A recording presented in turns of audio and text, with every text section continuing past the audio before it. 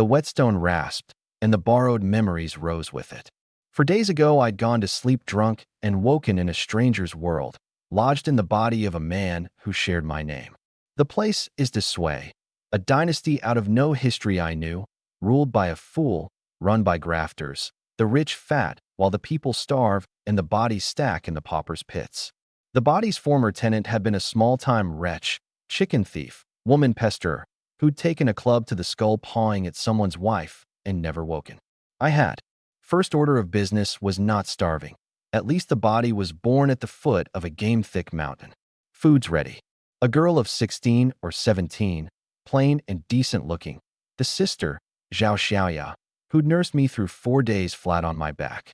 2 cracked bowls, blackened dried vegetable, clear herb broth. She watched me not eat. Third, Aunt found me work in town. 1,000 coppers a month. Then she eyed the cleaver, sharpening that to settle scores in the next village. Get someone killed, and there's no silver to fix it. I'm going hunting, I said, draining the flavorless broth. It's autumn, there's game. A few kills, and we're set for winter. You won't need the town job.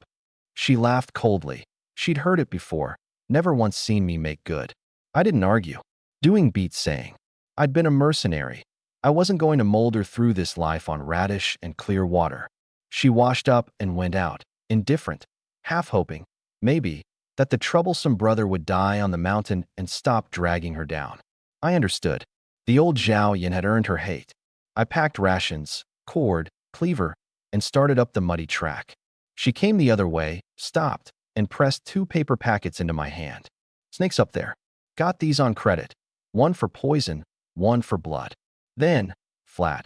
I just don't want to pay someone to haul your corpse back. An hour to the foot of Great Dragon Mountain. The levee was near, 300 caddies of grain ahead, jail or the bandit life if you fell short, and we had half a handful of weevily rice. I tied a cloth marker to a branch. In tall timber a man loses his way. An hour up, nothing but birds. Then running water, where animals come to drink. I followed it southwest, found fresh roe deer tracks, and trailed them to a stream where several stood drinking. One would cover both levees. Pity I've no bow, I muttered. A mechanical voice spoke in my head. Host's wish detected. You have obtained the magic brush Maoyang system. A brush appeared in my hand. The one thing I'd always been hopeless at was drawing. I crouched and sketched a bow in the dirt, crooked, again and again, near 10 tries before it was passable, then a few arrows. The cleaver wouldn't drop a deer. This would. I hid, drew on the fattest, and loosed, clean through the head. It dropped, the rest scattered. As I reached it, bow and arrows are regulated weapons. Destroying now. The bow vanished from my hand. Desway made private bows a capital crime. I shouldered the carcass home. In the yard, Xiaoya strained at the well rope. I dumped the deer inside and went to help. She stared at it. You stole it. Before I could give my lie, a rasping voice came at the gate. A thick-set man swaggered in, Zhang Lauer, one of the body's old crowd. Xiaoya quickly hid the salt. Good news, Brother Yin. Someone's taken a liking to your sister. 10 taels. A runner for the big houses, skimming off the misery of farmers selling their children. I said one word, out. A sold girl in Desway meets a foul end, and whatever else the old Zhao Yin had been, I wasn't repaying the one person who'd nursed me with that. 10 taels of white silver, Brother Yin. Clears your debt. He grabbed my wrist. I kicked him flat. Count of 3. Walk. He swung. The cleaver was out and gleaming before the fist landed, and he froze, then spat a threat about levee day and stormed off. Inside, Xiaoya had heard it all, gripping the kitchen knife. No color in her face. She'd caught 10 and he's still not satisfied, and now wondered if her brother was only haggling for more. I didn't explain. I shouldered the carcass into the yard and set to skinning. 80 caddies of animal, 60 of meat. A caddy of venison fetched over 100 coppers, 5 or 6 taels for the deer, where a trafficker paid 3 for a maiden. A life cheaper than grass. Go boil water. We eat well tonight, stewed meat. She wavered, mouth watering, then turned it down. Better to trade it for grain. The levee was close. I cut a slab and tossed it to her. Eat. You're so thin a breeze would drop you. Her eyes went complicated. Too thin to sell well? Sell me and I'll kill you, she bit out. As a ghost if I have to. I nodded gravely. I'm terrified. Her ferocity collapsed. Mortified, she went to light the stove. That night, by the dying fire, we each ate a bowl of stewed venison, and after 3 days of clear broth it near brought me to tears. She ate daintily, savoring. I wolfed mine, then pinched her cheek. She flinched as if stung. The wicked brother image was too deep to shift with one meal. Late, thirsty, I called her to pour water. She ignored me until I dangled. I was going to ask what to bring you from town, and she shot upright. Really? No. Now pour my water. On her side of the curtain, she ground her teeth. Still the same scoundrel. At dawn she'd already reheated the broth and hauled kindling. I bundled meat and hide, slid the cleaver in my belt, and made for the county seat, 7 or 8 li of bad road. Be careful, she said. Inside the walls the houses turned grand, the autumn heat savage. Selling at an official stall meant half my silver to tax, so I waited across from the Plum Blossom Pavilion, the county's finest eatery, for its second steward, Kong Qingzong, who handled all its buying. Master Kong. Been a while. He didn't know me. The old Zhao Yan had only seen him a few times at the gambling tables. I hefted the carcass into view. Took a deer, want to trade for grain. You run the buying here. His face cleared. He pinched and sniffed the meat. 30 years of buying. He could spot tainted carcass at a glance, and had it weighed, tossing me a pouch. 8 taels. I pressed 2 back into his hand. My respects. Times are hard. You taking my goods is a real kindness. His coldness thawed. You've a head on you. Bring future game straight here, say you're my relative. The price won't shortchange you. That sentence was what the 2 taels bought.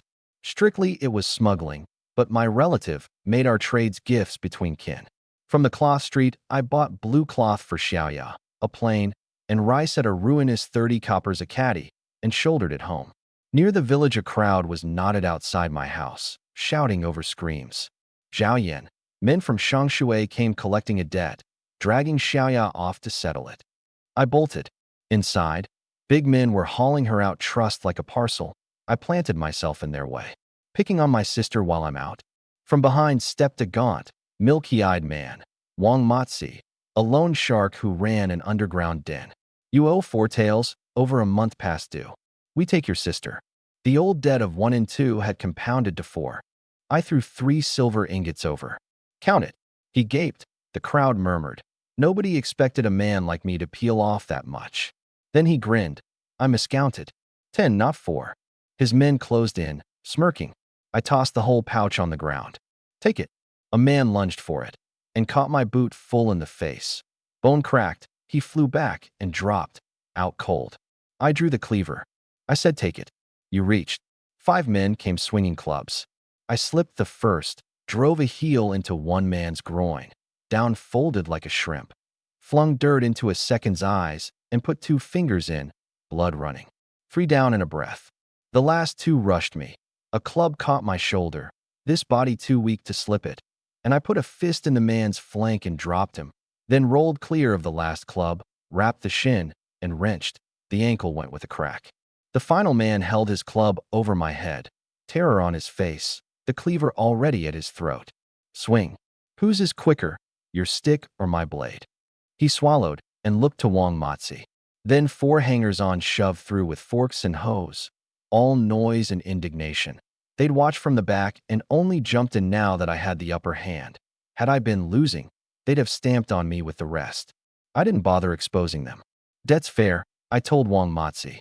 But you took the money and tried to gouge more. He yielded. Done. No medicine money owed.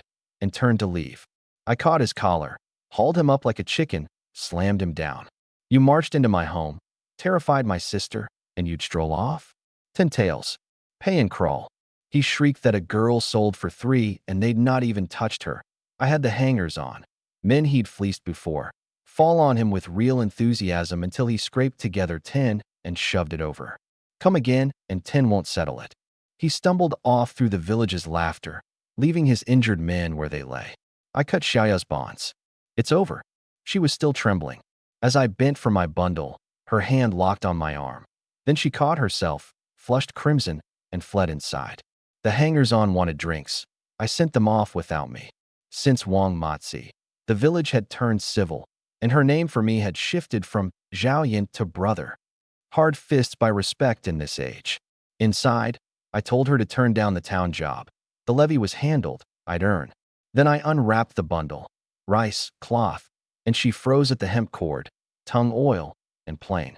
You're not making a bow? They behead people for that. A bow makes the hills easy. One deer buys 300 caddies of grain. I wet my lips. You've seen the pauper's pits, Xiaoya. The ones buried there were the most law-abiding farmers alive, and they starved or were beaten to death for failing the levy. In this age, the honest don't survive. I'd rather live 3 good months than wither 30 obedient years. She only wanted to live, had never thought about how. If we're found out, we're both dead. The world's wrong. To live even a little better, we take the risk. She went quiet. I understand. Just be careful. The system destroyed any weapon I drew, so I'd make my own. I soaked the cord in tongue oil to braid with deer sinew, planed a sour jujube stave, and had a rough bow. For arrowheads, no smith would risk forging them. I ground down old doornails. Before light, I tested it. True at 30 paces, drifting past, anyone's guess past 50. Then deeper. The 10 tails off Wang Matzi and 600 caddies still left a gap. At the stream, the old bloodstain had darkened, and beside it lay fresh tracks. Wolf, I judged from field training. A wolf's nose carries blood for miles, drawn by the old kill. No deer this time, but a fat hare lapping at a rock. First live shot for the new bow. It went wide and took the hare in the back, and it bolted across the stream carrying my arrowhead. I followed the blood to a warren, plugged all but 2 burrow mouths with stones, smoked it, and the cleaver took the hare as it bolted. 7 or 8 caddies, my arrowhead still in it. Then 8 smoke-choked kits tumbled out, half a month old. I bound their legs to raise. Rabbits breed in waves and meet the whole year. The mechanical voice, illegal manufacture of regulated implements detected. Punishment administered. Ghost pepper chilies appeared in my palm. I won't. Refusal noted. Escalating. My body locked rigid. A wolf howled nearby. Frozen, I'd be its meal. Fine, I'll eat them. Consent registered. 10 now instead of a few. The thing held grudges. I fed them in, chewed, and near died of it, the swallow like sulfur. Punishment complete. 500 chili seeds awarded. Let this be a lesson. A packet of yellowed seeds. Chilies hadn't reached the central lands. Grown out, they'd be worth a fortune. I took 2 grouse and 7 eggs more, and the kits stirring in my pack. Then a cry from off in the trees. Help! Anyone, familiar? I stowed the bow and followed it to a muddy slope where a woman in rags clung to a thin vine, sliding toward a drop, by Feifei, a Kaoshan girl whose veteran father had come home crippled to die poor, leaving her and a blind mother to beg. I reached down branches and hauled her up. She collapsed sobbing. What's a girl doing up here alone? My mother's gone 3 days without food. I came to dig medicine herbs. Her basket held a few cheap weeds, 10 coppers worth. Lucky this time. Go home. Then, I heard you squeezed 10 tails off Wang Matzi. Lend me a little. So the rescue came with a request. I'm short on my own levy. Refused. She pulled at her garment, baring her shoulders. I won't take it free. I can repay with my body. So thin, a long underfed girl that her waist looked spannable. A stray thought crossed me, and I caught it short, and pulled the cloth back over her shoulders. You think I'm ugly? Tears welled. No, I just can't help you. Another man would have taken what was offered and walked off owing nothing. She had no one but a blind mother to call him to account. But I couldn't. I tore off most of the roasted grouse and pressed it on her. Take this to your mother. Her stomach growled at the smell. You saved my life. I'll repay it, she said, clutching the half-bird, and stumbled off. Tangle with her and a child, and the burden tripled. I finished the grouse, wrapped the bones for broth, gathered jujubes for Xiaoya, and before heading down set 12 snare traps at the watering spot. Slip knots sprung off branches, tightening the more the cat struggles. I waited for full dark to come home by a back path. A bow's a capital thing. Brother, you're back, Xiaoya said at the window, relieved, worried for me, it turned out. I hung the hare and grouse. Barely a tail, far short of the deer, but she beamed. We were close to the levee. Then I tipped out the kits. Her eyes lit. Sell these too. Too small. Raising them pays. 3 months and they breed. Litter on litter. She took charge of feeding. I'd grab Clover on the way, the best feed. Supper was thin porridge and the leftover grouse. Tomorrow I borrow a cart, sell the game in town, bring back grain. I'll come. No, I'll bring Jang Yu's lot. The hangers-on who'd thrashed Wang Matzi had been pestering me for lessons ever since. At dawn I called 4 or 5 over. They chorused that with numbers they'd fear no one and swore to call me boss. I need a hand today. Call it training. At the word teach, Jang Yu, the broad, dark-faced one, the supposed best fighter, a title I'd taken, slapped his chest. I'm buying rice in town. Cart's ready. I need someone to pull it. Whoever pulls, I teach. The others found sudden excuses, a pot boiling, a father's grave to tend, and fled. Only Jang Yu stayed. He came clean.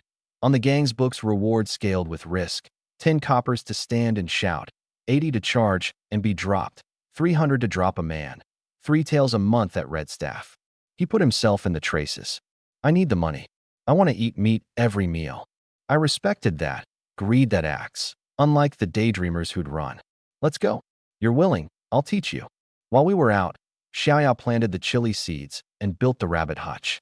At the village edge, a sedan chair caught her eye, blue-green, gold thread at the canopy. For match porters, such a thing in this poor backwater was strange, but it could have nothing to do with her, so she filled her clover basket and turned home.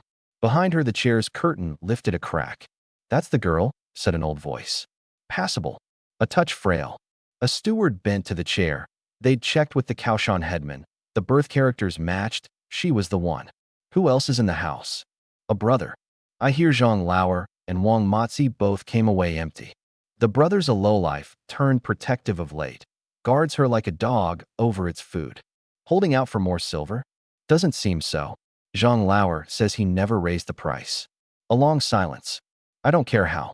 Within the month, I want her brought to me. Yes, the steward said, bowing lower. In town my game went to the pavilion. Kang's word made it smooth. As I left he stopped me. Can you get deer antler velvet? Young stags, for preference. I nodded. I'll keep an eye out. The grain store next. 400 caddies, and as we turned to go a bold beggar snatched at a sack. I drove the cleaver into the cart shaft and barked, off. The blade flash drew them back. We made the gate. 2 hours out and the loaded cart half home, even Jang Yu blowing. We rested, and a ragged woman stepped out ahead with a child, eyeing the sacks.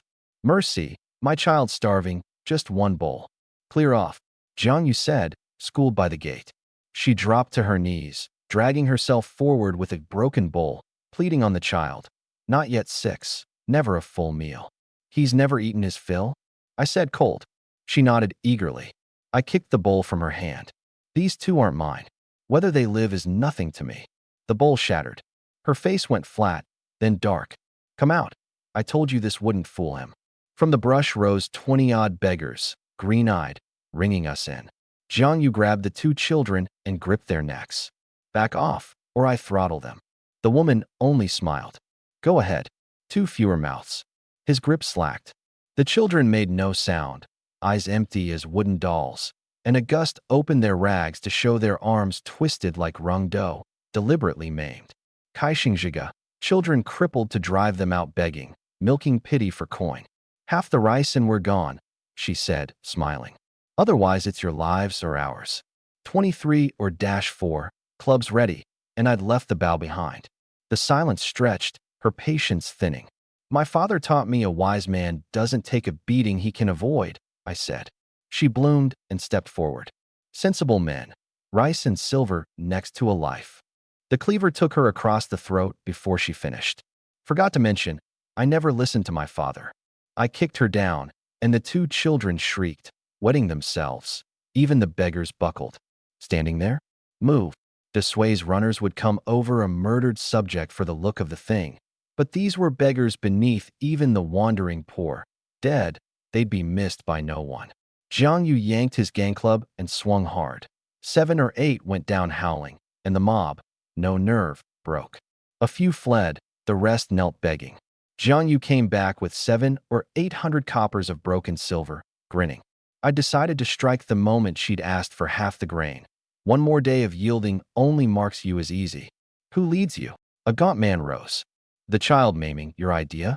He cringed, smiling. Times are hard. I kicked him into the mud. I love helping people. Break his arms and legs. I told Jang Yu, so he can beg better. His screams rang across the waste. I beat the rest around each and drove them off. No fear of revenge from men with no spine. Back home, Jang Yu helped haul the grain in. Brother Yen, the boxing win? He feared me a little now, more than admired. He'd seen killing, but never a man chat one instant and behead the next without a change in his face. Brother, why are you covered in blood? Xiaoya came out alarmed.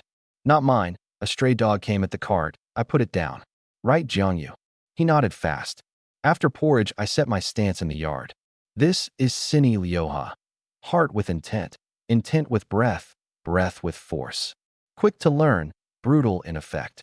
As a special forces man, I'd stripped every ornament and kept only the cruelest core.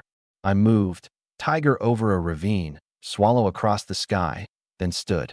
Run it. Ask what you don't get. He began, lit up. The town's martial halls cost 3 taels a month, beyond any commoner. Then a woman's voice at the gate, second aunt, a stout village wife, all smiles, eyes already on the rabbit hutch. A clan aunt the 2 households hadn't visited in years, near strangers. Brother Yen, you grow more capable by the day, and you gave half a chicken to that blind woman's girl. Never a thought for your uncle and aunt. What brings you to my poor yard? We're one clan. You give to outsiders and not your own. Funny, I said, rubbing my nose. When my father died too poor to bury, you said we were 5 degrees out. No kin at all. Her face cracked. 10 years back, when their father died, Xiaoya had gone to borrow burial money and got a slammed door and a cursing through it. They'd wrapped him in a straw mat and buried him themselves.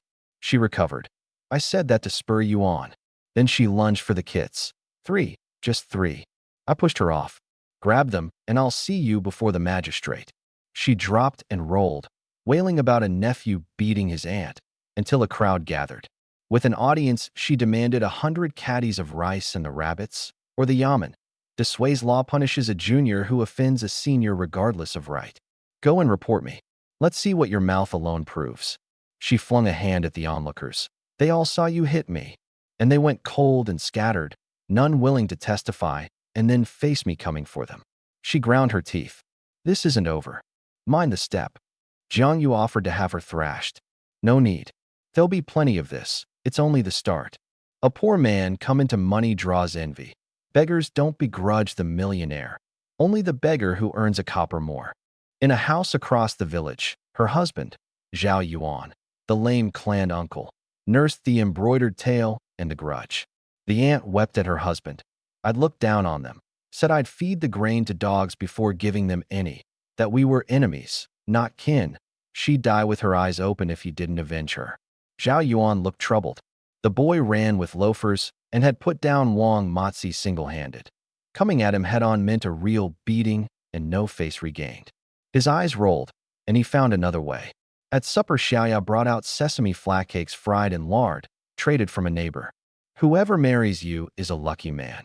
Jang Yu mumbled through a mouthful, half a day's boxing behind him. She flushed and told him not to tease. After, he counted 50 coppers onto the table, meal money. I pushed it back. Offer me coin, and you're saying we're not brothers. Bring it up again, and you can stop coming to learn the fists. He gave in, then offered instead to rebuild the collapsed north room with brick and timber the next day. That suited me. Xiaoya was 17, and brother and sister sharing one room would set tongues wagging in time. I pushed the rest of the custard to her. Run the forms I taught you a few more times. You've a gift, 3 months, and you'll be something. No empty praise. That afternoon, he'd grasped each movement in 3 or 5 tries, faster than veterans I trained. At dawn, I ran a set and took Bao and Cleaver up Great Dragon Mountain. The levee near, grain prices rising. At the half-slope, 2 snares had sprung, a hare and a grouse. I rebound them, then found a 3rd sprung empty. Anchor branch snapped, something large escaped, and beside it leaf-shaped slots in the mud. Sick a deer, exactly the antler Velvet Kong wanted. But the ground hardened ahead, and the prints faded. Autumn's the rut. Rather than chase, I'd call a stag in. I rolled bark into a cone and gave a long, soft doe's cry. Years of field training made beast calls easy. A stag stepped out. First growth velvet is the most potent and dearest, The window 2 or 3 months. I sighted, called it nearer. 50 paces, 30, 15, and it froze, scenting the blood on me, and bolted. No more waiting. I rose and loosed. The wooden arrow took its back, then a second its leg, a third its neck, and it dropped.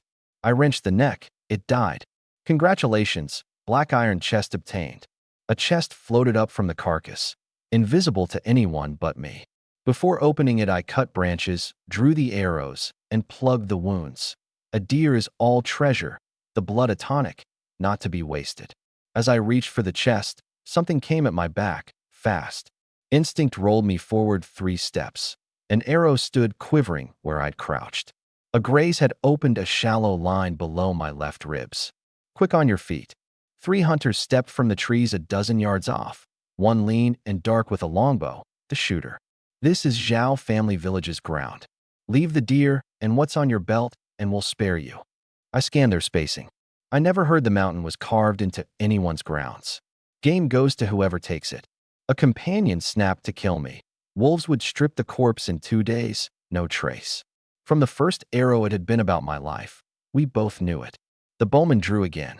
I rolled, swept the cleaver across the deer's head, 2 bloody antlers in my hand, and ran for the deep timber. The third man stayed with the carcass. The other 2 came after me. I ran flat out, dead leaves cracking, the wounds seeping, their curses closing, and the longer quiet blood warmed. The more dangerous it got, the cooler I went. I read the ground like a hawk for a place to turn. 1 arrow left, 2 pursuers. It would have to be a clean kill. You can't run, boy. The velvet, and I'll make it quick. One jeered and loosed at my back. I twisted, and it grazed my waist into a trunk. They split to flank me. We know where your house is. Got a sister. Zhao Xiaoya, isn't it? Once you're dead, we'll look after her well. I said nothing, but it set a question in me. Their village and mine had no traffic. How did strangers know me in such detail? This was planned. I waited in a wall of vines, and as the second came through, the cleaver took him. Blood flooded his windpipe before he could speak, and he dropped, convulsing. His elder brother arrived to see it, eyes near splitting, and hurled a spear with a bellow. He was thick-built and dark, the muscle bunching like an enraged bear's. The spear came fast, and I scrambled back, losing the chance at the dead man's quiver. No grappling him. I broke off, drew my last arrow, and loosed. It took his shoulder. He staggered, then came on to his brother's side. Little too. He tore his shirt to stanch the bleeding, but it was past that. The man's pupils were blowing. Brother, you can't beat him, run. His head lolled, and he was gone. The elder felt the body stiffening, his eyes red, tears welling but not falling, and rose, face working, the hatchet's edge catching the light. 20 years leaning on each other, and now he dies by your hand. Hard lives are no concern of mine, I said, hanging the bow on a branch, drawing the cleaver. You came at me first. He came like a maddened animal. I flung a stone. He slipped it, and hatchet met cleaver in a shower of sparks, his strength jarring my arm. To break his reason, he was a seasoned hunter, hard to take quickly. I told him coldly what I'd done to his brother before he arrived, and his guard went all fury and no thought, openings widening. When you're down, I'll grind his bones to ash. Ah. He hacked down, and his motion ceased as the shoulder wound tore wide. I swept the cleaver up into his belly. You've lost. He grinned and raised the hatchet. Slow now. I slipped behind, kicked the back of his knee, locked the arm, and wrenched, and he went down half kneeling, the hatchet falling. I set the hatchet to his nape. Answer me straight, and I'll make it quick. Who sent you? He laughed bitterly. Just kill me. Suits me. I'll go work on the last of you, the one minding the carcass. His cheek twitched. That was his youngest brother. He yielded. A lame man from Kaoshan, Zhao Yuan, came yesterday. Said his nephew was unfilial, and if he died, the 3 mu of patty split half with us. Uncle Zhao. My face went cold. Him? I'd thought it was Wang Matzi. The plotter was the uncle with whom I'd had no quarrel. In this age, men are everything. A household without one can't hold its land on a girl alone, and stripping the heirless is common. The yamen parcels it out to the clan. Had I died, the uncle's family would have swallowed our holdings whole, and Xiaoyao among the property. I took my answer in his head and gathered the spoils. By the carcass, the youngest, Zhao Run, Paced, uneasy. Over an hour. No word. Then footsteps. Brother? An arrow flew from the shadows into his chest. I walked out. Where are my brothers? Don't fret. I'll send you to them. I drew and loosed again, the throat. Kill, and silence the killed. Cut the grass, pull the root. In this world, that's the rule for staying alive. The haul was rich. A stiff bow, 2 spears, a hatchet, leather armor, 24 iron-headed arrows, 2 packets of wound medicine, and best of all, a hand-drawn map of the mountain, every trail and game path marked, cliffs and bogs noted, the big beasts' ranges ringed in red. The map alone's worth the deer. I turned to the chest still hanging in the air and reached in. The brewing method for sinuekin obtained. A yellowed sheet. A high-proof liquor distilled from fresh sorghum. Fire from throat to belly. The head gone light as walking on stars. Liquor sells in any age. The craft here was poor. The good recipes guarded like suns. The people drinking cloudy, weak, dreg-thick swill. I fixed every step in memory, burned the sheet, and used the map to find a cave, an abandoned bear den, dry and roomy, the brothers' hunting bolt hole, stocked with water jars, salt, and sealed lard. I hung the contraband weapons inside, blocked the mouth, shouldered the deer, and ambled down. At home, Jang Yu had spent 2 hours mixing mud and straw into brick shapes drying under the eaves. At the village corner, he'd caught a figure skulking, Zhao Yuan, peering into the yard. He circled behind and clapped the man's shoulder. "What are you doing here?" The uncle wheezed out a smile and shook a basket of vegetables. He felt bad about the spat, brought a gift, but feared the boy was angry, so was looking first. Jang Yu reached for the basket. The uncle snatched it back. "Best I say it to his face. I'll come this evening," and hobbled off, oddly quick. The old skinflint, bearing gifts? Wang Motzi must have scared him into currying favor, Jang Yu thought, and went back to his bricks. He never guessed the man had come to scout. I came home at dusk to the old room demolished, a knee-high ring of brick risen. A deer. Xiaoya's eyes lit. I opened the artery into a basin, then stripped off my shirt. The wound below my ribs showed. "You're hurt." "A scratch." Jang Yu, wrap it tight. "Beast, brother? Wolf or bear?" I looked up, cold. "Men. 3 hunters from Zhao family village." I nearly didn't come back. Jiang Yu's face darkened. He'd take some brothers and break their hands so they'd never draw a bow. No need. They can't draw a bow anymore. It was the same smile as on the grain road, and he didn't have to ask their fate. "I took them for chance greed," I said, the wound bound.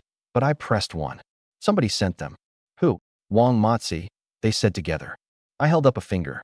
"Zhao Yuan. Kill me, split the patty." Xiaoya's eyes went round. Distant as he was, he shared the surname. "I'll go ask him myself." "No point. He'll deny it. No proof." "So we just let it go?" "Of course not. Had I meant the yamen, I'd not have left no survivor on the mountain." I looked at the blade. "The law takes a heap of conditions. The knife is simpler." Jiang Yu's scalp prickled. Even a gang enforcer couldn't help wondering whether a life weighed nothing to me.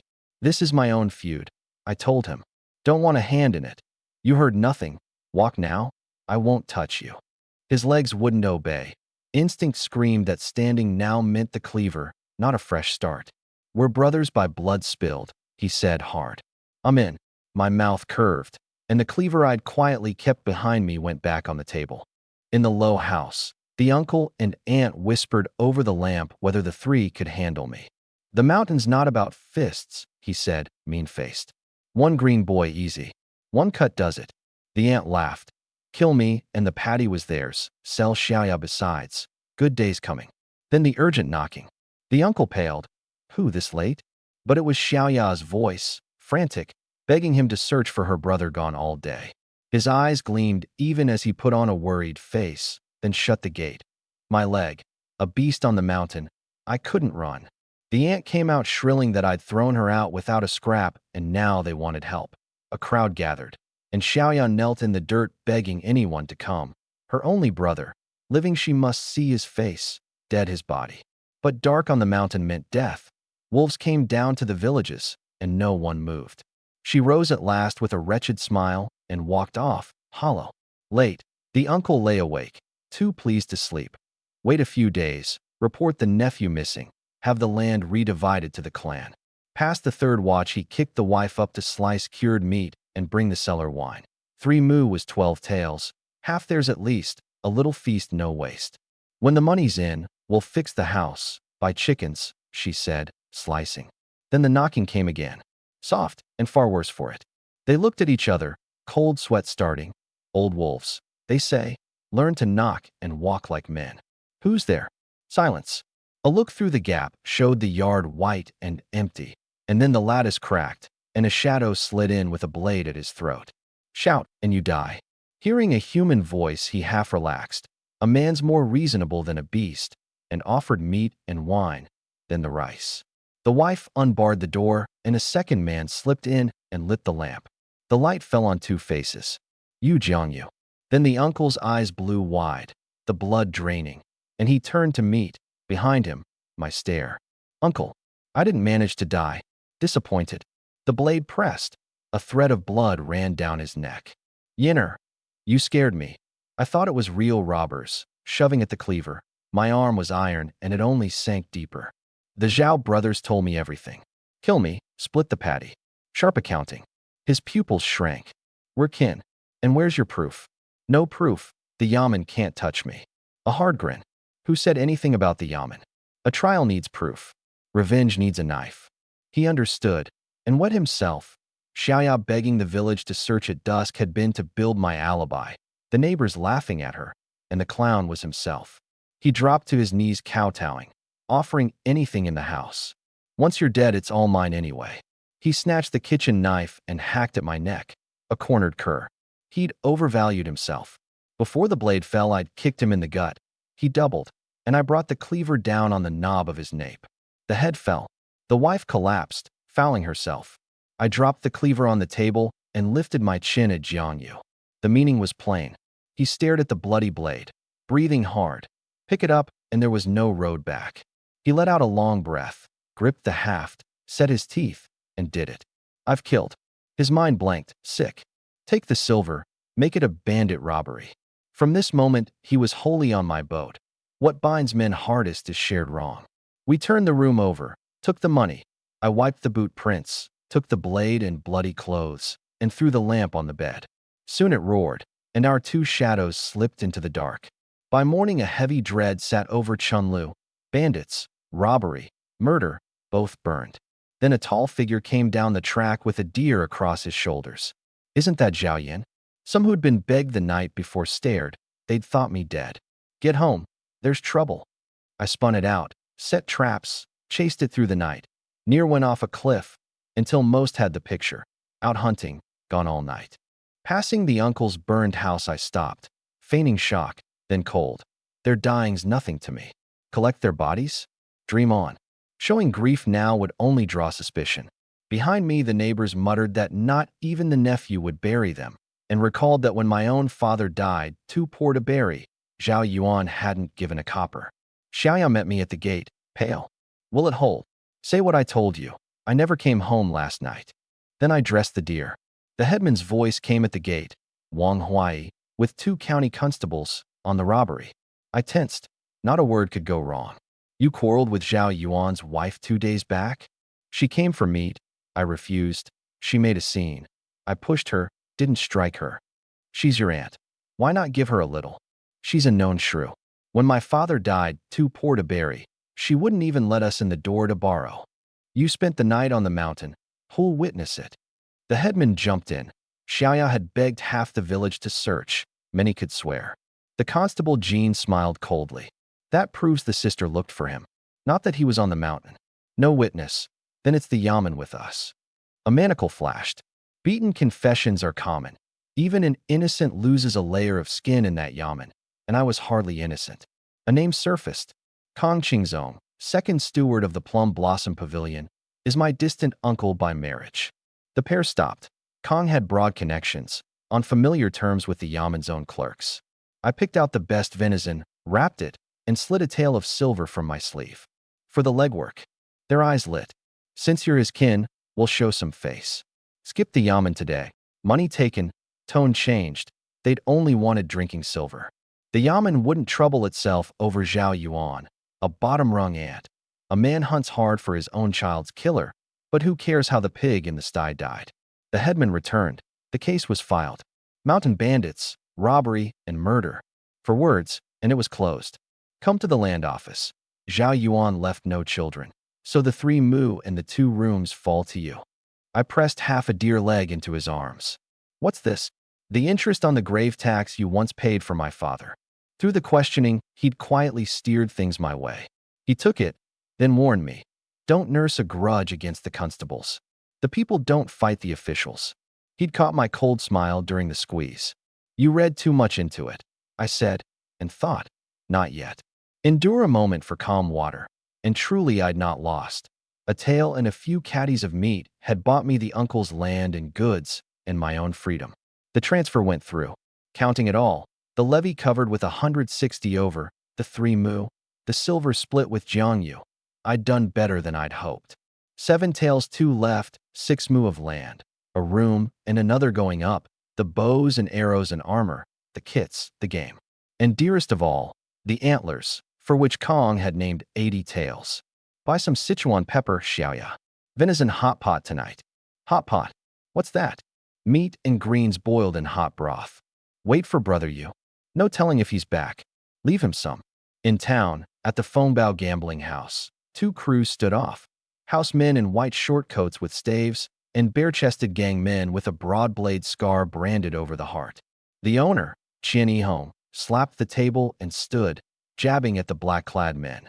Fengbao was his ground, his 15 years' work, and the gang couldn't just muscle in. Fight for it then. At the back of the gang stood Jang Yu, baton on his hip, expressionless, the night's killing still cycling behind his eyes, the wet, sticky blood that no scrubbing took off, the dying faces. He breathed it out. Up front the bosses snarled, and a roar cut through. Enough talk. The ground to whoever wins. The 2 crews crashed together. In such melees Jiang Yu had always lingered at the edges. Not this time. He gripped the baton and drove for the thickest knot of men, something burning in him. Since he'd killed, a brawl held no fear. He took a houseman's shoulder. The joint gave. The man went down. He turned, struck again, aiming for bone, and was soon marked. Several housemen closing, staves raining, blood opening on his head. Once that would have sent him fleeing. Now it drove him wilder. He smashed a man's chest, his baton snapped, and he went in with fists, the shingy forms surfacing unbidden, each punch dropping another man. At the very back a cool, scholarly young man watched him a while, satisfied, and asked the man beside him his name and rank. Back at Chunlu the little pot bubbled with pepper and scallion and mushroom. I dropped in sliced venison and cabbage, and the smell filled the room. This is hot pot. It smells incredible. Fresh venison is good even plain. We both reached fast and filled our bowls. Full, mellow, top 3 of anything I'd had. I poured the uncle's cellar stock, cloudy as apple juice with dregs floating, sniffed a sour reek, braved a sip, sour, astringent, harsh, and spat it out. That's dear, don't waste it. Xiaoyao poured the rest back. My confidence in brewing sinuekin only firmer. Nobody here had drunk anything good. Any bigger crocks? I'm brewing liquor. She went quiet, then softly. Brother, I feel like you've turned into a different person. Old Granny since said you'd been taken by something unclean, gave me a talisman to stick on you. I was silent a moment. Silly girl. Of course I'm me. She was bright. Though crossing over was past her imagining. She felt the truth of it. But the tale said spirits took the dead to do harm, and I was only doing good. A smile came over her, and she quietly decided to stop needing to know whether this was the brother she'd grown up with. From childhood, she'd been poor and hungry, taking cold looks as a matter of course. Now there were 3 meals a day and no one daring to bully her. The day Wang Mozi's men came she'd near despaired, until she looked up and saw me back, and felt for the first time what it was to be shielded. Next morning, I paid the levy first. Over 700 caddies in the house, and I wanted it off my neck. The officers weighed out 600 caddies of old rice, found it correct, and wrote me a receipt. Watching the cart roll off, a great stone lifted. Scrub out those big crocs, I told Xiaoya, and pressed the receipt on her. Keep it safe. It's the only proof we paid. She tucked it carefully away. I bound the antler pouch to my waist and set off. At the stream out east, Xiaoya scrubbed clothes, and Aunt Ma, the village matchmaker, settled beside her. Your brother's 22? High time he wed. I've some likely girls. Shall I look one over? Xiaoya brightened. Only his old loafing and the family's poverty had kept matches away. Aunt Ma read off 10-odd candidates from her ledger. A frail girl who couldn't do heavy work, a young widow, a Miao village girl. None quite right. Take the ledger home. Let him pick. Mind you don't lose it, she said, tucking it into Xiaoya's arms. I went straight to the pavilion. The kitchen checked the goods, and the counting room paid. Half a deer, a grouse, a hare, 9 tails 6. Kong wasn't in, and a matter of tens of tails I'd not hand to a stranger, so I'd come again tomorrow. Antler velvet spoils if kept. I bought brewing gear and new bedding and walked home near sunset, to the old room's foundation bearing a knee-high ring of brick. The seeds you brought sprouted. Chili usually takes 7 or 8 days, but the systems broke ground in under 3. I conjured the bundle out. Pork, flour, cloth, new shoes, and a hairpin, which I slid into her hair. They are pretty. Fed and warm and shielded, sheets softened and brightened. The gilded pin suited her. This was dear, surely? Was 100 coppers enough? The shop had a sale, 60 for this and a box of rouge. She bit her lip, eyes shining. Thank you, but don't buy such things again. It should go to real needs. Keeping you happy is a real need. A life's only a few decades. Aunt Ma gave me a ledger today. Wants to find you a wife. A wife? My face stiffened. Marry, and there's another mouth, another head on the levee. Then children. The day's unlivable, and I'd not have my children born into a world this grim. No, no. I waved it off. At least look, what if one suits? I've a sickness, Mary and I die. Drop it. Fled to the ancient past, and still can't escape the marriage nagging. She put the ledger away to return tomorrow. After supper, I soaked the town sorghum. Weave rice, why sorghum? She turned up the moldy-looking yeast cakes. You're really brewing? Few workshops had sprung up even with the ban lifted. The craft was hard, the cost high, 5 caddies of grain to a caddy of liquor, the good recipes guarded. The no-name efforts ran undrinkable and folded in months. The town's bestseller went 160 coppers. Who'd pay nearly that for cloudy swill? Just buy it. Shuanfu brew, plum fire. Sweet watered with a whiff of liquor, I muttered, tipping the washed sorghum in. Half a month, and I'll show you real liquor. Sorghum brews fragrant, maize sweet, wheat clean, rice mellow. I threw the cooked grain in with the yeast, added water, and the rest by the Senuecan method. Even distilled liquor ferments first, sealed the crock, and set it in a corner. First try, so I kept it small. Bone-tired, I slept hard and woke to daylight. The gate knocked, the 2 tax officers from the day before. The whole of Desue's officialdom squeezed the people by every trick. Even at levee time they'd carp the rice wasn't dry enough. Yesterday had gone smoothly. Here they were again. Didn't you say your levee was ready? Call us to fetch it? We both stared. My levee was hauled yesterday, by you too. Got proof. My stomach tightened. Officers can't simply arrest, so they held some handle. Xiaoya, bring the receipt. The 2 scanned it, faces going odd. This is yours. You wrote it yesterday. Then one yanked out a chain. Forging an official document. 60 strokes and exile to the northern wastes. And reached to manacle me. I shoved him back. If you want to pay off, say so. Don't pin this on me. Look at the signature. The hand and content matched yesterday's, but the lower left signature and seal had changed. The names misspelled, the square seal missing a corner.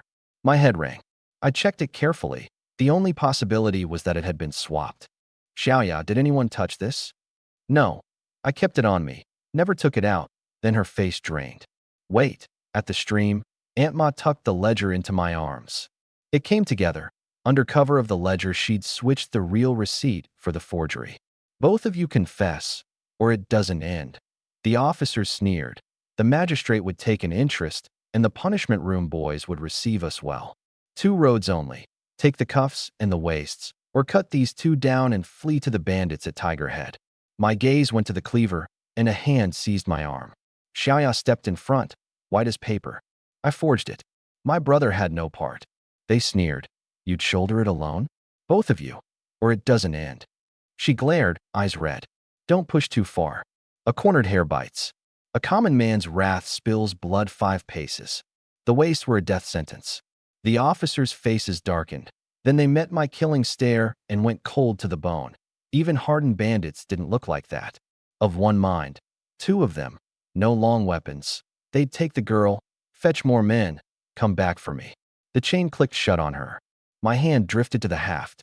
Brother, don't do anything foolish, she said, shaking her head. Not the dead end yet. They took only her. I stayed free to act, and exile wouldn't be ruled today. She held the ledger across to me. Return this to Aunt Ma. Since she'd swapped the receipt, the real one was surely still on her. Get it back, and we were clear. Don't be afraid. I'll bring you home. They marched her off. I ran for Aunt Ma's, turning it over. The siblings and the matchmaker had no quarrel. Who was behind it? Wang Matzi couldn't reach tax officers. The uncle and aunt were buried. The Zhao hunters dead to the last. I kicked her gate in. Out here. The house was bare, clothes and bedding gone. She'd prepared and fled. A neighbor came by. She'd left on an ox cart the night before, said she was off to kin in town. She'd no kin in town that I knew of. She was hiding. My shin was vast. One person was a needle in the sea. The thread was cut. A cold settled in me. A set trap. Link upon link. The mastermind ahead of me at every turn. Every lead severed. And I didn't even know who he was. Turning in circles like a headless fly. Out of Aunt Ma's gate. Before I could go after the officers, a familiar face came grinning down the road. Zhang Lauer, the trafficker I'd kicked flat for trying to buy Xiaoya. He planted himself in my path. All mock concern about my sudden good fortune. Then, don't you want to know who's holding the real receipt? I stopped dead. You did this. It made no sense. A peddler of people, tangled up with tax officers? He backed off a step, waving his hands. He was only the messenger. Sell Xiaoya, and the receipt came back. Same price as before, 10 taels. At the edge of fury, I went cold instead. The thing had never added up. 10 taels for her was high to begin with. Now someone had bought tax officers and staged a forgery frame just to get her. What did she have that was worth all this? Who's behind you? No need for you to know. I pressed.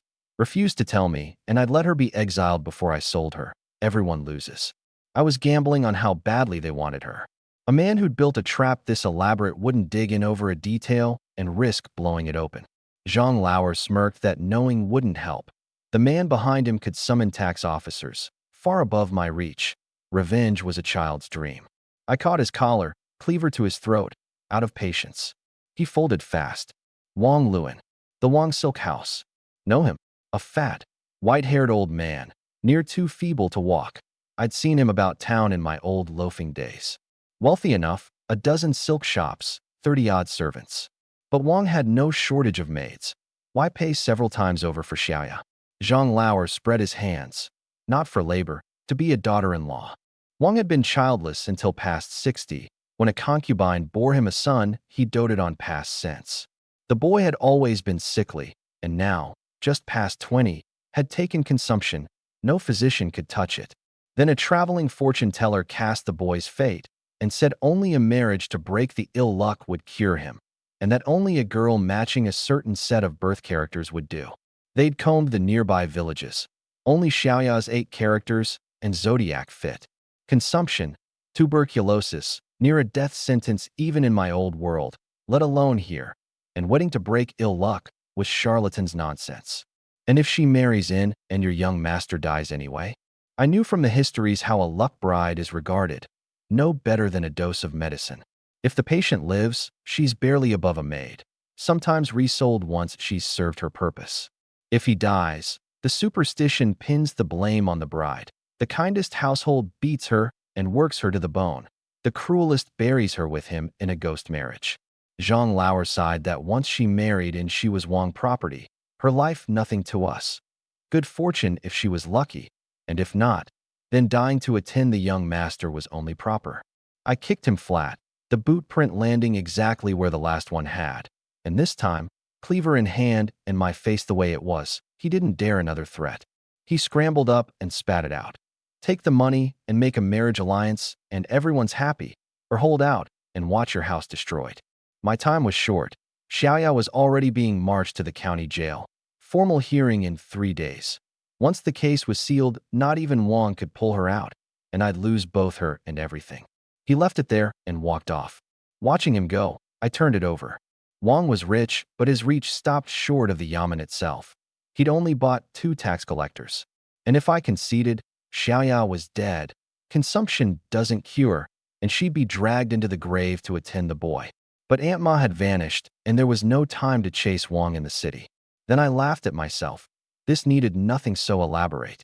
In the Wang compound, the old master sipped his tea and told Aunt Ma the true receipt was the only thing that could ransom the girl out of jail once Zhao Yin agreed to sell, so she'd best keep it safe. She bowed and scraped, but did not hand it over. She'd seen what I'd done to Wang Matzi, and stealing it had made me her mortal enemy. Fleeing to the Wangs, she kept the paper on her body as her one bargaining chip against the day they discarded her.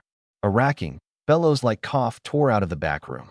Wang waved her off and was helped behind the screen, where a young man lay on the bed wasted to sticks, white-faced, hair nearly gone, doubled over coughing as if to bring up his organs. Someone shrieked that the young master was coughing blood, called for the medicine. The old man soothed him. "Hold on, son, your bride's almost here. You'll mend." On the rutted road, 2 tax officers hauled Xiaoyao along, griping about their scuffed new boots and the silver Wang's errand had put in their pockets. 10 taels each, a night at the pleasure house waiting in the city. The chatter dropped into her ears and drained what color was left in her face. The manacles had rubbed her wrists raw and bleeding. She walked hollow-eyed, thinking this trip she'd not come back, that an early death was at least an end to a life of hunger and cold and a wastrel brother's messes, that the last half-month of full meals and no one daring to bully her had been a short, sweet dream, and now she woke to the same hard fate. The officers stopped in a tree's shade to mop their sweat, and a figure rose at the end of the road. Xiaoyao's eyes found the cleaver at his waist and went wide. I rolled my wrists, the joints cracking, and came on. The 2 shot up. "Xiaoyan, what do you think you're doing?" "Easy, gentlemen. I followed you a good while and waited for the empty stretch on purpose. Shout all you like, no one's near." Their faces whitened. Xiaoyao cried for me to run. Chen Jinfeng drew his saber, backing up. "Lay a hand on a court officer, and your whole family loses their heads." That only widened my smile. "You've got it backward. I'm here for 2 things, my sister and that paper." There'd never been any need to chase Aunt Ma. Destroy the forgery, and the case collapsed.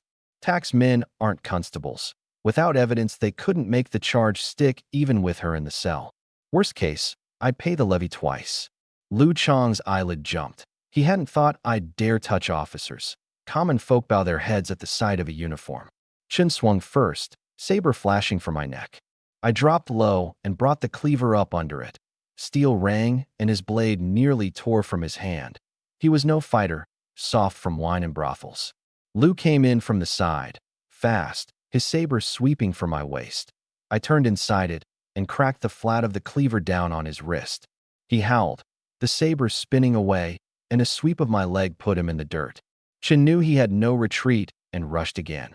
I caught his blade, drew it past me on his own momentum, stepped aside, and wrapped the cleaver's pommel against the back of his neck.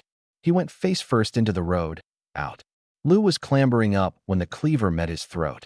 A dozen seconds, both officers down, weaker than Wang Matzi's hired men, for all their sabers. Keys, and the forged paper. White as paper, Lu fished out the brass key and the document. I checked it, tore it to scraps, and burned them with a fire striker. "Tell Wang Luan, leave it here and I'll eat this loss. We go our separate ways. Keep coming at my sister and me, and I'll trade this worthless life of mine for his whole household." Hearing he wasn't to die today, Lu sagged with relief and swore to carry the message. I struck the manacles off Xiaoya. The raw rings on her wrists pulled at something in me, and she fell against me sobbing until it eased. I tossed the key back without a glance at the 2 of them, and we started home. A dozen steps on, she looked up, eyes red. "Will this really end it?" I laughed shortly. "You think too simply." The Wang patriarch grasping at any cure, those 2 officers, none of them will leave us alone. Telling him to back off was theater, so they'd think I'm afraid and hold off rushing me. I set my teeth. Everyone who had a hand in this, not one of them walks away. In the Wang house, the teacup shattered on the floor. The old man glared at his 2 bedraggled officers. The forged paper snatched back. The girl gone. 20 taels of good silver spent, and they couldn't manage one back alley brawler? They could only bend their heads and take it. He'd dealt in goods, never in killing, but there seemed no road left but the direct one. Chin's voice turned vicious. Send men in. Do it clean. Who'd trace it to us? Lu, nursing his wrist, nodded along. A few men dressed as bandits slip in by night, kill him, fire the house, and the girl's theirs to take. And, Lu added, grinning, Chunlu had just been raided by Tiger Head Mountain bandits days ago. Pin it on them, maybe even levy a fresh tax under cover of bandit suppression. 2 birds. Wang sighed and gave his word. Back home, Jang Yu came hurrying. He'd heard Xiaoya was taken. I laid it out plain. He frowned.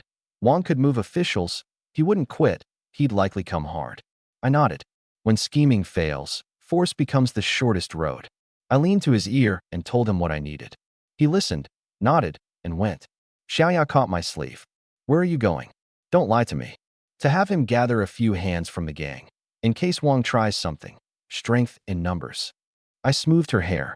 Go stay at Third Ants a while. I'm going into town. Town. This velvet spoils if I hold it longer.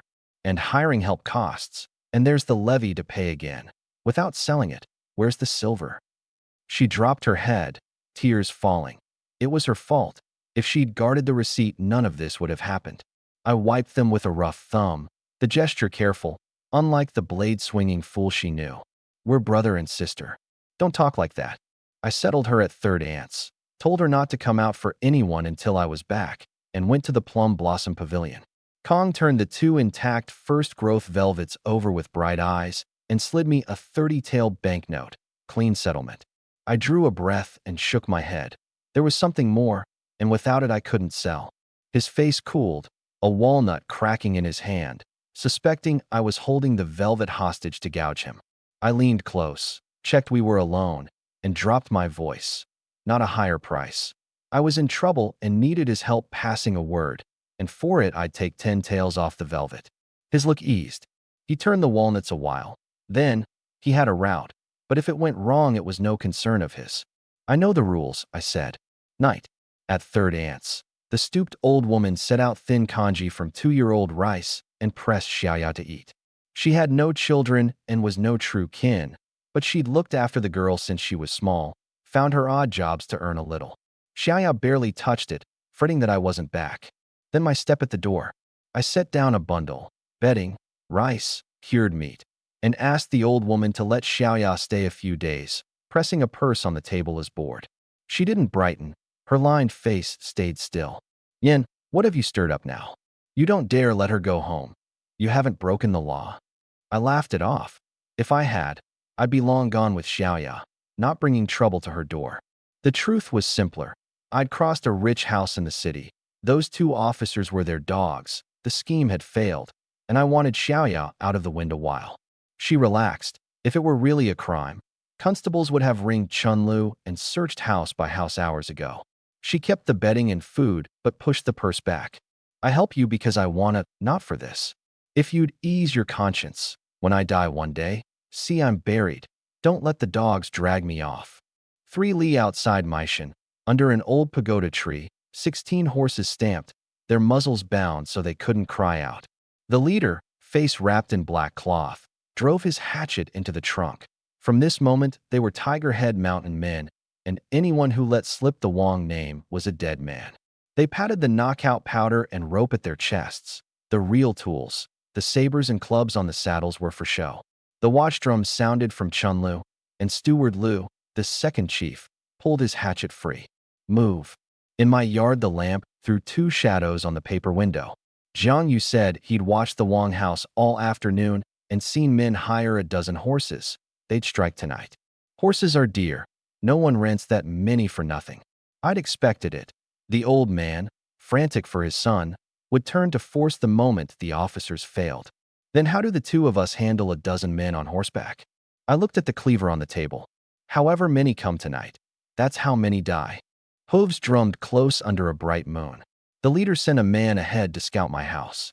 He came back, a lamp lit, 2 or 3 shapes inside, no more. Rush it. Kill the men. Take the women, Steward Lu ordered, and the riders crashed through the fence, the lead man's hatchet bright. Jang Yu's voice cracked at the window. They're here. I was already standing in the yard, thin shirt snapping in the wind, the short blade at my waist catching light. Who are you? Second Chief of Tiger Head Mountain, Black Whirlwind.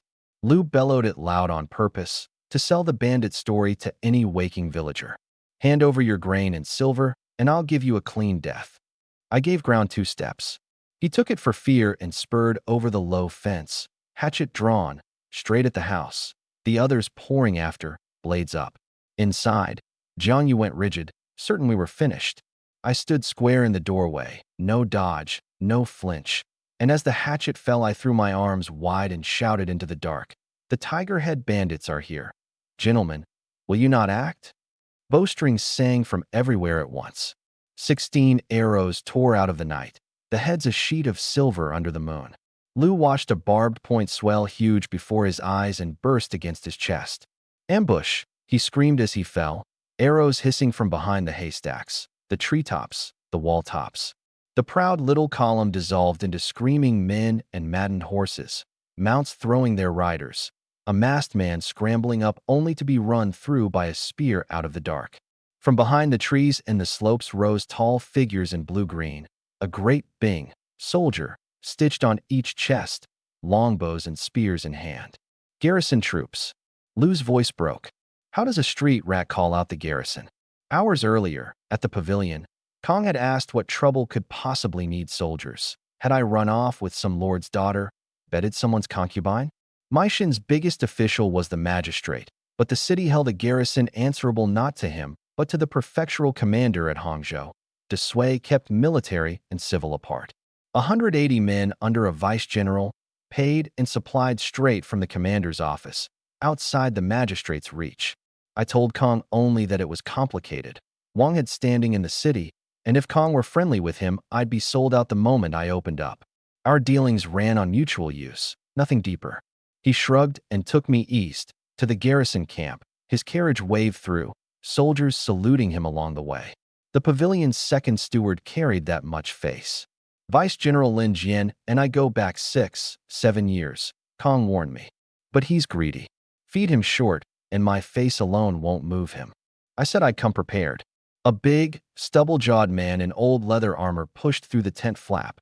Lin Jian, 40 or so, square face, hard eyes, the look of no ordinary man.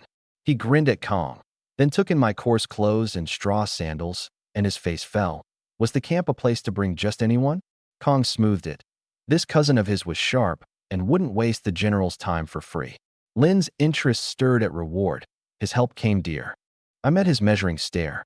On the way in I saw your men were sharp. General, only their armor's worn.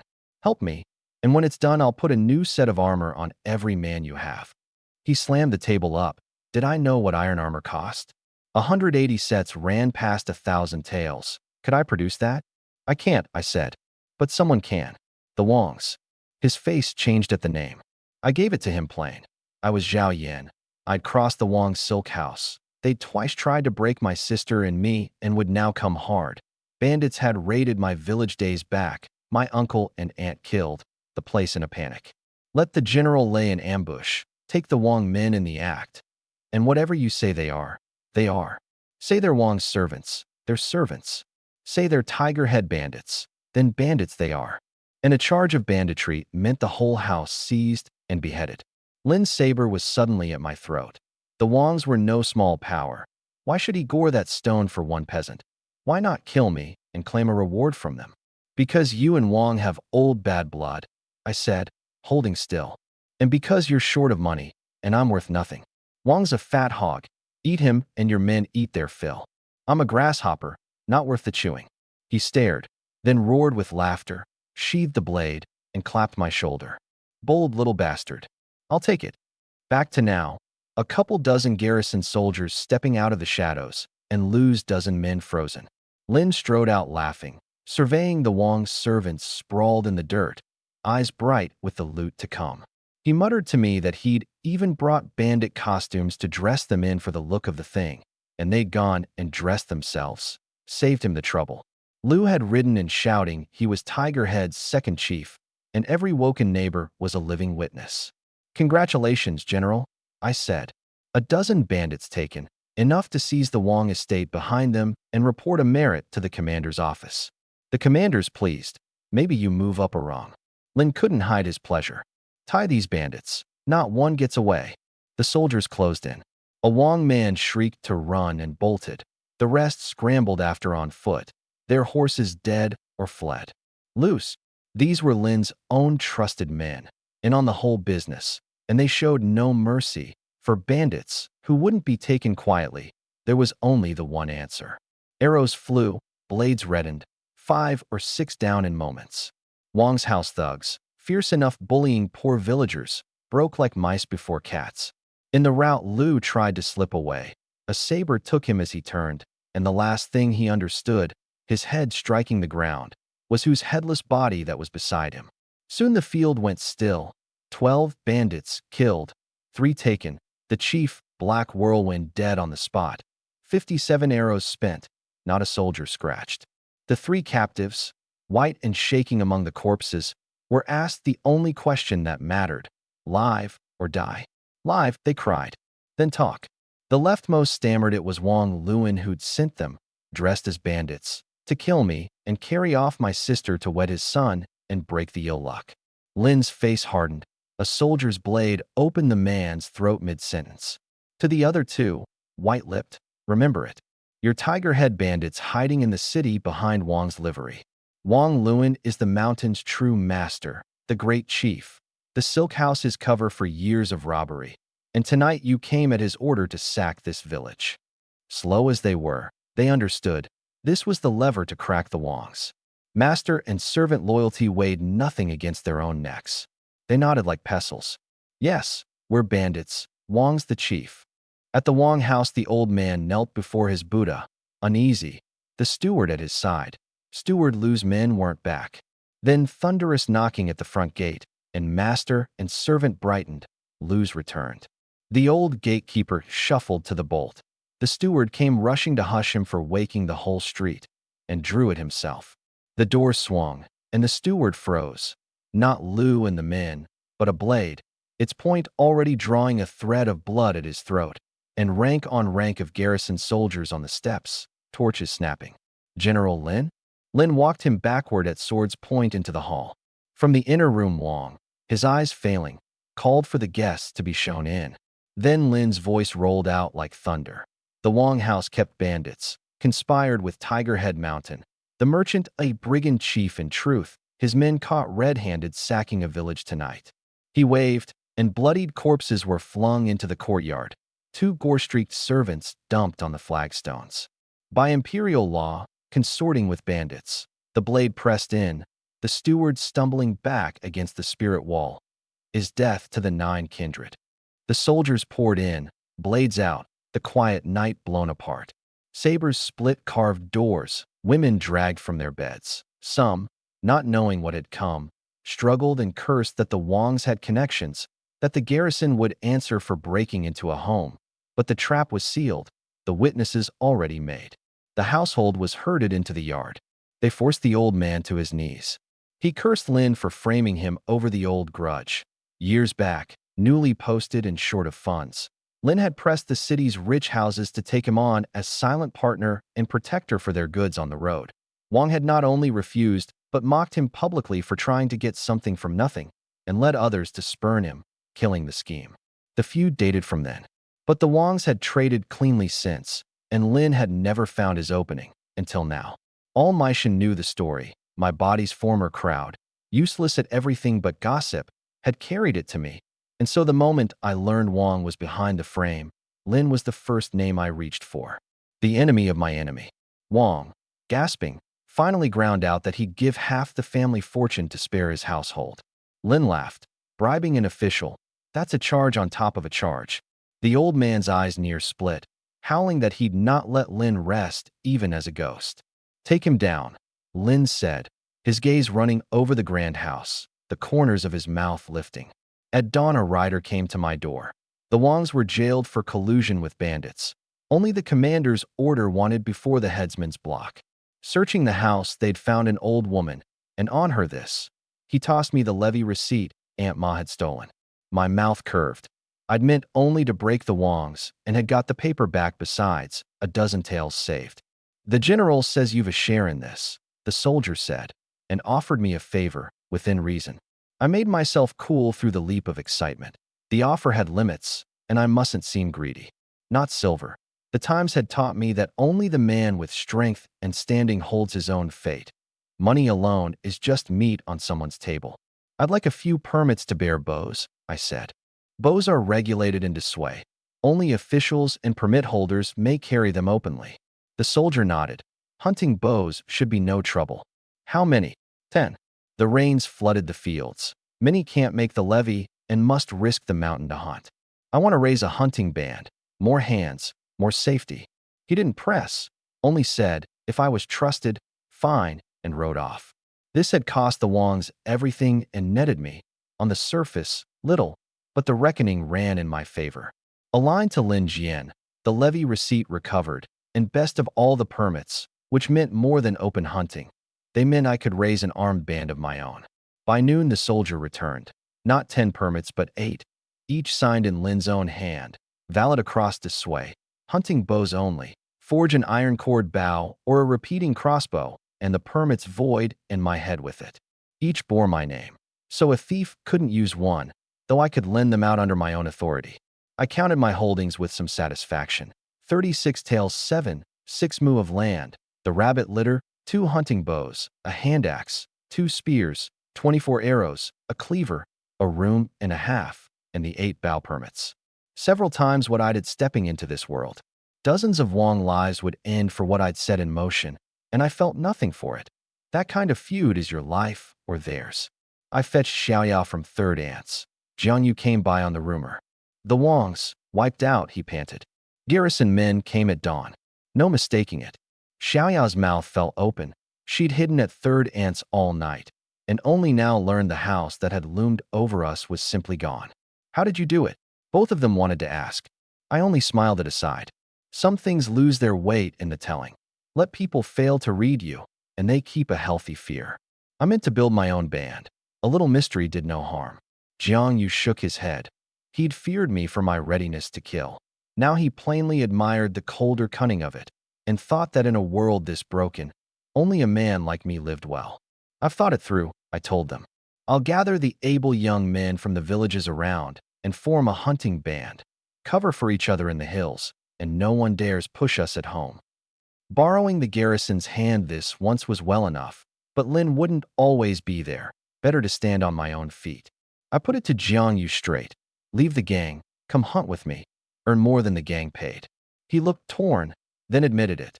That very morning he'd drunk the blood oath and been made a full member of the gang's hall. Once he'd have come without a thought. Now, just when the leaders had noticed him, he couldn't simply walk. The gang's rules ran deep, and quitting cost a layer of skin. I didn't push. A melon forced off the vine isn't sweet. Take your time, I said. It's your call. 6 or 7 days passed. Jang Yu rebuilt the collapsed room himself, but for a few hands at the ridge beam, fitting it out with door and windows square and tight. I'd meant to mark it with a meal and thank him, but a gang summons came at first light, something urgent, and he hurried off. Xiaoyao was already hauling in the bed and the table, delighted. South-facing, thick walls, warm come winter, big enough even when I married and had children. I smiled, but didn't share the heat of it. Chunlu was where we'd grown up, but I had no intention of ending my days here. The new house was a way station. I sat at the millstone seeing to the bows. With the permit, I'd bought better stock, boxwood for the limbs, dried sinew braided with hemp for the string, leather wrapping the grip and arrow shelf, a far cry from my first crude one. I drew the new bow full, the strain singing up my arms. Close to 2 dan, 60 caddies to the dan. A man can usually manage one, and to lose 5 in a row first try marks real strength. Don't believe the games and plays that draw archers as reedy weaklings. Anyone who handles a stone bow, well, has arms thicker than most men's legs. Army iron cord bows ran past 3 dan and would punch through armor at 100 paces. My first 30 caddy stick was for hares and grouse. No use against boar or bear. A voice at the gate. Is this Zhao Yan's house? A lean, weather-dark man in patched clothes stood there, two more like him behind. They'd come on the word that I was raising a band.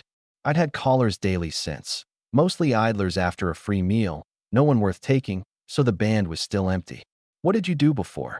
The man, Jang Yu, answered readily.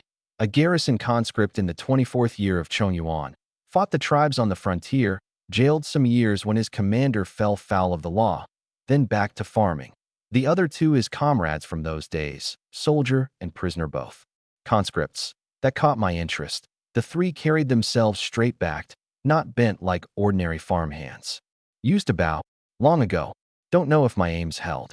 I tossed him the new bow and 2 arrows. Try it. He ran a finger over the snake grain of the limb, sank his weight, and drew it full, muscle standing on his arm. He sighted an elm 30 paces off and loosed. The first grazed the trunk and skittered into the grass, startling up birds. The second drove 3 or 4 inches into the wood, the shaft snapping from the force. For a man years out of the army, fair shooting. Aim's passable. Hands. His 2 comrades dropped into stance and ran a quick set.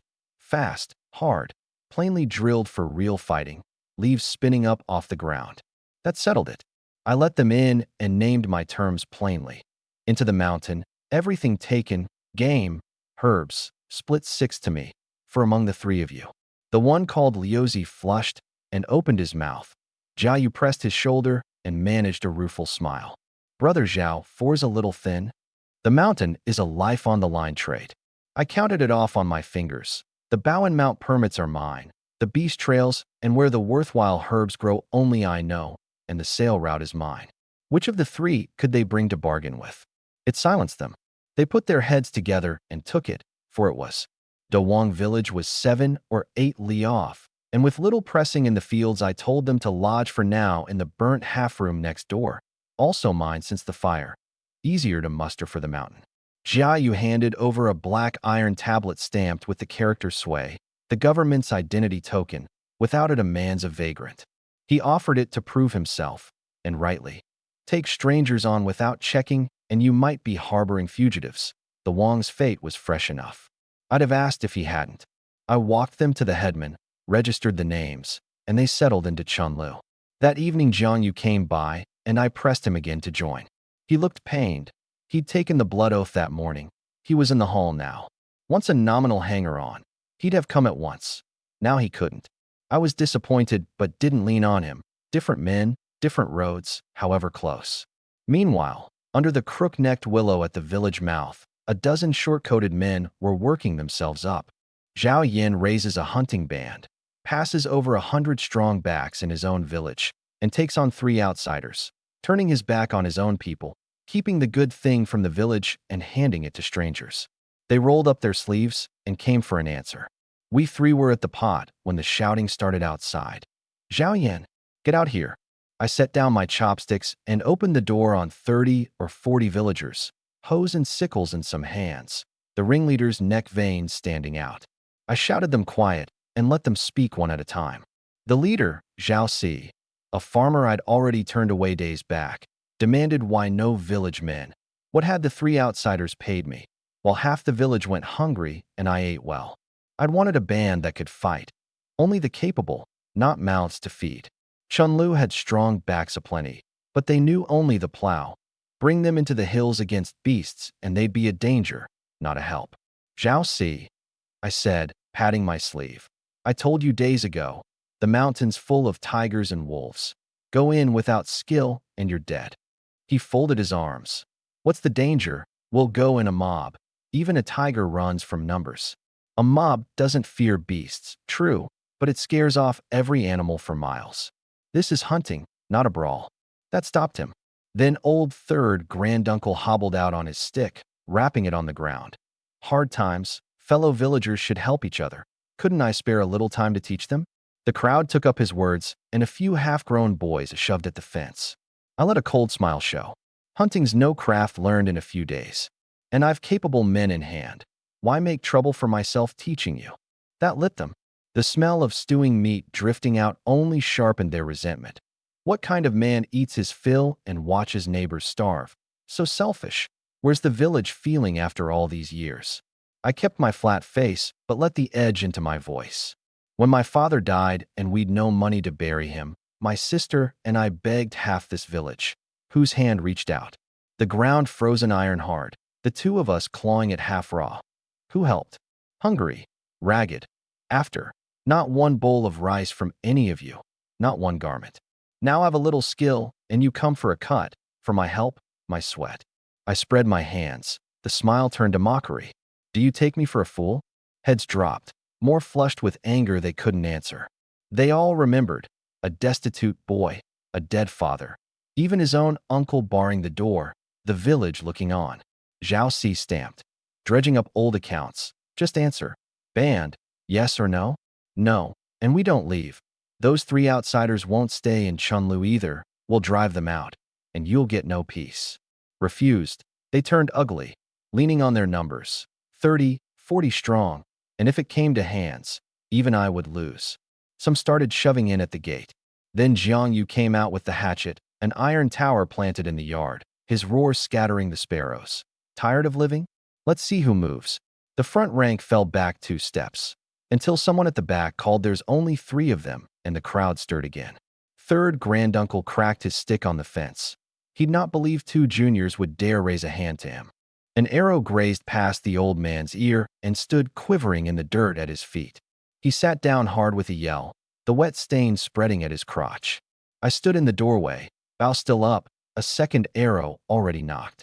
He banged his stick, sputtering that I'd loosed on him, that by generation he was my granduncle, that even the headman gave him face.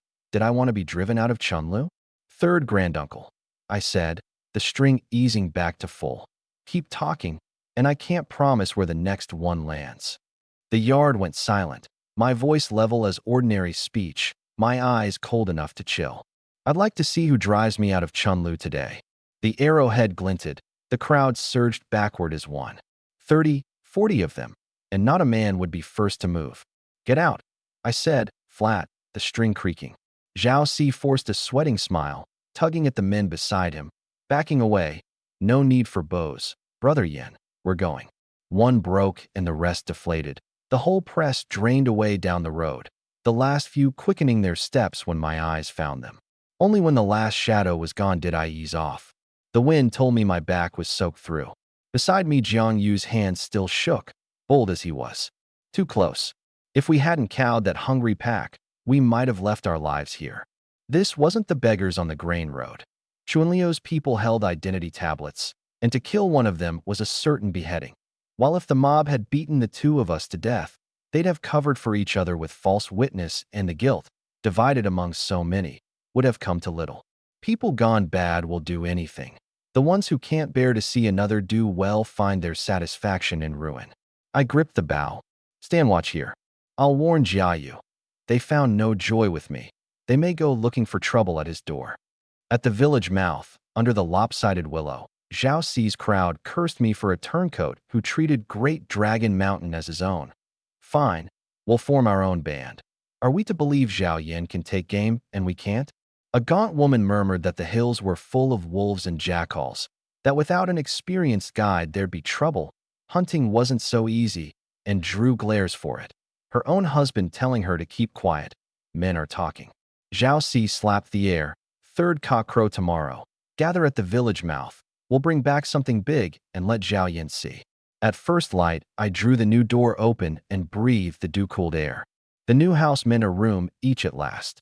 Faint liquor scent hung in the air, the senuecan fermenting in the crock by the wall, a day or 2 off distilling. Xiaoyao had the road rations wrapped, the oil cakes still steaming with cured meat.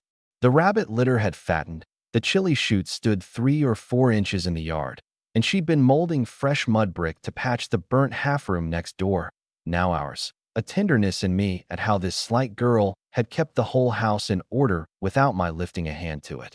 We set out and met Jang Yu and his 2, and went up the winding path through the thinning mist.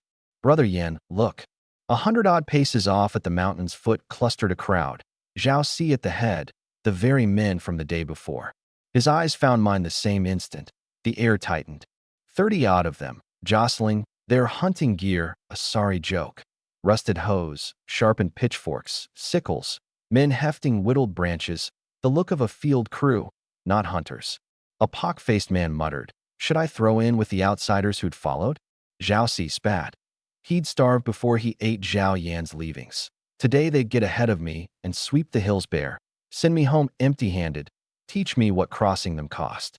They surged up the slope in a cloud of dust. I only shook my head.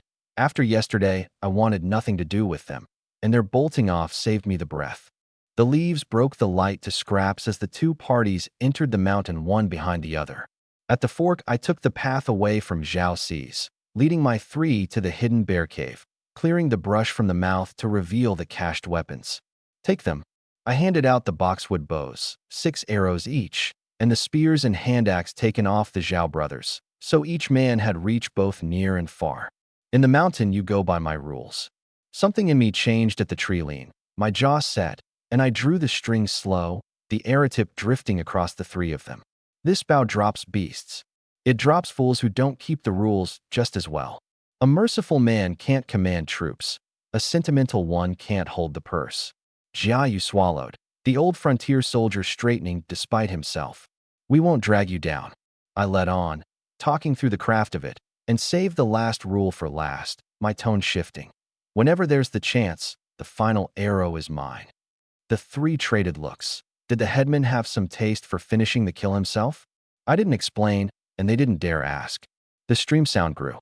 At the first station, the brook where I'd taken the roe deer, 2 snares had sprung. A grouse hung bright-feathered from a fork, another drowned in the shallows, and in a third the gnawed half of a hare, claimed by some other hunter in my days away. Jang Yu cleaned the game with a deftness worth a second glance. I tossed them purple leaf stalks, the cut ends weeping sap. Crush it and rub it on. It masks a man's scent. Deeper in there are big beasts. They'll smell living flesh and come. While they smeared it on, I spread the blood-flecked hunting map and set my finger on a gorge marked with a tusked boar's head, single-line sky, deep in the range, where they ran in droves. A grown boar goes 200 or 300 caddies, fetches a dozen-odd tails, and bristles with danger. Hide like armor, a charge like a small siege ram, given a wide berth even by wolves and tigers and bears. High risk, high return. Sheep and deer are easy but yield little meat and low-grade chests. The boar's chest would be better. The best I'd opened yet was the black iron that gave the Sanuekan recipe. Bronze or silver might give far more. I was curious. Zhao Si's villagers, meanwhile, had wandered into a valley and lost themselves, the great trees closing overhead, every direction the same. Was it a ghost wall? Wolf howls rose, and the farmers who knew only the field edges went to pieces, clutching their sickles, some near weeping. Zhao Si, no kin to the dead Zhao brothers and no hunter at all, mastered his own fright enough to wrap his cleaver on a trunk and bluster. A dozen men, afraid of a few beasts? Skin the wolves for pelts. The city folk pay well, while green eyes blinked nearer in the gloom and dry branches cracked underfoot. We four were already in the gorge of single-line sky, the noon light squeezed to a thread between sheer walls, the bottom dim and wet and rank with rot. "Cover your mouths." We moved in a staggered file. I raised a hand and crouched at a fresh set of tracks under a pine, the mud still damp at the edges, droppings nearby. Passed here not long ago, 200 caddies at least. Breaths went heavy behind me. I drew a barbed black feathered arrow. "If we find it, don't bunch up. I'll swing wide. Jang Yu, you and Xiao will hold it from the front, and don't let it build a charge." He thumped his spear butt down. "If it goes mad, I'll run it through." Just then Liuzi dropped low, quiet. The brush a dozen yards off shook, and a black bulk ambled out. Half a man high, a thick caking of dried mud armoring its gray-brown hide, 2 tusks white and cold in the broken light. The 4 of us held our breath at once. The boar was chewing at something. A few steps on, it flopped into a mud wallow before the brush to cake itself against the sun. I signaled, and Liuzi and I closed from either side like shadows, the ground and the herb juice masking us. The beast never knew 4 men had come into its range. I got within 20 paces behind a boulder and checked across. Liuzi was set. I signed, and 2 bows drew at once, left and right. I steadied my breath, waited for it to roll and bare its belly, and loosed. Both arrows flew, one into the gut, one into a hind leg. Blood sprayed. It came up out of the wallow with a scream that shook the air, small eyes gone red, fixed on Jang Yu and Xiaowu, the nearest. Hold it. I had the next arrow knocked. It charged like a cannonball, the ground trembling. Xiaowu thrust his spear, but the point skated off the rock-hard skull in a streak of sparks and slid wide. And before he could recover, the tusks came up under him and threw him clear, 2 meters, the spear flying from his hands. The thing had rubbed itself against pine and dried into a coat of pitch, mud, and grit hard as armor. That was why I'd waited for the belly. Jang Yu, its eye. My arrow took its haunch, and it staggered, slowing. Jang Yu seized the gap and drove the spear into its left eye, the point sinking half its length. The boar went mad, flinging blood and slaver. Keep loosing. 3 black-feathered shafts at its throat. Liuzi's arrows went home too, until it bristled like a hedgehog. Xiaowu dragged himself up, took up his spear, and rammed it into the beast's open mouth, the point coming out the back of its neck. The forelegs buckled, and it went down, breath failing. I closed the distance, drew the cleaver, and finished it at the throat. A second stroke, blood pooling into the leaves. A chest rose from the carcass, blue-green this time. Old script and cloud scroll worked into its face, dark gold at the edges, a water shimmer across it under the sun, nothing like the black iron and wooden ones. Bronze chest obtained. Open it? Not now.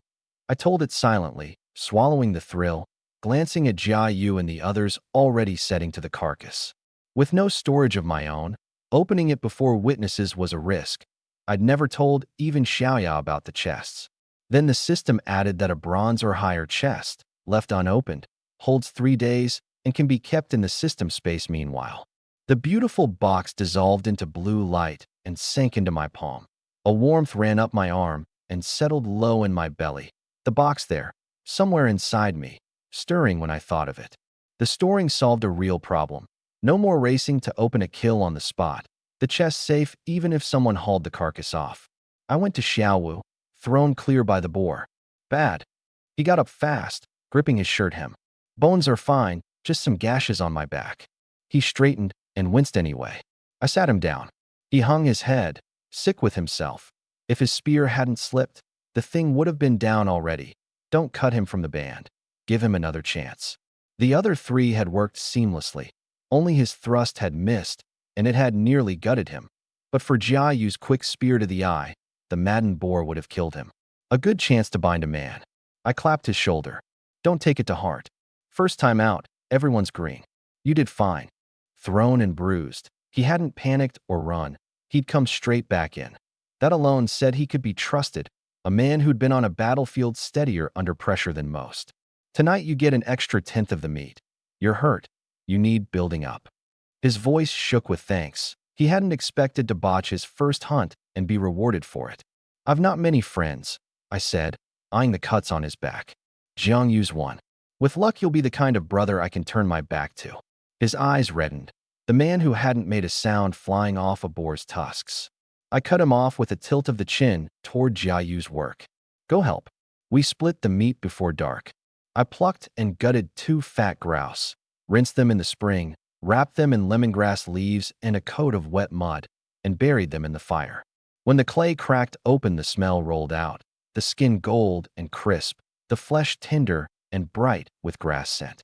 I tore off a leg, then carved both birds into pieces and salted them. Rest, come eat. They'd been holding out and fell on it. Jang Yu bit in with the juice running down his chin, Xiaowu mumbling that he'd not touched meat in 3 months. Slow down, no one's taking it. I passed flat cakes, the wheat smell with the grouse setting them all goggling. Jang Yu's head came up. Someone watch the wind. Don't draw a tiger. I've got it, Liuzi said around a full mouth, eyes already sweeping the brush. Meanwhile, Zhaoxi's villagers had wandered themselves into a maze of a valley, no way out, parched and spent after 2 or 3 hours, the trees closing the sky over them. One youth crumpled, "We'll never get out." Another slammed the dirt, cursing the man who'd chosen the path. Someone wept into his knees. Then a thin rustling came out of the deep brush, and 2 green points winked in the gloom. Then a second pair, a third, uncountable, strung into a chilling glitter. Wolves, Zhaoxi croaked, the hair lifting on his neck. He, no kin to the dead Zhao brothers and no hunter. had gone to pieces the moment the deep woods swallowed them. The four of us were back at the brook by dusk, where I'd had snares set. Two had sprung, a grouse bright in the fork, another drowned, and a third with the gnawed half of a hair. I picked up the scattered boar offal, heart, liver, and bagged it. Jang Yu wrinkled his nose. No one wants that. Only a starving beggar would eat it. Why pack it down? An ungelded boar's meat is rank and the organs ranker, and with the time's poor seasoning, it would foul a whole pot. People won't want it, I said. Something else will. Come on. Down the brook to a low lake. Mirror flat under the sunset glow. Egrets stepping the shallows. Fish breaking the surface. A fishing spot marked on the Zhao brothers' map. I dumped the offal into the shallows. The blood threaded out red like a flower. Jang Yu brightened. Bait for fish. We hauled stones and dead branches and walled off a small patch of water in a reversed funnel. The mouth opened to the lake and narrowing to a hand's width. A fish that swam in on the blood smell would find the way out hard, a great fish trap. The work ran past dark. We hurried out by the path. It was full dark when we reached Chunlu, a few oil lamps guttering at the village mouth. Women swarmed up, eyes on the great boar's head on Jang Yu's shoulder, tusks out, blood not yet dry, cold in the torchlight. A scrawny old woman clicked her tongue, sour. The Zhao girls got the luck, meat every day, better than us. A squat one, eyeing me sidelong. Whose men are good for nothing. That's whose. Brother Yan's too high to look at poor neighbors. I let a thin smile show, sighed theatrically, nodded at the slumping Xiaowu. Truth is, you tire of meat. But the hills are full of game. The thing all but ran onto my blade. No dodging it. Look how we wore ourselves out hauling it home. Their faces went green. They wanted to curse and couldn't find the handle. I laughed and walked through them, my shadow long under the torches. Behind me they spat and muttered, "Wait till our men come back with their own kills. Then we'll carry our bulls to his gate and see how proud he is." At the yard the boar tipped the scale beam high. Past 260 caddies of meat and bone after the bloodied offal and the coarse hide. I kept 155, split the rest among the three, and cut a good back leg from my own share for Xiaowu, the extra 10th, outside the split. Jang Yu, stroking his pork, asked to come into town tomorrow. They'd left their iron pot behind. Sell some meat. Buy cookware. The three were bachelors. The Dawang village house collapsed past living in. Hunting with me paid, so they meant to settle in Chunlu. The uncle's old half-room would house one, but the fire had taken everything in it. Done, I said, and we agreed to leave at cockcrow. Xiaoya came out with 2 bowls of gravy noodles, gaped at the slab of pork on the millstone. Heavens, you took a boar this big? Delighted. We don't sell this half. It's for cured meat. Come winter you'll taste my hand. A boar's all fat, smoked slow over fruitwood and hung to dry. It keeps to spring.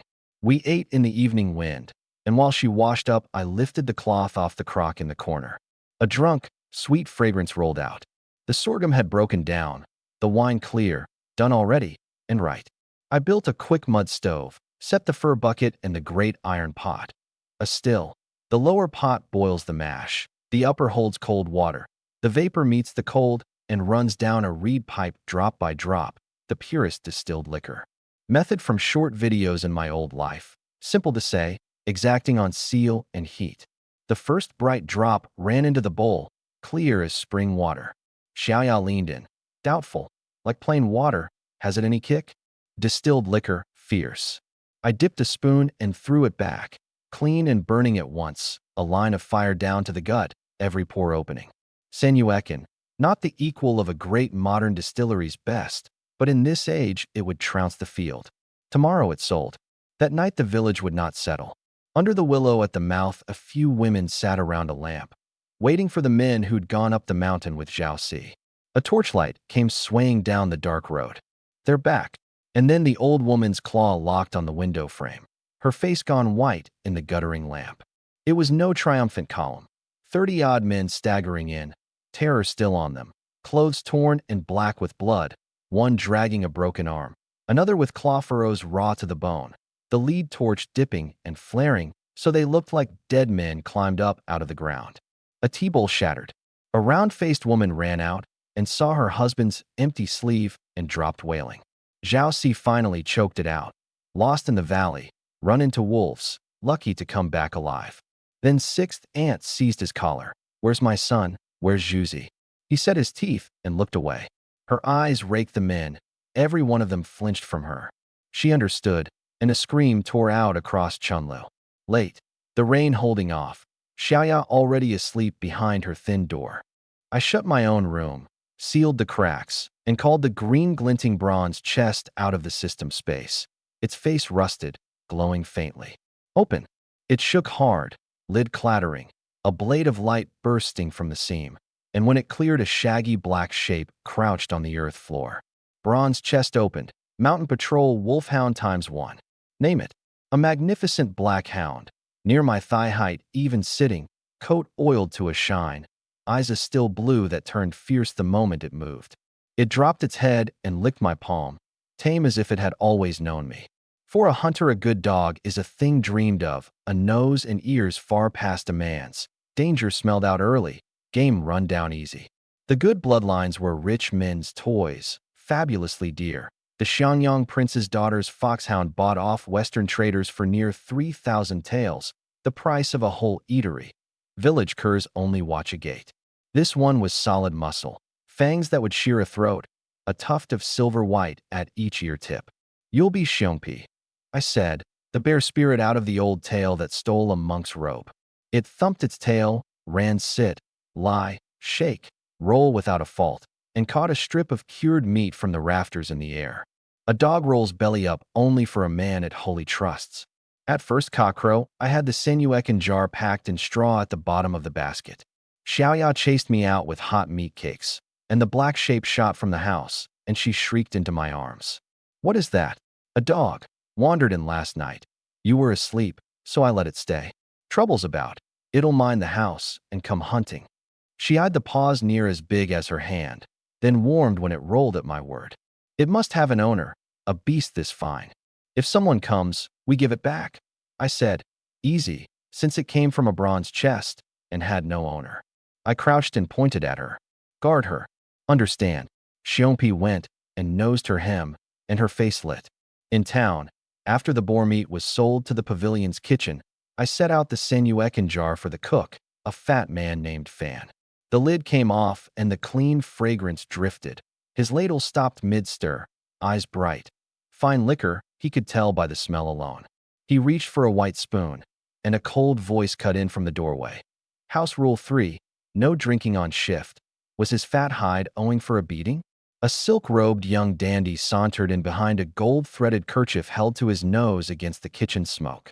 Fan smiled through it. He was only tasting the new wine for the young master, and it was better than Xuanfu's brew. Would the young master try? The dandy rapped his fan on Fan's head. What does a cook know of wine? And looked me up and down. A hunting peasant. Sell your meat and stop prating of brewing. What good thing comes out of a poor backwater? Our pavilion has its fixed cellar. Bring this rubbish here again, and you'll regret it. Xiaowu and Jang Yu, old soldiers, bristled. I pressed their shoulders. This was the pavilion, no ground to make a scene. The dandy left, and Fan spat after him, dog leaning on its master's strength. If I'm not wrong, that's the head steward's brother-in-law, Mei Zongyuan, the county's famous wastrel. 2 lifetimes had steadied me. A few sneers wouldn't move me. Fan grumbled it. Idle, troublemaking, kept alive only by the head steward, thick with the sous cellar that supplied all the pavilion's wine, skimming a fortune off it for years. So Mei ran the buying and split the kickback. Senuekan in the door would cut his line. No wonder he balked. Disappointing. I knew Kong the second steward, but couldn't ask him to cross the head steward over this. I resealed the jar. The fragrance fears no deep alley. Let a man taste a mouthful, and he's hooked. Out front, I paid 20 coppers for a curb stall, set out bowls, and waited. Across the way, from the tea house, Mei watched and waved off a servant who offered to smash the stall. The man had ties to Kong. No need to be seen overdoing it. And what good wine could a peasant make anyway? I borrowed brush and paper and wrote the price. A crowd gathered, scandalized. 2 taels a jar, 4 or 5 caddies, 8 times the best plumfire. A peasant's homebrew. Has he lost his mind? Plenty looked, none paid. Which was the point? First get the crowd. I filled a bowl and offered the first free. Men edged forward and were pulled back. Nothing's free. Last month, old Wong west of town drank a free charm water and got fleeced to his shorts. Free is the dearest. I laughed loud enough to scatter the sparrows. City folk are worldly and won't dare a bowl of wine. Afraid one cup tips them over? A bearded blacksmith shoved his friend off, slammed his palm on the table. 20 years at the forge, a whole jar of plum fire and never down, 1,000 cups steady. Your thin stuff? Tin bowls wouldn't rinse my mouth. Plum fire. I shook my head. Mine's far fiercer. 3 bowls without falling, and you're a man. He thumped his chest. And if I do? This is Senyuekin, brewed of 3 early spring things. 3 bowls, no drunk. I poured 2 more, slid them over, and laid a silver ingot beside them. No charge for the wine, and the silver's yours too. If you can't, you pay. A stone in the pond. The crowd packed in, windows opening across the street. Your word. My word. He laughed, tipped the bowl, and the moment it went down he froze, red as a steamed crab. Not wine, a swallowed coal burning throat to gut. What is this? A belch rose, the heat turning to a sweet that climbed into his skull. Fierce. He set the bowl down hard, voice floating. Senyuekin ran near 50 proof, fierce even by my old world's measure, where this age's rice and yellow wines barely past 10. The old poet's 300 cups at a draught was low proof, not great capacity. He'd downed near half a caddy of spirits and not brought it up. That alone was a drinker. Second bowl. The crowd egged him. Don't let the outsider show you up, and the drink up in him. He seized it and drank, swaying now, tearing off his shirt. Again, he insisted, and took the third. 3 gulps, the bowl upended to show it dry, the crowd roaring, and reached for the silver, then sat down hard in the dirt, the bowl rolling away. Down. The cheers shook the willow. Anyone who fancies his capacity, come try. Same wager, 3 bowls standing, and the tail's yours. First come, first served. A lean old man in silk pushed through, 40 years a wine judge, and sipped, careful, then shivered, his clouded eyes lighting. Pine needle clean, a coldness he'd never tasted, a knife on the throat going in, a sweet spring coming back, the whole body eased. Old Master Luan praising it lit the crowd like water in hot oil. They fought to the stall. A blue-gowned scholar took half a mouthful and hid his face in his sleeve, fiercer than half a jar of plum fire. A white-haired old man drank half a bowl, warmed through to 30 years gone, his old wound easing under his hand, dreaming aloud of a winter mutton pot and Senyuekin against the snow. The jar bottomed in no time. No one won the wager. The loud ones were retching against walls or sitting and grinning. The blacksmith carried off by friends, his tab paid. The jar cleared 1 tael 6, 2 or 3 months keep for a poor house. A drunk licked his lips. Coming back tomorrow? I'll take 3 jars. 2 for me. Where's your cellar? We'll come now, cash in hand. I shook my head. It's only just brewed. None left. In 10 days I'll be back. Groans, but they scattered. I paid the levy officer who came around for his cut, and as the crowd thinned, I marked a few shifty figures lingering, changed clothes, but the wine reek of the city's brewery hands. No patent law in this age. My wine sold, and they'd come to see what I bought. I led them a merry dance through the grain shop 3 times over, bought yeast and sorghum and a little star anise and fennel, then a packet of tangerine peel I'd no use for at all. The moment I left, they crowded the counter. One of everything that man bought, quick. At home, Xiaoya was salting boar into palm-wide strips with crushed pepper, the first step of curing. The day had gone hot, Xiongpi panting under the eaves. Then footsteps, and 5 women at the gate, 6th and at the head, eyes red and cracked-lipped, fixed first on the red pan of pork and then on the fresh-molded brick. The wives of the men heard on the mountain. The Zhao girl lives well now, 6th aunt grated. New house, meat every day. Xiaoya forced a smile and fetched stools. Lu's wife knocked one over with a shriek. My man's arms broken, dying on the bed. And you tell me to sit? 34 went up the mountain. 33 came back. Zhuzi died up there. Not even a whole body found. The blame poured out. If my son had gone in with you, would he be dead? Xiaoya backed up, protesting that I'd warned them the mountain was deadly. But they wouldn't hear it, raving that I must have lured the wolves to keep my ground, that it wasn't fair.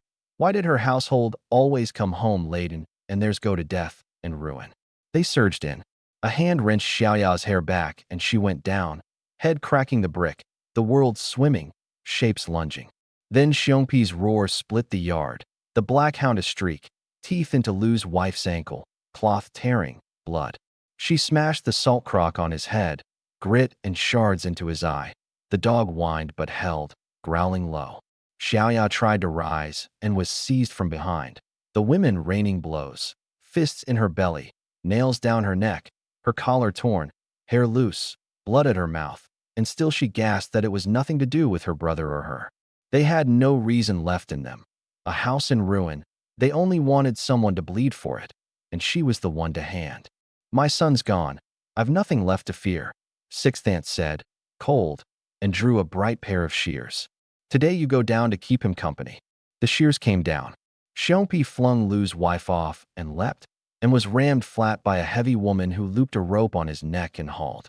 The hound's roar tangled with the rope's creak. Xiaoya shut her eyes. Stop! A clear shout, and a thin figure vaulted the wall, shouldered through the women, and caught the falling shears barehanded, the blade biting into her palm, a bead of red hanging at Xiaoya's nose tip. A calloused hand, gripping the shears as they cut into it.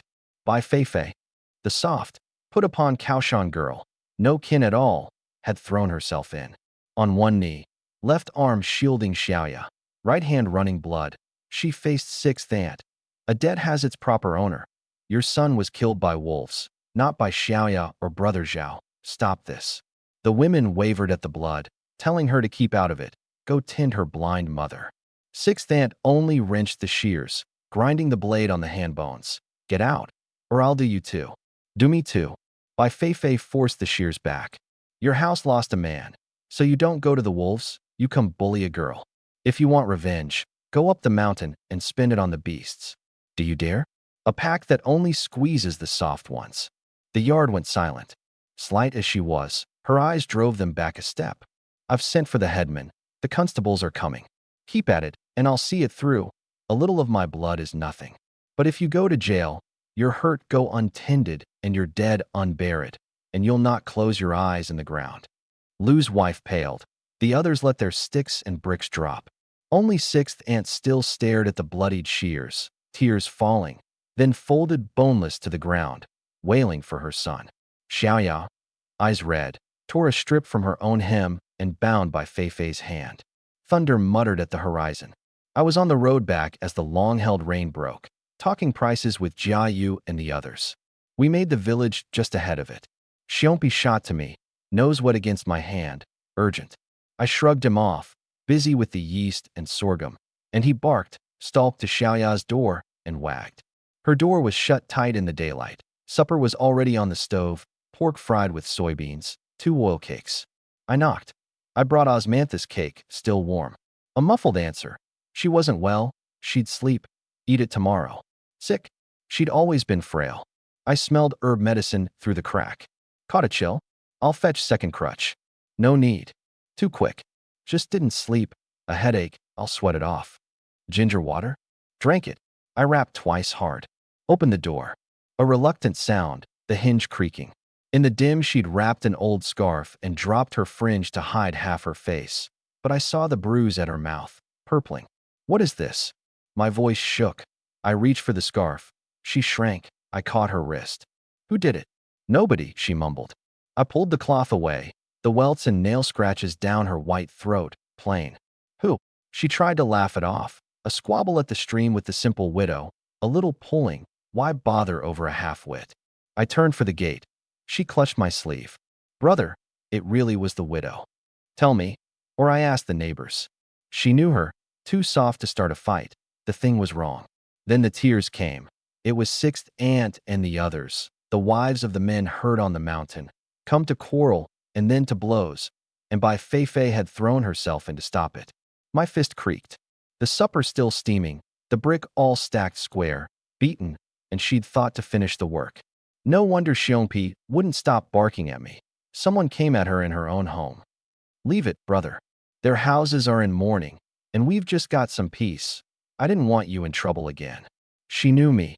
After the Wangs we'd near lost our lives, and if I lost my head and killed someone the quiet would be gone. Something twisted in my chest. I wiped her tears. Does it hurt? She shook her head, then nodded, then broke. They tried to kill me. I kicked the water barrel over and pulled her in against me, listening to her cry under the closing thunder, my eyes going cold. If I don't answer this, I'm not a man. At the crook-necked thatch hut, Lou's wife was taking and washing on her wolf-bitten leg when my shout split the pre-rain hush. Lou's woman. Out here. The gate cracked under my boot. You were one of the ones at my house today. My sister's still flat on the bed. What do you think a brother comes for? She bared her bitten ankle, pus and blood, and screeched that her man was crippled and I'd dare come to her door. That Xiaoya was less hurt than this. De Sui law's plain, I said, a step with each word.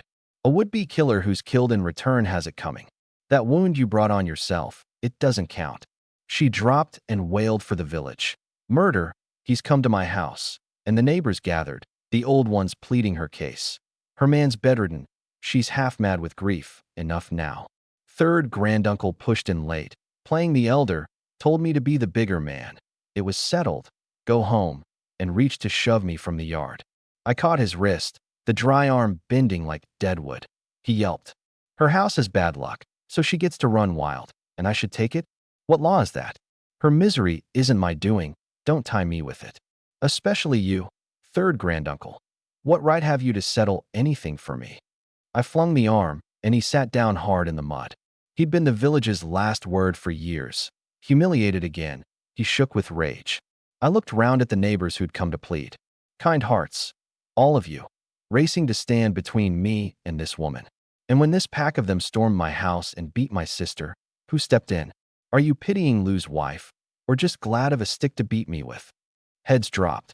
A few flushed and held their tongues. One muttered that they hadn't been there. They'd surely have stopped it. Say 2 soft words, and I'll believe you. Tell it to ghosts. I'll count 3. Out of my way. A few men shoved forward, kin of the women from the morning. I dropped the first with a punch, 3 kicks to his middle, and he passed out. Maybe I've been too easy lately. Made you forget what I was. Chunlio's #1 wastrel. Reason? I'll reason you nothing. I hauled Lou's wife up by the collar and struck her across the face. 10 blows, her cheeks swelling shut, 2 molars in the bloody spit. She folded. The autumn rain broke, fat drops coming down. I walked out of her yard, and no one barred me, and went house to house, every woman who'd had a hand in it, the kicked doors and the cries lost in the rain. One came at me with a kitchen knife. I put her, knife and all, into the rice jar. The roof breached, rain pouring through onto her twisted face.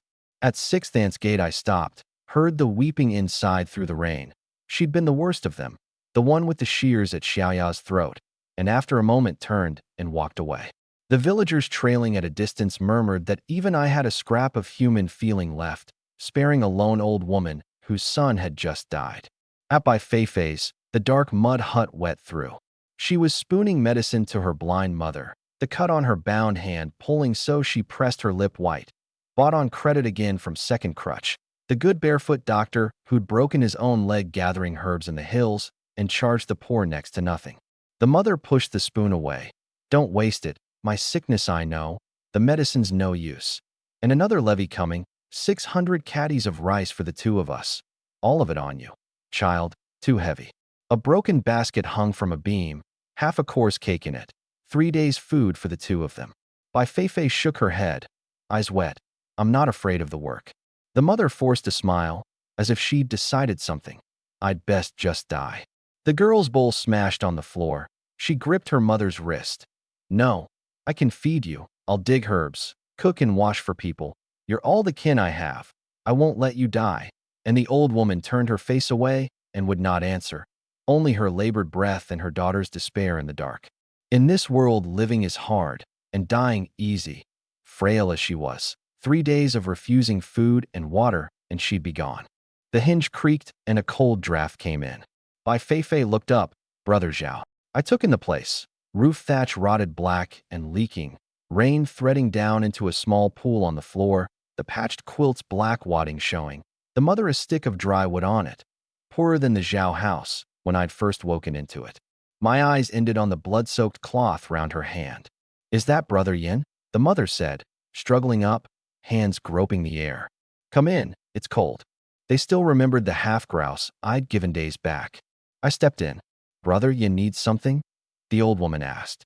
I glanced at Bai Feifei's wound, and she waved me off, a flick of her eyes at her mother. "Don't worry her." I swallowed it and changed course. I've a hunting band now, and the brewing, and only Xiaoyao at home. Too much for one. "Auntie, I'm short a hand. Let Feifei come work for me. 2 meals a day and a wage." She looked up, eyes brimming. "Brother Zhao, you needn't." I cut her off, set silver ingots on the table. No room for refusal. 3 mace a month.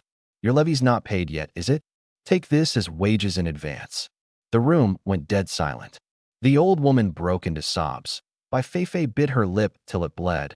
Unable to thank me, tried to kneel, and was caught and held up. I turned into the rain. "Come early tomorrow. Rest tonight. The work's hard." The silver still held the warmth of my hand. In the city, in a carved-eve upper room thick with sandalwood, the gang's master Qin Li lounged in white, long fingers tapping the table, the Wang shop's deeds laid before him. A hallmaster reported a new thing. A country boy selling wine on the street, 2 odd taels ajar, men near coming to blows over it. Even the proud master Luan praising it. Qin Li sat up. By afternoon, several breweries had sent men to copy the buy. The gang's eyes were everywhere in Maishan. Little escaped them. Who is he? And the brothers say he once ran meat to the pavilion. Seems some kin to Kong Qingzhou. A sharp crack from the shadows. A wiry young man's knuckles. Qin Li's eyes slid over. "Jang Yu, you know him?" It was Jang Yu, made a full member and a small captain for his ferocity in the gambling house fight. And he'd heard, in a heartbeat, who they meant. Zhao Yan. His face smoothed. Never heard of him. Qin Li let it pass, drew the hallmaster close, and dropped his voice. "Dig out the wine cellar's bottom. Get the recipe, and if not, other means." Jiang Yu heard every word. That night's 6th ant was found hanged from the old willow at the village mouth, wet clothes clinging, eyes wide with a last terror, a bruised tongue at her mouth. The village took it as no surprise. A son dead, a lone old woman with nothing left. Zhao Si went ashen, legs near failing. Of all of them, the boy's death was most on his head, and the staring corpse unmanned him. The headman came, looked at her neck, and his face changed. "Cover her face. Fetch dry wood and burn her." She'd no kin to claim the body. A hanged soul's grudge runs strong, better burnt than buried. The fire took her, the black smoke rolling up. The headman knew hanged men. Eyes mostly shut, the mark high under the jaw and behind the ears, hands and feet drawn straight. 6th ant's eyes and mouth gaped, her fingers splayed, and the mark sat too low, at the throat, not under the chin. She had not hanged herself, she had been strangled. He looked toward the Zhao house, his lined face caught between a smile and a grimace, and said it under his breath where only he could hear, that he'd played accomplice this once, that the half a deer leg had been a dear gift indeed.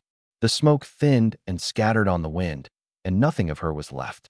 In the Zhao yard, big iron pots ranged across the ground, fires snapping under them, the morning loud with work.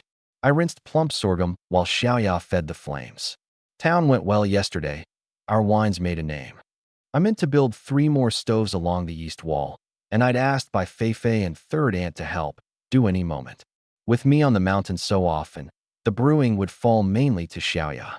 Money or not, the root of survival here was hunting and the chests. 1 black iron had yielded sinuekin and all this silver. A silver or gold chest would give far more. The hunting I'd never drop, however rich I got. Bai Feifei and 3rd aunt came, dew on their shoes. I taught them the brewing. Only the plain steps, the key seasoning, and the still I kept to Xiaoya and myself, turning away to fetch water when the oil paper packet went in. Then I took up the hunting gear and whistled. Xiongpi shot from the eaves, oiled black in the sun, circling me, mad for the hills. Man and dog were gone down the road. In the mountain, Xiongpi went quiet, watchful, soundless on his pads. Near the half-slope he froze, low, nosing the air at a thick mat of leaves. I raised a hand, and the others stopped. He burst into the leaf pile and dragged out a beast, 3 white stripes down its head, like a great rat, smaller than the hound but savage, snapping. A badger. 3 blows of my staff, and it went limp. I finished it at the throat. Worn wooden chest obtained. Open? A battered box over the carcass. Brother Yan, a lucky start. Jang Yu and the others crowded, eyeing the dog. But for him, they'd have crossed this spot 8 times and missed it. Just luck. Picked the dog up days back? I said, the usual story. Not much meat, 10 odd caddies, but badger fat's worth real money. The apothecaries pay well for burn south. Jia Yu tried to hand-feed Xiongpi cured meat. The dog gave him a flat, near-scornful look and wouldn't touch it. He only takes from me. I put a bone in its mouth and it crunched away, tail going. After the night's rain, we kept to the half-slope, off the big beast ground. Over 2 hours, Xiongpi's nose turned up 2 rabbit burrows, 3 grouse nests, 6 hares, 2 grouse, a fox, a dozen eggs, though no more chests. The fox, hit by Jia Yu's arrow, had bolted off a cliff and died before I could finish it. Near noon, in the heat, Xiongpi's hackles rose and he growled into the deep wood, then spun and seized my sleeve, hauling. Grab your gear, move now. We checked the wind, took up the game, and cleared out fast.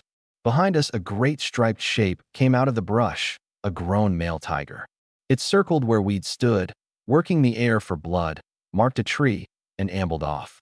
We lay behind a low rise 600 meters off, breathing again only when it was gone, our backs cold with sweat. That was close, Jia Yu said, shaking, but for the downwind and the dog's warning, we'd have ended there. A tiger in its prime. Even with 3 old hands, a head-on fight was death. An arrow could wound it, not drop it, and dying it would tear all 4 of us apart. By the Zhao brothers' map, the tiger denayed in the mountain's deepest fastness. The rain had likely washed the woods clean of scent, and it had come out to walk its range and leave its mark. First day in, I told the dog, throat dry, and you've already earned your keep. At the gang hall, Qinli heard that the wine seller knew Jang Yu. A man had gone to the pavilion kitchen and learned that Jang Yu had come with the seller on his second delivery. He laughed. He'd known Jang Yu was off last night. The boy's words had been lies. The gang punished concealment and deceit harshly. Where is he? Begged leave at dawn. Urgent business out of the city. Out to carry word, more like. Bring our good brother back. Jang Yu, dozing fitfully at home, dreamed in tangles. The Zhao siblings round a warm table. Then himself kneeling in the gang's cold hall under Qin Li's snake eyes, and woke to slaps and a rough voice. Up. 6 bare-chested gang men filled his room, the broad-blade brand on their chests, batons at their belts, the doors and windows blocked. He knew the leader, a small captain, Lin Arii, and forced a smile, offered to fetch food and drink. An iron hand pinned his shoulder. Skip it. The master wants you now. The men closed. One had a knife. He swallowed and went along. And the moment he agreed, they wrenched his arms back and roped him tight. Lin Arii, the master said, invite me, and you bind me? Sorry, brother, orders. Tell it to the master. They carried him out like a trussed animal. The hills were misty. After the tiger, I led the 3 to the snare brook, took 2 wood pigeons from the traps, and went down early. Jia Yu, shouldering the game, hesitated. Was I free tonight? The 3 wanted to stand me a drink, an old army custom. A new soldier come alive off his first field buys his squad leader a cup, a thanks. I've no patience for empty ceremony, I said, clapping his shoulder. Do honest work, live straight, and keep your courtesies. Men of small skill and large airs sicken me. You want to thank me, bring back more fat birds so I take a bigger share. That beats any banquet. They pressed a few more times. I held firm. Then Jia Yu low. He'd heard of the women at my house and my answer to it. Next time, just say the word and we'll take up our gear.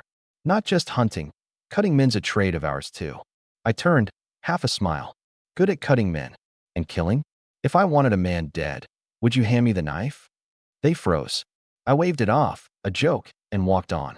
Then Jia Yu strode after me, hard. If you truly meant to kill, we'd do it with you. In this age, life's cheaper than grass. You feed us. Our lives are yours. My step didn't slow, but my mouth curved. 3 tails buys a maiden. A grown man fights dogs for scraps. The man who took them up the mountain was as good as a second father, and any who cut their living. These 3 old soldiers would die to stop. It was near dark at Chunlu. Xiaoya told me about Jang Yu, and I went straight to his house. Empty, unlocked. Calls me to find him and isn't here. Doing well in the gang, busy man, I said, and let it lie. At the hall, Jang Yu was thrown bound in the middle of the floor. Li sent the others out, the doors shut. I broke the rule to make you a member and a captain, and this is how you repay me. The Senuekan seller's your close friend, and you lied to my face last night. He drew a bright knife. Rule 7. Deceiving a superior, the hand-cutting penalty. The blade touched Jiang Yu's wrist. He went rigid, and the rope fell away instead, cut. Li clapped, and serving women laid the table with a whole roast lamb, glassy shrimp, hot soup. Sit. You've come a long way, eat first. Is this a last meal? Do I seem so fond of killing? Li poured for him. I run a great gang. Sometimes I must be hard, but I'm not without feeling. I like a man of loyalty. Drink. Cup after cup, the women filing his bones from the fish, until Li rose and stood behind him, voice low. What matters most to a man? Skill, money, women? Power. Standing. He pointed at a gold carp on the table, pulled from the Lu River, fattest in the 3rd month. Men dying yearly for it. 12 taels a catty, 20-odd by the time it reached the plate, the price of 7 maidens. I eat one a day. This set of cups, and this table, 50 taels and more. One meal of mine feeds 10 households a year. The words went into Jang Yu like a thorn. He ground out, mouth bitter, that it was a foul world where some gnawed bark and some burned tins of tails on a dinner. The world's exactly so, Li said. The hard win. The strong take their pleasure. The poor crouch in corners and envy. He looped an arm round Jiang Yu's neck. I've never misjudged a man. You're no quiet underling. There's a fire in you. What you see here is a crumb of what the great ones enjoy. Do you want this life? Jiang Yu's breath went heavy, the want burning naked in his eyes. Want? Only a fool wouldn't. Then give me that recipe, and I'll set you on the road to it. Jiang Yu wavered. Couldn't they buy it? Li shook his head. The gang lived by taking. Buy from a country boy and break that. And their back was broken in the trade. He's my brother. 2 painted women slid against Jiang Yu, and Li's voice came soft as a devil's. With money and standing, brothers come by the score.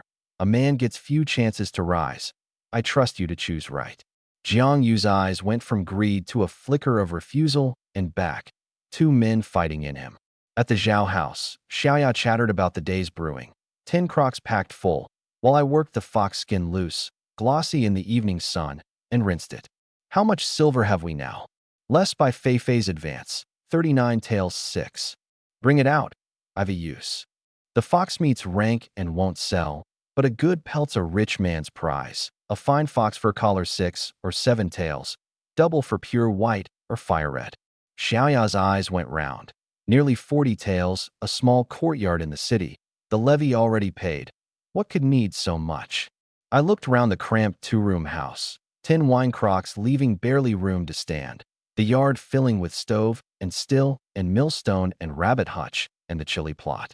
I'll buy the 2 derelict yards next door, push the wall out, throw up some sheds for drying game and storing crocks. Those houses, the owners hauled off to the army years back for an unpaid levy, were the government's now, cheap as dirt in a place like this. She started counting on her fingers. Old yards 1 tael 6, timber and tile 2, odd wages, 5 at most, and the brick we mold ourselves, the little money pincher. I told her there was more, a mule cart. The band was steady now, Xiongpi's nose filling the baskets every trip. Chunlu was Li from town, and the 10 crocks would have to be hauled in to sell, spending to earn more. She brought the cash box from the Kong Flu and stacked it on the table, grudging every coin. It's what you nearly died for, every cash on the blade's edge. I split the silver into 2 purses. What's that for? She asked. A use, I said, and wouldn't explain. Eat, I'm starving. We were mid-meal when heavy steps crossed the yard, and the door swung on Jiang Yu. Travel-worn, ill at ease. Sit, I called easy. Xiaoya fetched a stool and bowl.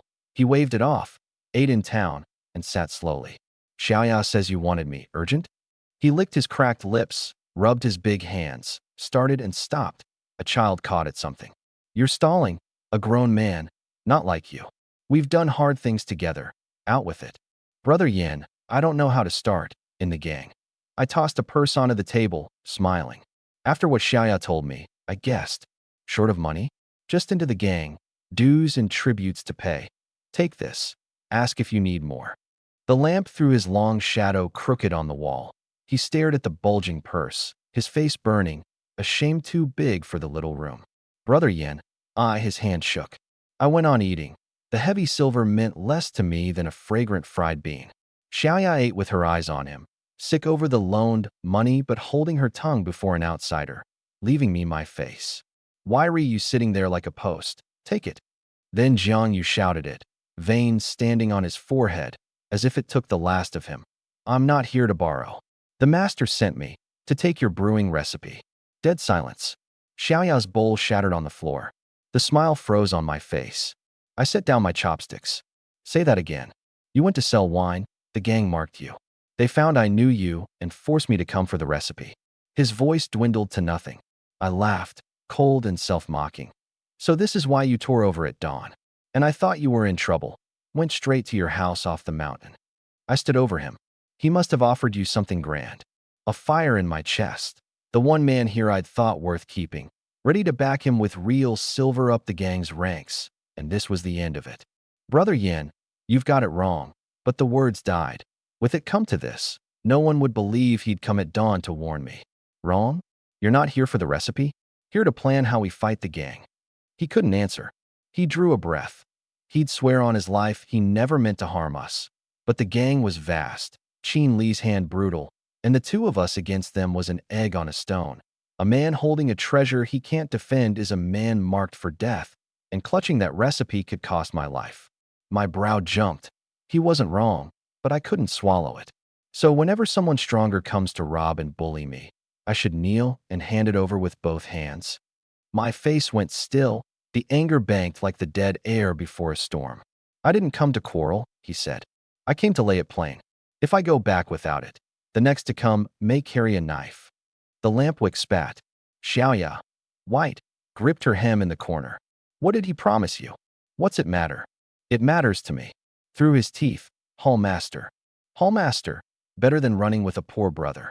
And I was going to spend silver setting you on your feet in the gang. My mistake. He sagged as if boned. Xiaoya, brush and paper.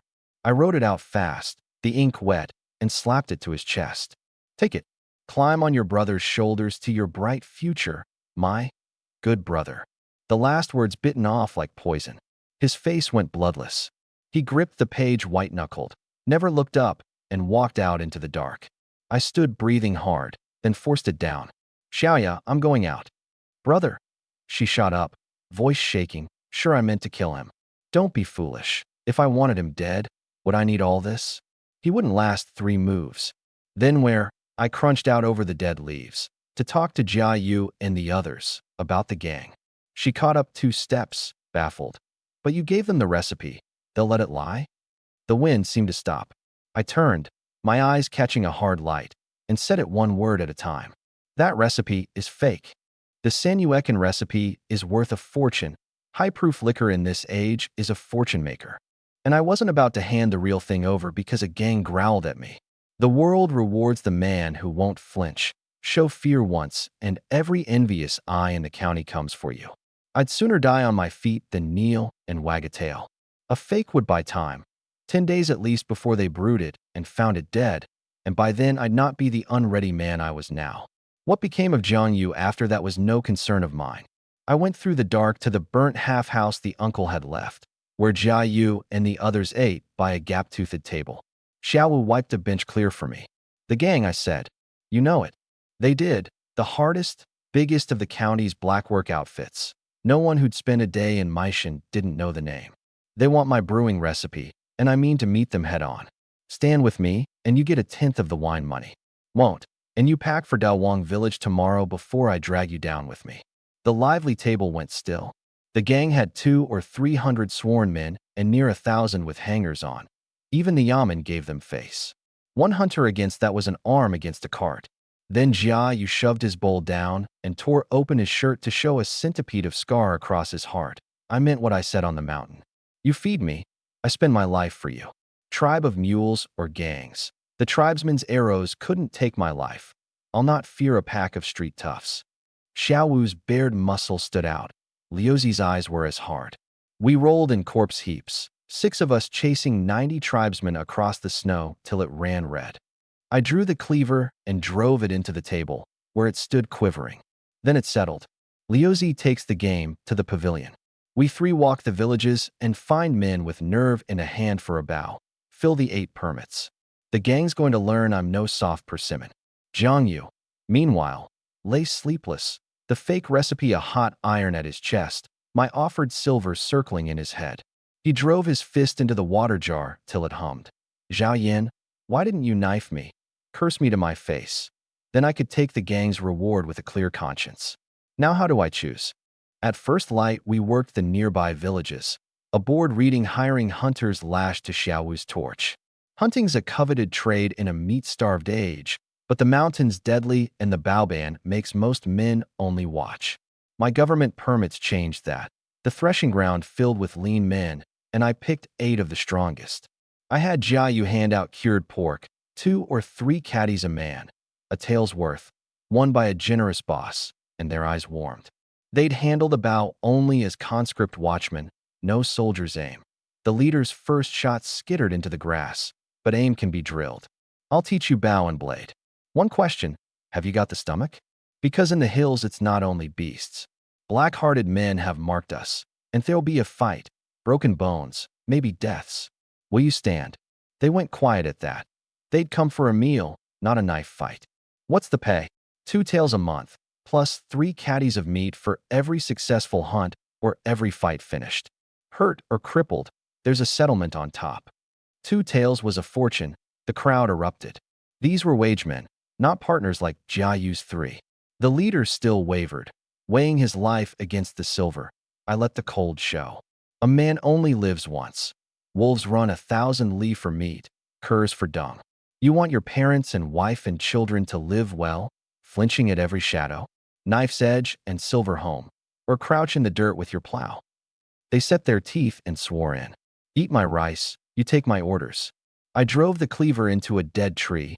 They bowed fast. I tossed each an ingot, half a month's pay in advance. The last to catch his drew a sickle and lopped half his own little finger, bitten by a venom bug the day before. He said, going to rot anyway. Cheaper than medicine. Good enough to hire? And never made a sound. I laughed and threw him my water skin. A man. I like it. With a tail odd, I bought 2 derelict yards, knocked the walls flat, and joined the 3 into one near an acre across. For safety, I scrapped the planned fence for thick log posts and a half-height earth wall, a small fort. A few days' work, hired farmhands fed and paid 30 coppers a day. Counting up, 14 taels from Liuzi's town sale. 8 to me after the split. The badger's wooden chest had yielded only a clutch of chicks, which Xiaoya housed in a straw shed by the rabbits. 27 taels left, enough. The new men split 4 to the bow, 4 to the blade. Close-in work matters when someone breaches the yard, and drilled day and night. The one called Chen Lin, the finger cutter, a natural, faster than veterans Jia Yu had trained. Watching them, Jang Yu's face surfaced in my mind, the best raw talent I'd met here. I shook it off. He'd gone. Then the blacksmith delivered 100 good iron arrowheads and 2 broadswords, a dozen odd taels, my little hoard near gone. Tomorrow, the mountain. We'd not hunted while drilling the new men. In a city tavern, gang men pressed Jang Yu. Had he got the recipe? He'd had it days and not handed it up, no nearer a decision. They envied him the rise it would bring. He snapped at them to drink. Out in the street, a cart overturned, the carter whipping his fallen old ox, then selling it to the tavern for slaughter. Too old to work, not worth keeping like an ancestor. Sell it and buy a young one. Jang Yu slammed the table. A lifetime's ox, and you sell it so? The carter, marking the brand on his chest, swallowed his retort and left. Watching the beast skinned in the yard, Jang Yu turned it over. When he was no longer of use, would Qin Li wring him dry and kick him off the same way? In Qin Li's eyes, was he different from livestock? Next dawn the band went up in formation, Xiongpi leading, spear and blade men fore and aft, Jia Yu's 3 veterans on the flanks, all sides covered. By the map, we reached a valley where wild goats grazed. They were 50 paces off across open low grass, no cover, too far for a 30-pace hunting bow. We can't get to them, I said, so we'll make them come to us. A whistle, and Xiompi shot out roaring. The goats bolted straight for the rise where we lay. Loose. The hunters rose all round, arrows flying true into the herd. The lead buck took 3 and went down. The rest scattered into a second volley. A spearman pinned a fleeing doe. I cut her throat. A chest rose from her. 7 goats down in under a minute. Of the 4 I killed, 3 black iron chests. 400-odd caddies, 40 tails at the pavilion, Jang Yu crowed. Move fast, change ground.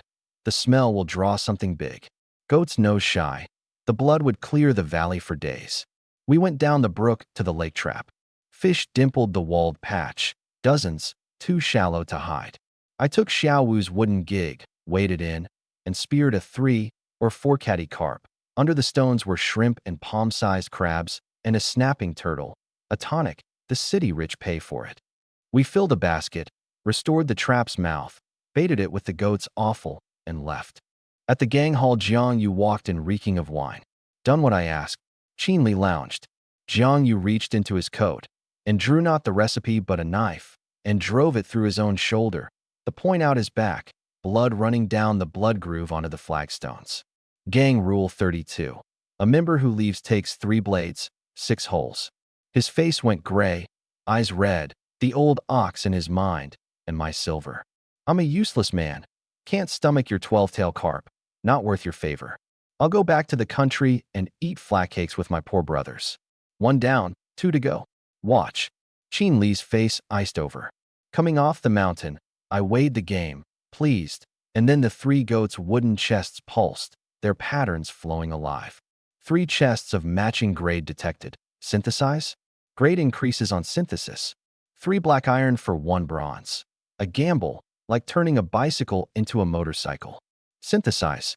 Light fused them into a single bronze chest, cloud scroll glinting in the dusk. By now I'd worked out the chests ran like a draw. Wooden D to B, black iron C to A, bronze B to S. Higher grade, better floor and better odds. Though a lucky black iron could give an A, Senyuekin had. And an unlucky bronze only its floor. I pocketed it into the system space, sent Jang Yu and most back to build, and took the rest to the pavilion with the game. Midday still, the sun high. Kong met me sour. I'd a good thing and hadn't brought it to my elder brother. The whole street talking of my street-sold liquor while the pavilion, decades in the wine and meat trade, got none, and me known as his kin. Wasn't I slapping his face? Master Kong, I said mildly. The day I brewed it I brought it straight here, meaning to supply you long-term. A certain young master spat on it. His head snapped to Fan, whose ladle clattered into the pot. Mei Zongyuan. Fan stammered that the young master had warned him to silence. Kong ground his teeth. But for that fool, Senyuekin would be on the pavilion's books and the gang would never have got wind. Then, grim, you're in deep trouble. The gang sent men days back. The kitchen's loose mouths sold you whole. Qin Li's put out word he'll have your recipe. I'd heard, I said. He leaned in. So what now? Concede and hand it over, or? I've a heap of faults, but my spine's hard. If I can't keep the recipe, I'll destroy it before I give it free. You can fight the gang? With those few men? My smile deepened. The gang's big, and it's made enemies. He slapped the table, eyes bright. Qin Li was a tiger, but a pack of hungry wolves watched him. Shop owners and small bosses and rival outfits all bowing to his face and hating him behind it. None would touch him first, but let someone overturn the table and the bricks would fly. He'd pass word for me, he said, hoping to ride the Senyuekin trade. But a warning, take the lead and you'd better have the strength. Those old foxes would scatter faster than anyone if I couldn't survive the gang's first blow, a finger drawn across his throat. I sold the game and fish for 52 taels, bought a sturdy mule cart for 15, and started home in the failing light. At the village mouth, a blood-soaked man lay under the old willow, green flies on his wounds. Closer, Jang Yu, his clothes and the mud crusted dark red. See if he's breathing, I told the men. A little, one said. Save him. My knuckles whitened on the whip. Like hell. Move on. Then Jang Yu cracked his eyes, knew me, forced a smile thin as a mosquito's whine. Brother Yen. His hand drew a folded sheet from his coat, blood-soaked. The recipe. Yours. I never sold you out. No one's seen it. My raised whip stopped. I crossed and lifted his head, My hand came away sticky. 3 terrible cuts, the shoulder one to the white of the bone. 3 blades, 6 holes, the price of leaving. A wet cough, foam pink. You were too good to me. I couldn't put you down for a brother. Move. I roared at the gaping man. Help me. At home's second crutch, the barefoot doctor used half his ancestral wound salve and threw down a floor of bloody rags. The gut wasn't pierced. The boy was hard-lived. If he made the night, he'd keep the life. So I'd misjudged him. Not greed, but this savage proof of his innocence. His coming back was good, and it meant the gang knew the truth and would come soon. From tonight, 2 on watch, weapons by every sleeper. I told Jang Yu. The new yard was big enough for all of us. Late, I called the bronze chest out, my second. The first had given Xiongpi. This gave a battered breast mirror, the face pocked with sword cuts. Bronze chest opened, dragon armor heart-summoning mirror. A scale from the armor of Long Zhua, a great general of the Chu of the Spring and Autumn Age, soaked in 1,000 battles enemy blood and steeped in their killing aura. Single use. Breaking it summons Long Zhua and his 18 guards for 1/4 hour. A protective charm of the highest order, and the old body's memory placed the name. A fearsome general from centuries past, still shrined and burned incense to in the old Chu lands. A pity it ran once in brief, or I'd loose them and clear the gang out entire. But cool-headed, I held off. Kill the gang, and other vultures still circled Senuekin. Even the pavilion's head steward couldn't be fully trusted. The thing had to be spent at the knife's edge, not only to kill the enemy, but to cow every hidden watcher at once. Then Xiongpi barked, and Jang Yu pushed in, movement on the village road. Out in the black, torches swayed, hooves drumming nearer. 20 or 30 riders. The yard came alive, sleepers shaken awake, the new men paling. Days in and already real steel. Maybe they're not for us, one croaked. They were.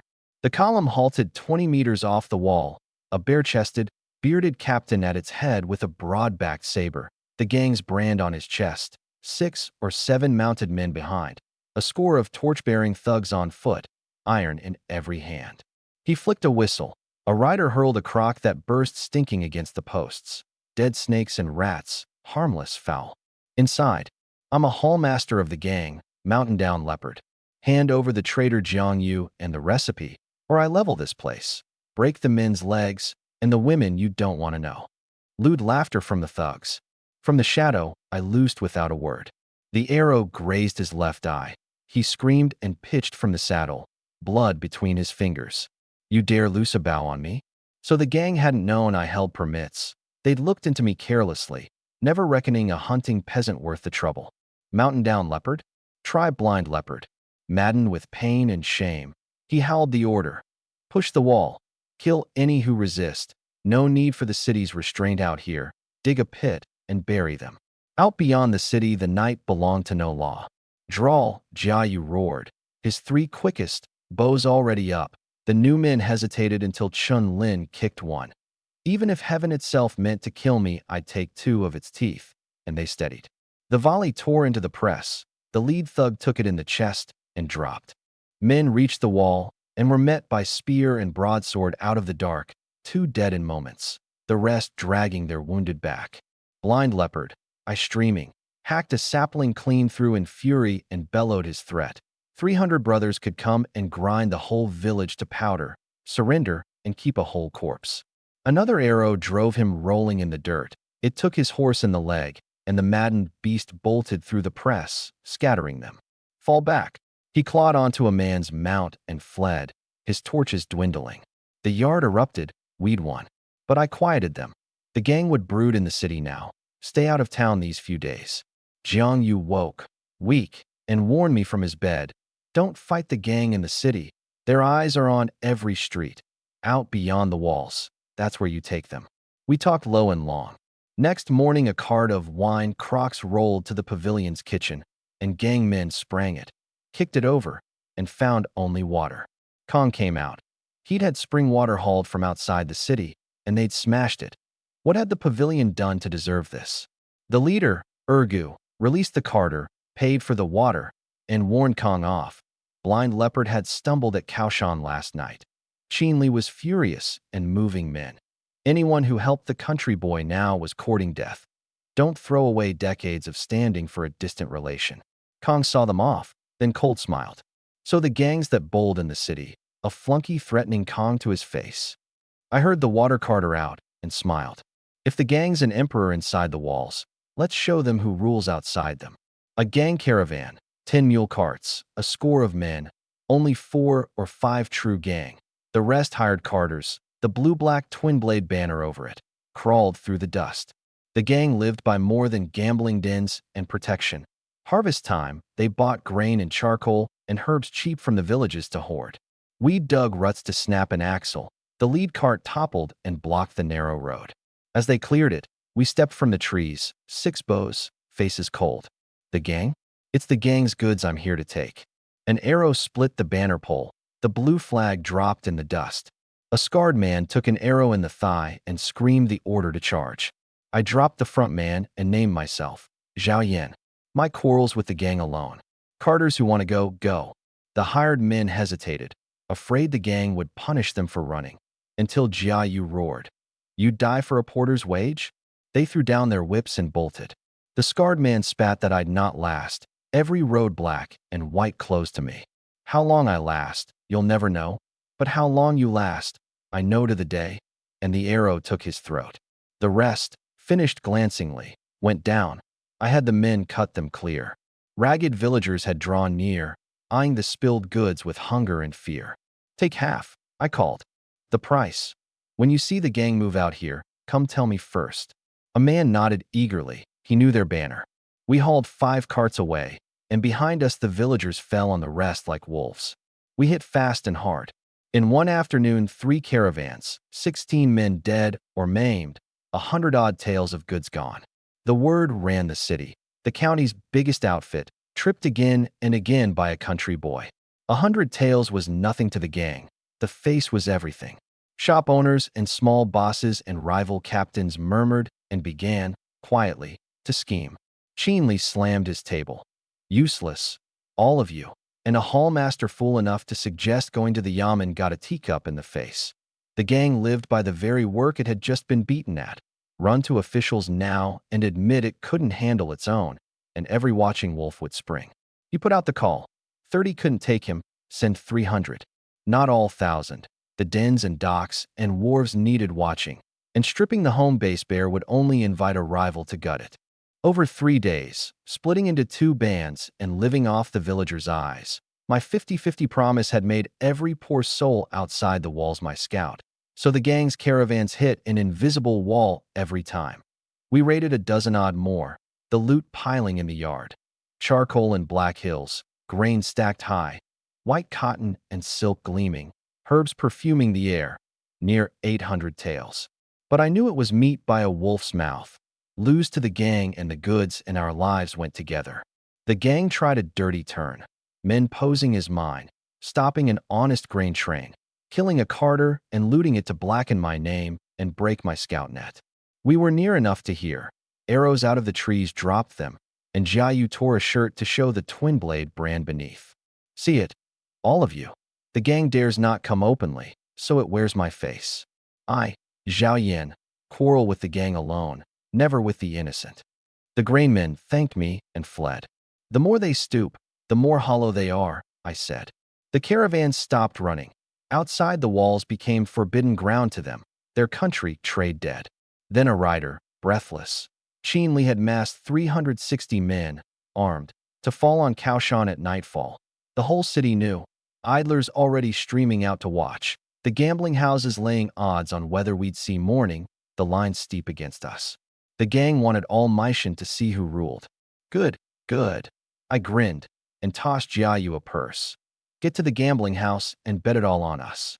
He hesitated, near my whole fortune. To get rich you wager. Win and the money and the name are ours. Lose and what uses silver to a corpse. By dusk the dead little village was thick with strangers from the city, shop clerks, men of other outfits, scattered along the field paths, every eye on the Zhao yard, the gambling house odds running, some hoping the brash country boy would pull a miracle. 360 against a dozen odd. The watchers thought it settled before a blow fell. In the gang's lit hall, Li poured a 30-year wine for a guest. Constable Chun, mud on his hem. A heavy purse of gold slid across the table. A few fools kept troubling the gang, and tonight might get loud. Would the constable see his way clear? Chin's chopsticks stilled. How loud? A dozen lives, maybe. Country dirt farmers, no roots, no one to ask after them. By dawn, clean, no trace. In the city? Outside. Chun breathed easier, pocketed the gold.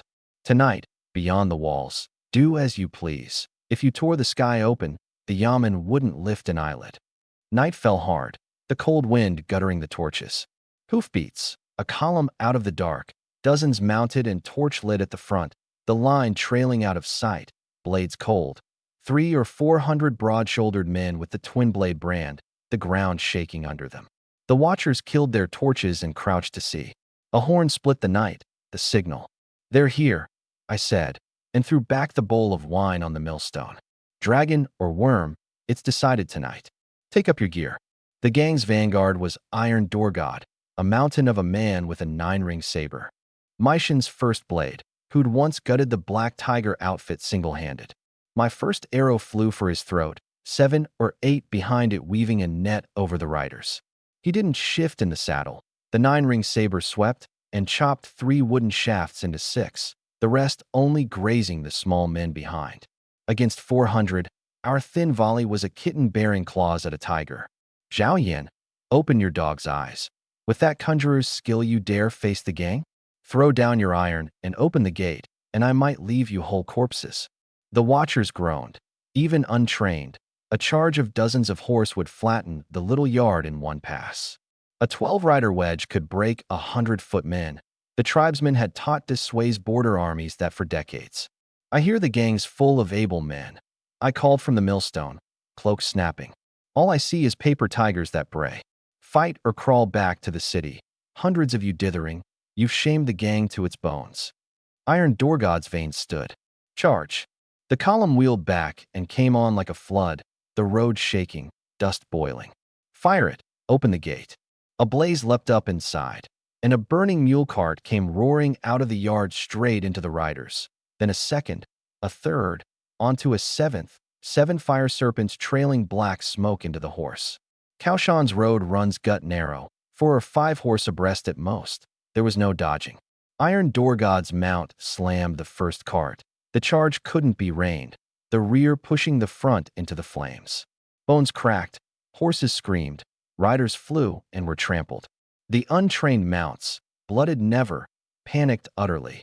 The proud column came apart in a breath, the watchers' jaws dropping. Men hauled the bloodied Iron Door God from the wreck. Hard-boned, not killed. He flung off his helpers, took up the 9-ring saber, and made for the gate.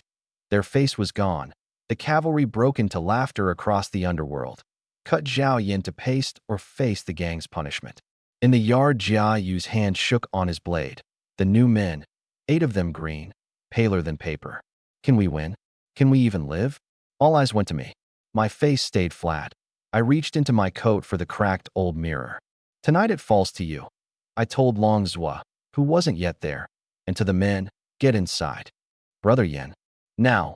They retreated, baffled and furious. Does he mean us to die in there? Is he surrendering, alone in the yard? Only Xiaoya, on the bed edge, gripped her hem and said, steady, I trust my brother. He'll have a way. In the shadows, the watchers shook their heads. Finished, his men cowed indoors. Only him left, no show worth staying for, and began to rise to leave. Iron Door God smashed through the failing gate, the 9-ring saber cold under the moon. 300 pouring in behind him like a tide. I looked at the ring of murderous faces and let a cold smile show. My right hand clenched. The mirror cracked in my grip. A cold wind boiled up out of the ground, dust and dead leaves spiraling, and every torch in the yard sank to nothing. Pitch dark, hand before face dark. What devilry! 2 points of crimson opened in the black, nearing, with a metal-grinding creak that set teeth on edge. Iron Door God threw his 9-ring saber crosswise on instinct, and a long cavalry lance came out of the dark like black lightning, shattered the saber to flying chips, drove through his breastbone, and hurled his 200 catty bulk into the air. The scream caught dead in his throat. The wind stopped. The dying torches roared back, lighting all. He hung pinned, twitching, his hot blood running down the cold lance haft to drip tap, tap on the iron boot below. From the dark the lance-bearer stepped, old battered war armor crusted black with blood, 2 red points behind a gold face guard, the plates clashing with each stride, and behind him 18 more, alike. The 300 gave back 3 steps as one, the color gone from every face. Someone choked out. The commander's iron-armored troops. 19 figures, the moon white on their rusted plate, their lance edges bright, 19 pairs of red eyes sweeping the field, the killing weight of them pressing the air flat. The gang lords it over the country and treats the people as less than men, I said, and loosed an arrow into the press. Tonight a few generals will clear this plague and give the place peace. At the shot Long's was wrist flicked. Iron Door God's body tore in two, and the 12-foot lance swept silver, and 3 thugs' heads left their shoulders at once. The summoned warriors took only my command, fierce, will-less. 18 guards set their killing line in silence, iron boots grinding the gravel. A thug hacked at the lead guard, and his saber chipped on the breastplate while the guard never moved. Where did you find these monsters? Jang Yu had run out, voice cracking with excitement. I said nothing, emptying my quiver into the press, every arrow home. A wounded gang man wailed run, and they broke, throwing down weapons, kneeling, kowtowing, their foreheads bloody. Once Iron Door God fell, none had the heart to fight men cut down like chickens. From the shadows the blue-gowned man clenched his fists, exultant, and turned to his own. We've watched long enough. The gang seized our ground and our trade for years. Settle accounts now. Blades flashed in the dark. The Chow outfits chain sabers, the Salt outfits flying tiger spikes, the Cartage House wolf-tooth clubs, the watching powers springing out like dogs to a carcass, ringing the fleeing gang. Chunlin spat, spineless fence-sitters, dared nothing till we'd as good as won, then leapt out for the scraps, a pack with the gang. I wasn't surprised. They back whoever wins. And their joining spread the risk. If the night reached the yamen, with so many outfits tangled in it, the magistrate wouldn't know whom to charge. The law doesn't punish a crowd, and the county's trade leaned on these very men. The battle closed fast, the field strewn with blood and severed limbs. The blue-gowned man, Fan Yuan Bin, deputy of the Chow outfit, came smiling to the yard and bowed to the 19 blood-soaked warriors, wanting to make friends, if the generals would honor him. The lance that had pinned Iron Door God swung level, stopping 3 inches from his throat. He laughed weakly, sweat sliding down. My error. I'll go. I knew what he was after. Long's was origins, and what they were to me. The same thing every hidden watcher wanted to know. Tonight had made me a far more unreadable thing in their eyes. With 2 or 3 minutes left on the summon, I leaned to Long's was ear and played at intimacy, my hand on the iron shoulder, and let the night carry fragments. The commander, brothers in the army, to the straining ears. A few drew sharp breath. This country hunter, arm in arm with such death gods? Then I straightened and bowed to Longzwa. My thanks tonight, brothers. Give the commander my regards. I'll try not to trouble you again, short of a matter of life and death. The 19 iron shapes walked off into the dark of the road and were gone. I felt their breath scatter through the cracked mirror as if they'd never been. The county's loud men looked at me now with fear and flinching. The half-truth I'd let drop had planted the certainty that I had a towering patron, the Hangzhou prefectural commander, a 3rd-rank officer with real troops, a man even the county's 7th-rank magistrate would never meet in a lifetime. True and false mixed. Let them doubt. Who'd wager his head to test it? Fan Yuanbin hurried back, all fawning creases. Why hadn't I said I had such heaven-reaching ties? They'd never have hung back. They'd thought me finished, and their eyes had been blind. The outfit bosses crowded in, all flattery, eyes lit as if they'd found a golden ladder. Brother Zhao, a man needs a footing. You've army backing, but the commander can't fight your every battle. You want a local house to lean on. Fan Yuanbin thumped his chest. Join the Chow outfit, and he'd get me a hallmaster's seat. The Salt outfit's man scoffed. A hallmaster? We want a deputy chief. Nod, and it's yours. The Cartage House elder stroked his beard. He'd a daughter unwed, and his whole estate when he passed. They knew the way of it. Grab a thick leg and live easy. I looked over the men who'd watched the killing from the dark and now scrambled to fawn and let the scorn show. Your kindness I'll keep in mind. But I'm a loose sort. No taste for being ruled. I'd sooner make my own name. My brothers hunt and brew with me. Leave us be, and we live quiet. The gang had fallen tonight, but Qin Li and others were still in the city. I needed these very men to finish it. They wheedled, gave up, and Fan Yuanbin turned to the crowd. Brother Zhao, rest easy. We're all in it now, blood sworn against the gang. Qin Li lives, and none of us sleep. From tomorrow we throw everything in and level them. A roar of agreement. 2 hours clearing and Kaoshan looked itself again. Bodies and wreckage and burnt cart frames dragged to the waste ground and buried. Only blood on the wall left for the next ring. The gang had left 120-odd dead. The rest fled wounded, their nerve broken. For an outfit that lived by menace, fatal. In the Zhao yard, Jang Yu and I counted the spoils. A dozen-odd dead horses and mules, thousands of caddies of meat, hundreds of tails, dozens of dropped blades, near 800 coppers, and 2 50-tael notes off the dead, and 8 unhurt horses recovered. A live horse fetches 80-odd taels against 20 for the meat. With the half-share already looted from their caravans, I'd come out rich. The full tally: 8 horses, 6,000-odd caddies of meat, 39 blades good or chipped, 127 caddies of scrap iron and copper, 192 taels 6 in silver and notes, 3,000-odd caddies of charcoal, 1,000-odd herbs, 2 finger-thick ginsengs the best of them, near 10,000 caddies of grain, 2 or 3,000 taels all told, and only half of it. The gang's depth told how much it had bled the county for years.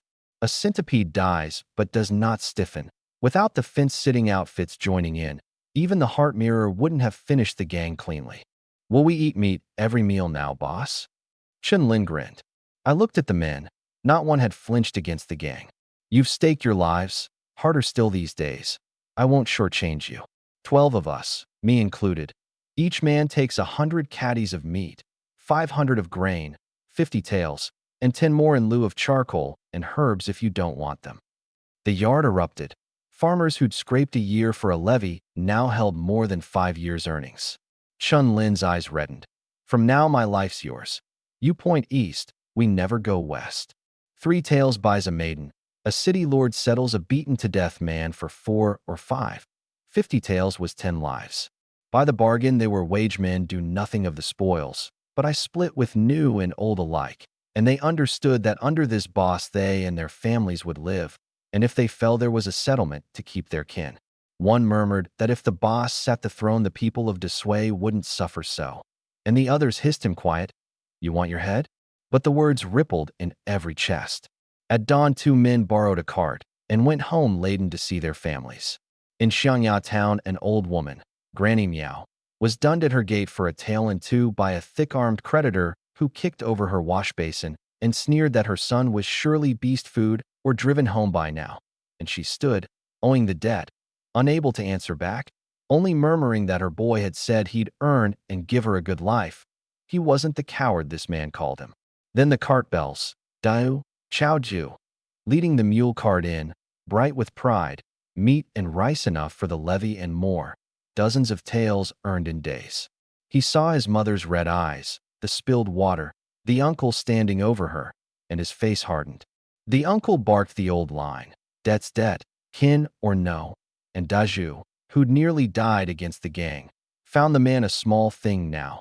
He caught the swung fist in an iron grip, put a foot in the uncle's gut, and laid him in the mud.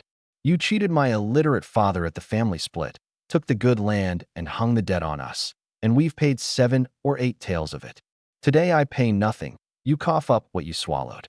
The companion barred the gate, a curved blade to the uncle's chest. "Pay, or the road past the pauper's ground is long and a man can vanish on it." The uncle, baffled at the coward nephew remade, went white and went to fetch the money. The mother fretted, "He's your uncle, don't make it ugly." Daju grinned. "You were always too soft, ma. That's why they trod on you. From today it's different. Tile-roofed rooms, the best doctor, white flour and meat, and let everyone who looked down on us look now. I'd run the dressed horse meat into town. Poor meat, poor price. Thousands of caddies for 480 taels. Kong leaned close, half glad. The night's fight had been beautiful. Since midnight, a dozen outfits had set on the gang across the city, dozens of corpses found in alleys, and the moat by morning. Pressed by so many at once, the gang was finished. Most members fled, the rest fell in the brawl, and by noon half its properties and ground had changed hands. The Yamen meant to mediate, but the attackers moved too fast. Luck can help, I said, half true. Alone I'd never have managed it. Kang's look turned complicated. You know the saying, pull the grass but leave the root, and the spring wind brings it back. I caught his meaning. This morning, with everyone hunting the gang, no one found Qin Li. He's gone. My hand stilled on the silver. I'd never met the man, but Jang Yu's account had drawn a cold snake. The warm room, the warmed wine poured like for an old friend, the soft hand on the shoulder hiding its strength, the words sweeter than sugar while it bought a man's soul. Most masters who catch a turncoat gouge the eyes or beat him to death. Qin Li wined and dined Jang Yu and offered him a future. That's the crueler cut. But for the bit of loyalty left in Jang Yu, and my meaning it when I was good to him, it'd be another devoted Jang Yu standing at Qin Li's side now. The market's noise seemed to fall away. I felt eyes on my back. A man like that wouldn't go quietly. The outfits had put up rewards. None would sleep easy till he was dead. Understood, I said, and made to go. Brother Zhao. Kong slung an arm round me, warm. The gang down, my sinuekin could sell openly now. Would I sign the pavilion as sole supplier? I'd long craved it. I played reluctant. Your pavilion only takes the Sioux seller's name. Where would my unknown wine fit? And he flushed.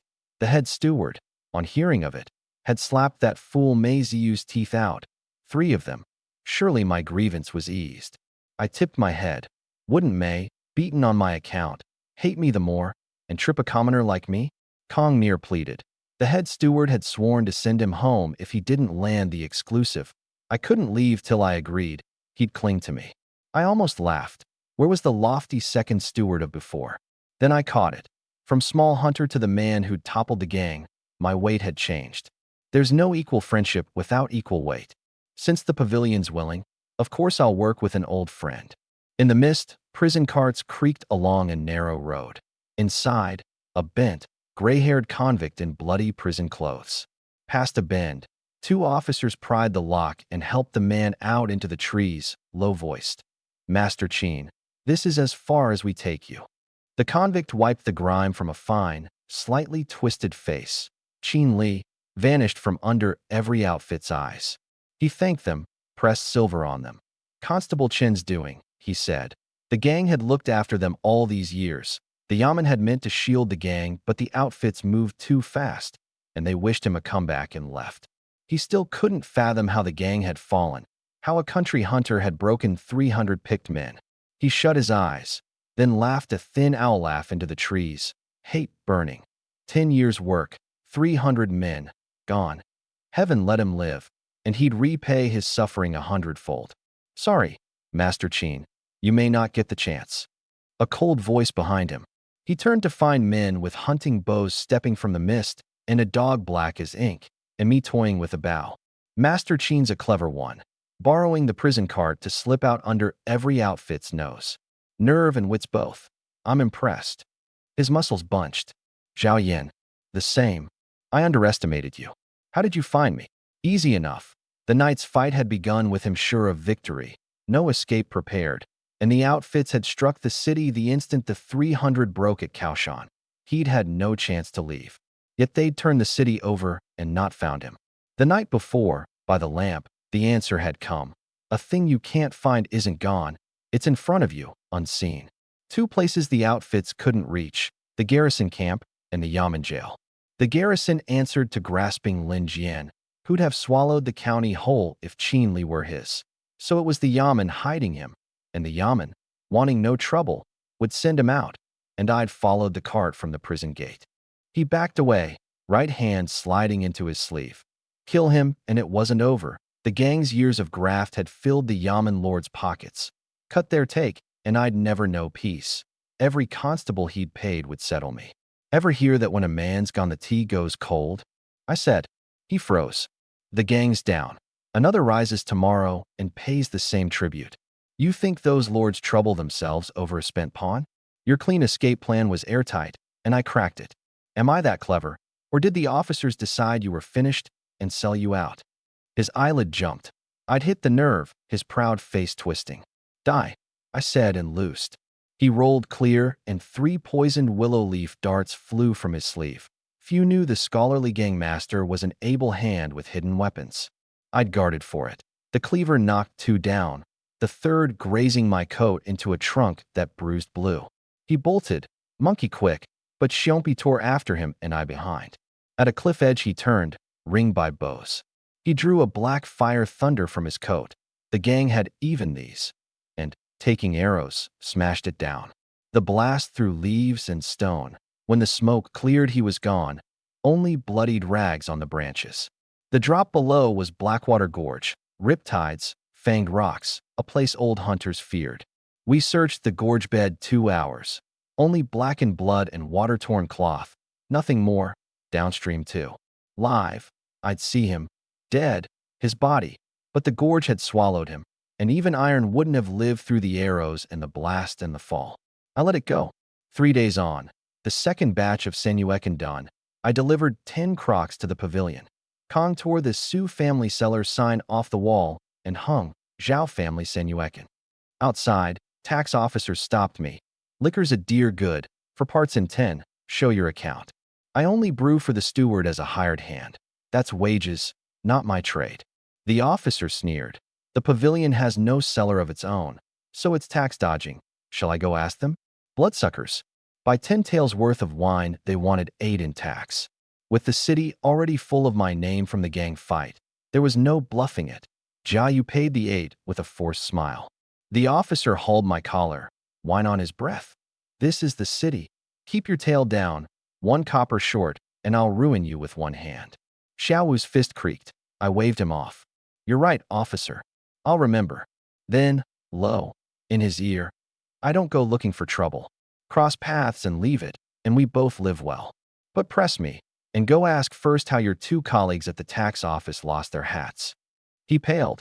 The Wong banditry case, Garrison Run, the 2 officers exiled, all of it tied to the consumptive son's grabbing of a girl that ended in a household destroyed.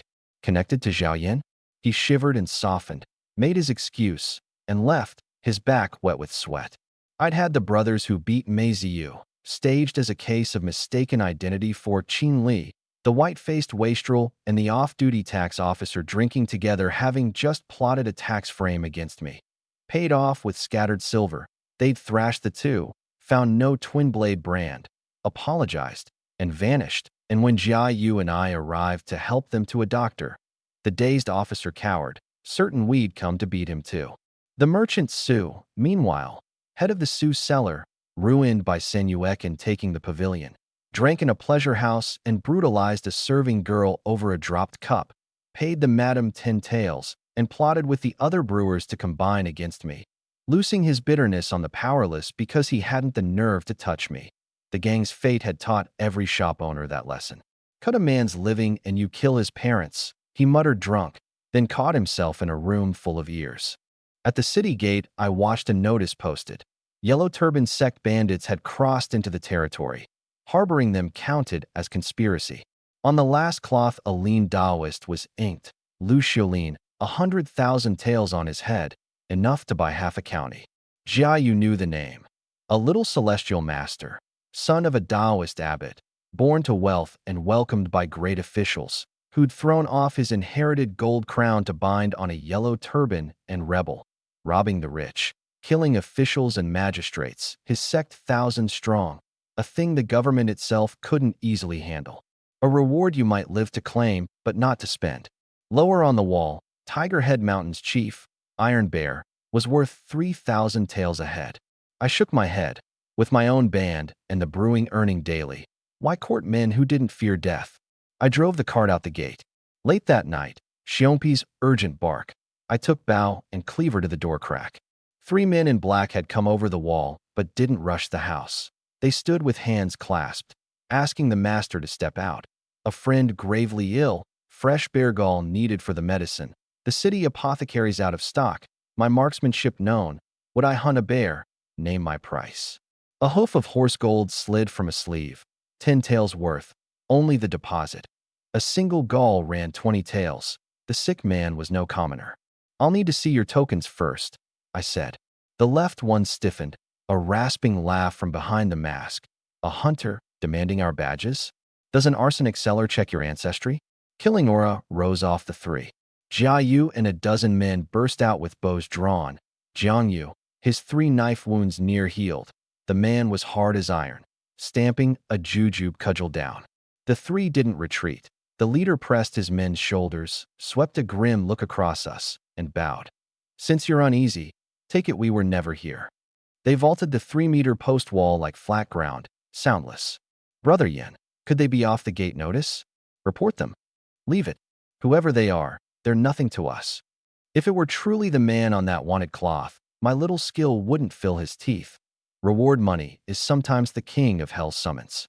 The 3 black-clad men slipped back through the city to a great mansion, over its walls and into the rear hall. A room full of bound, gagged people, men and women, ropes biting to blood. On the bed, a wasted young Taoist coughed red onto white robes. Sectmaster, we failed. The hunter would have our badges. He wiped his mouth and laughed low. Gold didn't move the man, nor a hard front cow him. Interesting. His men begged to go kill a bear themselves. One beast, harder than Wuchang's wolf troops? He shook his head and pointed at a fat, terrified middle-class man in the corner.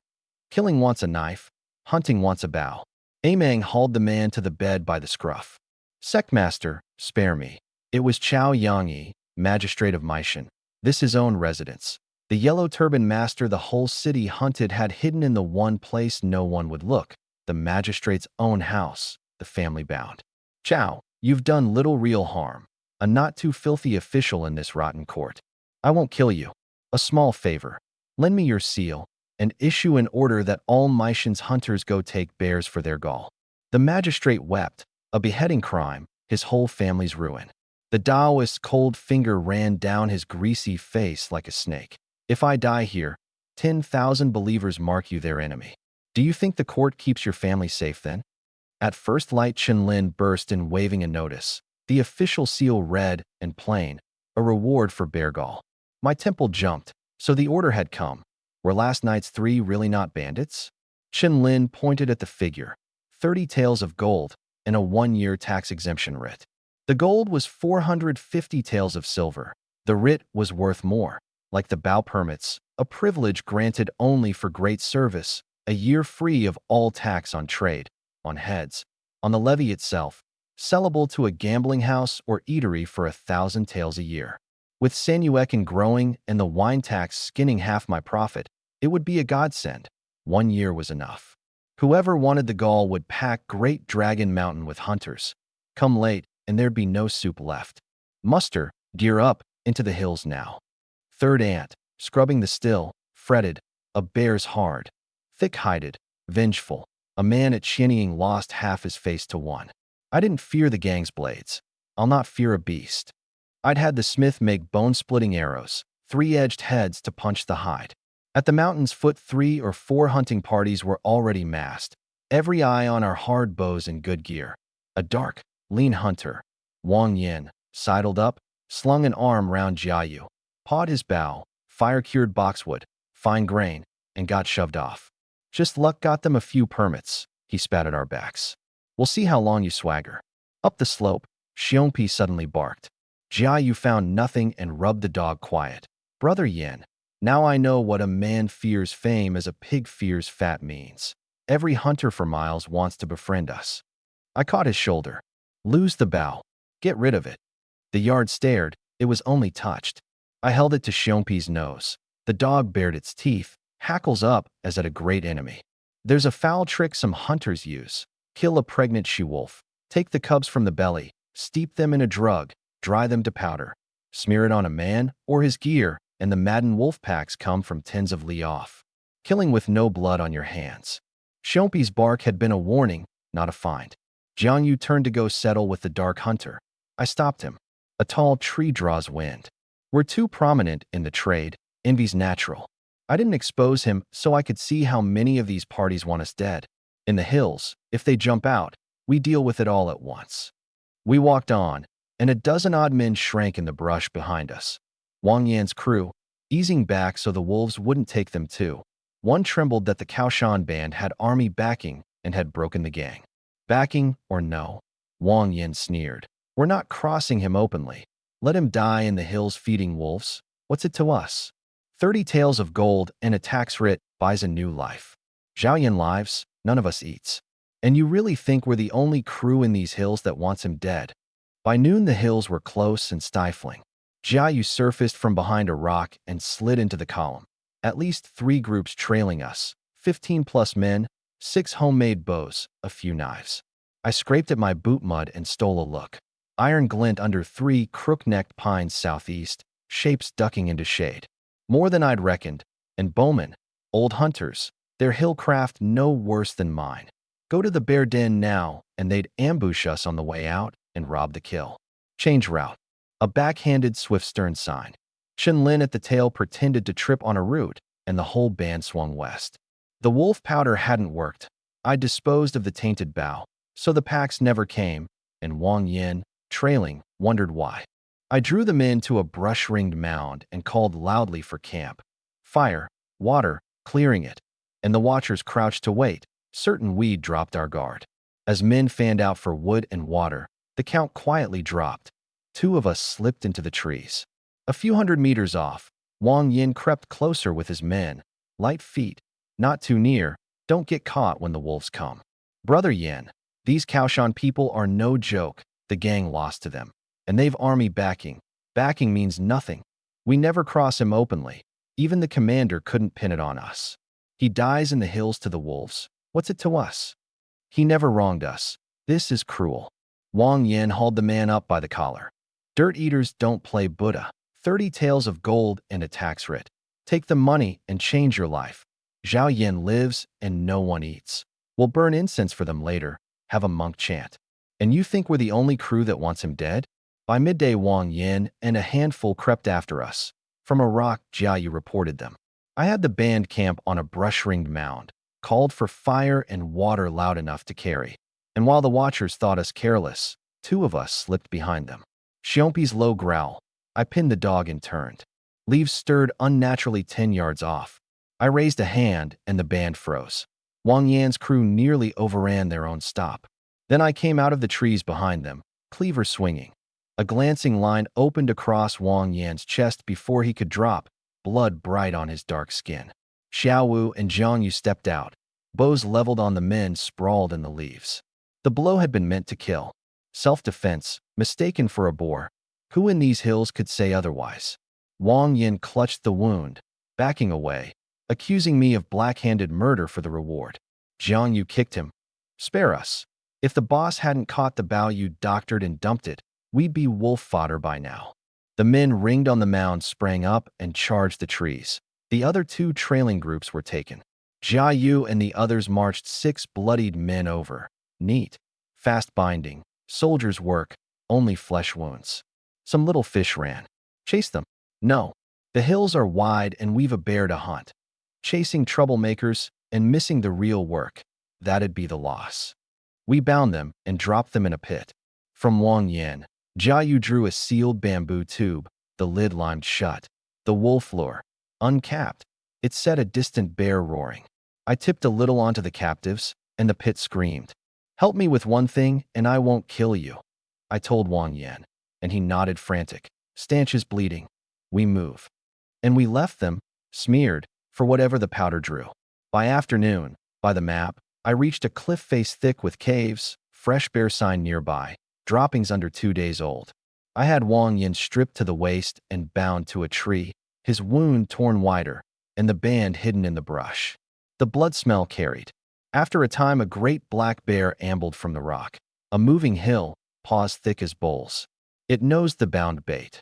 Wang Yin, roused by the wet touch, screamed, and the bear took him. I didn't watch the rest, only that a black bear, unlike a tiger, isn't quick to kill, and the man's cries thinned to nothing as the thing fed. The watchers in the brush went white and sick. One man feeding another to a beast is harder to look at than a killing. Loose, I called when the bear settled, and 7 heavy bolts flew. for into hind leg and gut, the bear rearing 2 meters in fury, charging the brush. Grapnels. Daju and the others slung iron hooks on cords. 6 bit into the hide, 6 men hauling, the cords near snapping, the bear dragging them through the dirt by main strength. Net. Jang Yu and Xiaowu flung the barbed net I'd had made. Every knot sewn with hooked iron. The more it fought, the deeper they sank, and the bear went down at last, wheezing pink, pinned. Easy enough. Jang Yu laughed. Too soon. Xiongpi's hackles shot up, a warning yelp, and a heavier roar rolled from behind the rock wall, leaves raining. A second, larger bear came out, fresh blood flesh on its fangs, 3 half-grown cubs behind it baring teeth in mimicry. Jang Yu's grin froze. We've kicked the den. The she-bear reared, claws like 10 curved sickles, its shadow over us all. The netted bear whimpered, and she answered with a roar that hurt the ears. The one in the net's hers, eyes up. A she-bear with cubs is worse than the king of hell. It's them or us today. The cubs spread fan-wise, ringing us, well-drilled. Hold your gear. Daju take 3 on the left, Jang Yu the right, the rest with me up front. She came like a moving mountain. My arrow took her left eye and didn't slow her. We backed into a ring, blades out, the netted bear thrashing the hooks deeper. 3 spears thrust at once. Her swing snapped the shafts like twigs and dropped a man, his palms split. A cub broke in. Xiaowu's blade caught its snout, and it raked 3 lines down his thigh before Jang Yu's thrown spear took its throat, hot blood across Xiaowu's face. The she-bear, maddened, reared a wall of black. We scattered as the paws came down and cratered the earth. I drove the cleaver into the netted male's throat to silence it, and that broke her utterly. She came for me. Chun-Lin's 3 arrows only rocked her. Boss. I crossed cleaver and bowed a guard. The boxwood snapped like kindling under the paw, and the blow flung me 3 meters into a trunk. Pain blanked my sight. The maw was a foot from my throat, hot breath on my face. Finished, and then an iron tower shape slammed in. Jang Yu, eyes blood red, 10 fingers hooked into the bear's back, the old shoulder scar splitting open, blood flying, and by main force he heaved the half-ton beast a span off me. Its teeth snapped shut where my head had been. Brother Yen, stab it. He rode the bear's back, hammering its wounded eye socket, every blow wet. I lunged up and drove the cleaver into the crescent of white fur at the throat, the one soft spot on the all-black hide. Hot blood gushed over me. A second stroke.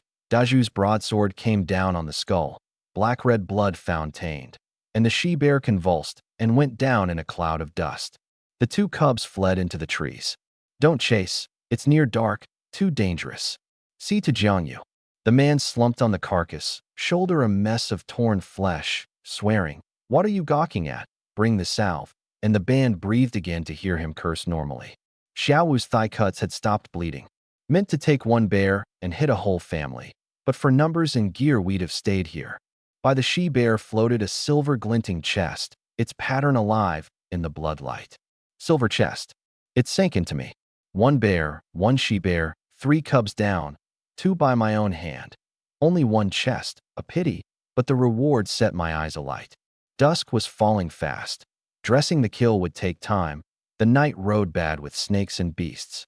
I know a place, the old bear cave we cached the bows in. We took the galls carefully, quartered the bears into baskets, lit torches, and went, the silent watchers on the ridge trailing our firelight at a distance. In the cave, roomy, stocked with old lard and salt and felt, we built a fire and cooked. Fish and bean soup gone milky, oil cake shredded in, and bear meat Jang Yu spitted in a ring round the flames, fat dripping and snapping, and the paws set to stew, a thing few in the city ever taste. The men, flush with new prosperity, talked over the fire. Daju had built 3 tiled rooms in his village. The matchmaker come knocking now, the relatives who'd scorned him suddenly fawning. Another had bought good cloth and silver bracelets for his wife, and watched her sneering kin crawl back. But for the boss, where'd we be? I waved it off. Thank me by drilling harder. The fish soup whitened. The bear meat ran gold and oily. Jang Yu reached for a skewer. I stopped him. Needs this. I tipped a cloth packet onto the stone. 20-odd small red chilies, the ones from the yard, fast grown from the chest seeds, fruiting in under a month. Kotiangio. I crushed them on the slab to a paste with salt and ginger and rendered lard. A sharp heat filled the cave. I dabbed a skewer and pushed it back to him. He bit, doubtful. Then his eyes flew wide, sweat starting, tongue numb and burning and unable to stop, the meat's char and the paste's bright heat doubling each other. The others fell on it, the cave full of hissing breaths. The gaminess is gone. It's gone. Sour, sweet, bitter, hot. And this age had only ginger and mustard and pepper for heat, nothing like this. Tins of caddies of bare meat and the paws went clean, and the men sprawled stuffed and content by the fire. Chun-Lin belched and wiped his mouth. Bear paw. Never lived till now. Jang Yu and Chun-Lin dragged dead trees across the cave mouth, a rough barricade against beasts and men. Watches were drawn by lot. The rest slept warm. At dawn, mist in the hills, as they cleared the trees to leave, Jang Yu caught my sleeve. An old pine ahead had a patch of bark hacked away to the white wood, a fierce tiger head carved into it, jaws agape, and a rusted broken blade driven into the earth before it, notched edge cold in the morning light. Not their last night. A mark left in the dark. Broken blade across the road, bandit sign. For 100 li only the tiger head outfit. They've marked us. Tiger head bandits, infamous. They robbed and killed on a whim. The year before they'd sacked a village whose young men dared resist, killed them all, and hung the bodies at the gate tree with the face skin stripped, so a green constable wet himself and another went mad. By the road's rule, a marked party that pays a toll passes, that won't bleeds. They've come for the gall, drawn by the reward. Followed us since yesterday. Jang Yu put a fist through the cave wall. We near died for these bears, and they mean to take them. Dazhu drew his blade. I walked up and kicked the broken sword spinning into the rocks. Bandits or not. Anyone who'd rob me asks my cleaver's leave first, and I leveled it at the carved tiger head. The men's backs straightened. Move. Let's see who dares bar my road.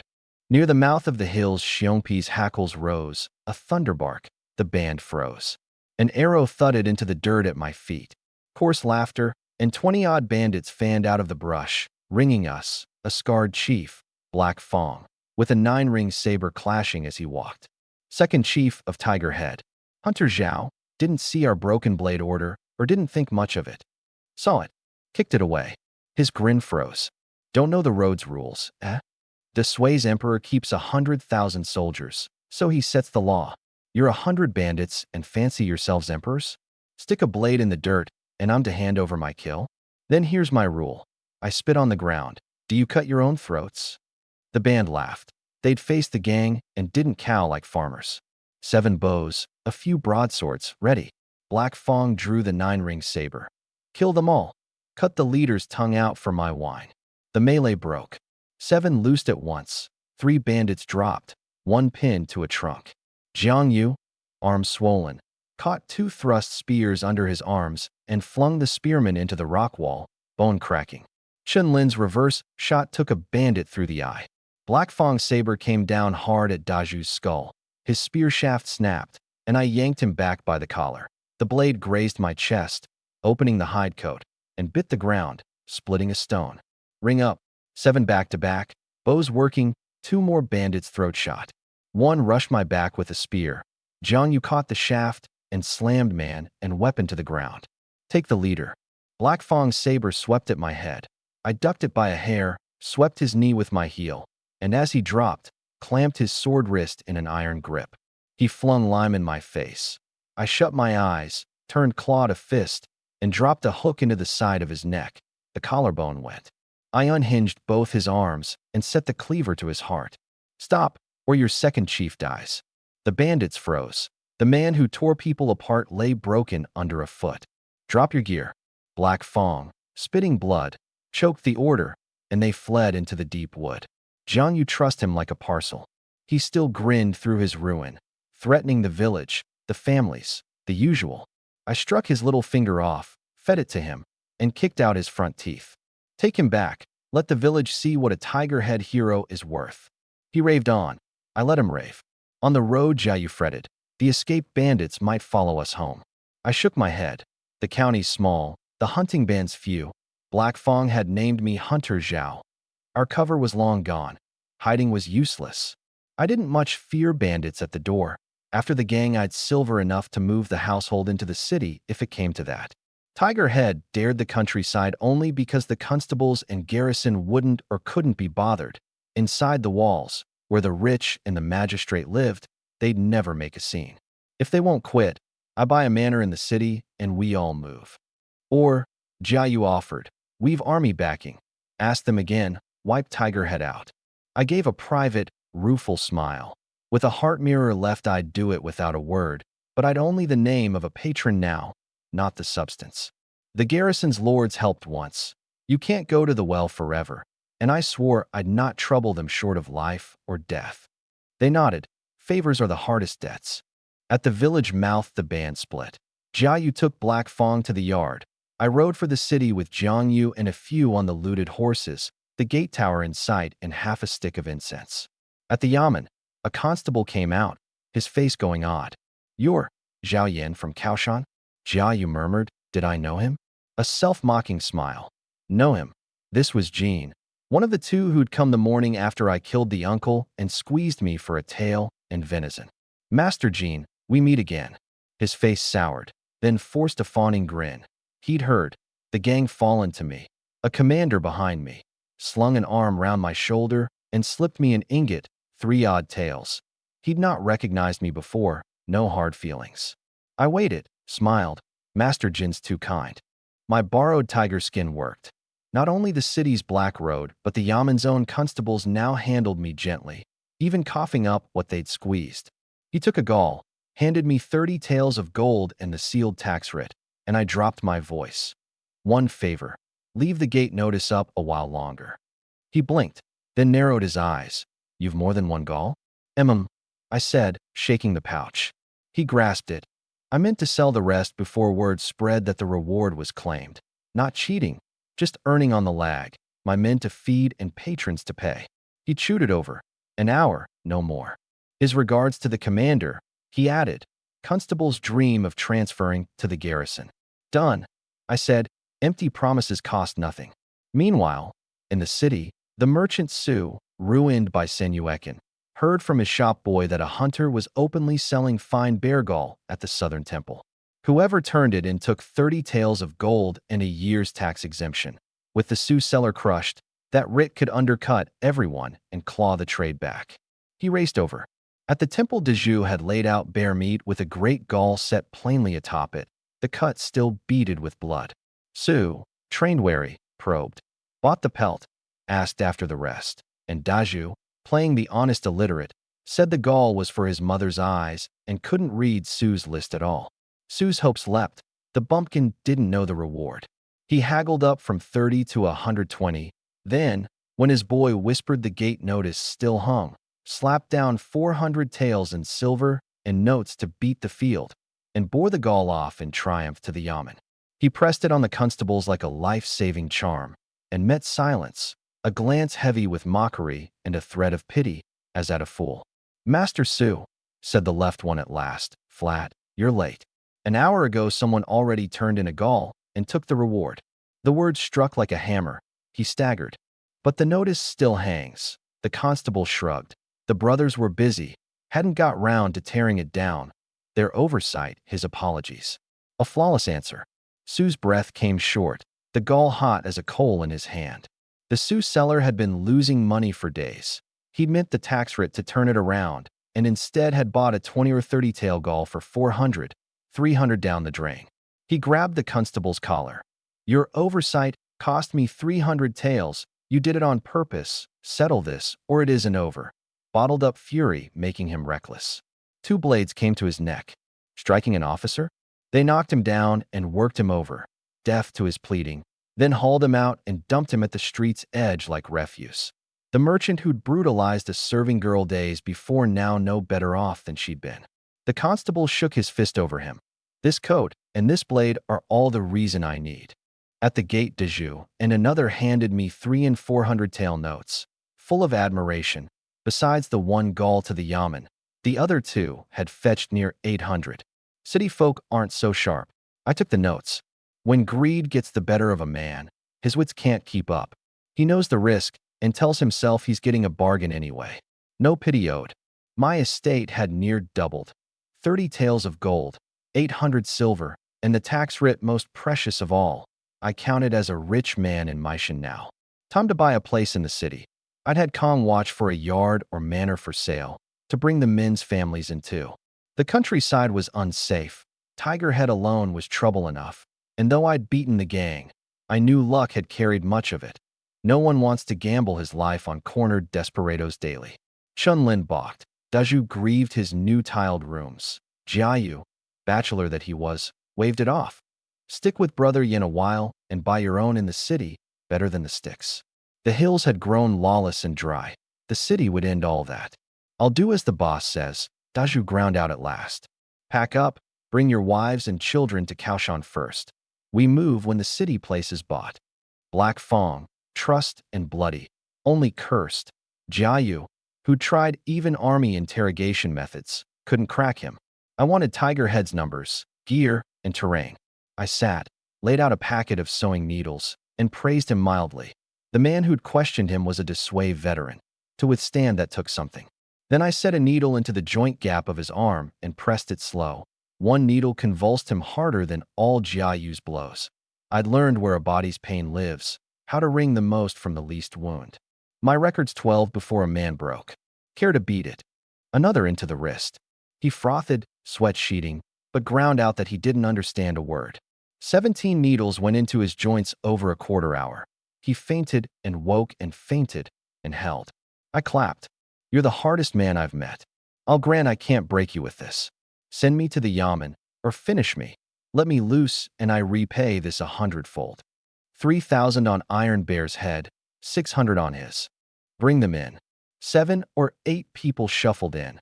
Hunched, scarred, some missing a hand or foot. Men and women, every eye on Black Fong full of hate. Know them? These are the ones left alive from the villages Tiger Head wrecked. I named them and what was done to them.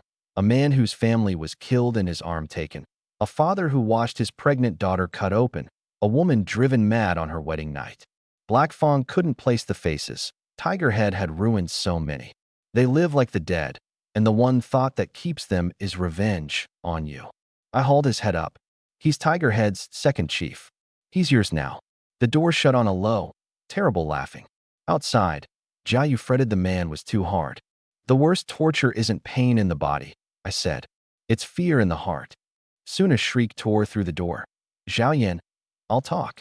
Everything. Inside, the bandit who tore men apart sat collapsed and soiled, his nerve gone. A villager spat half an ear at his feet, grinning. I had the kin wait outside.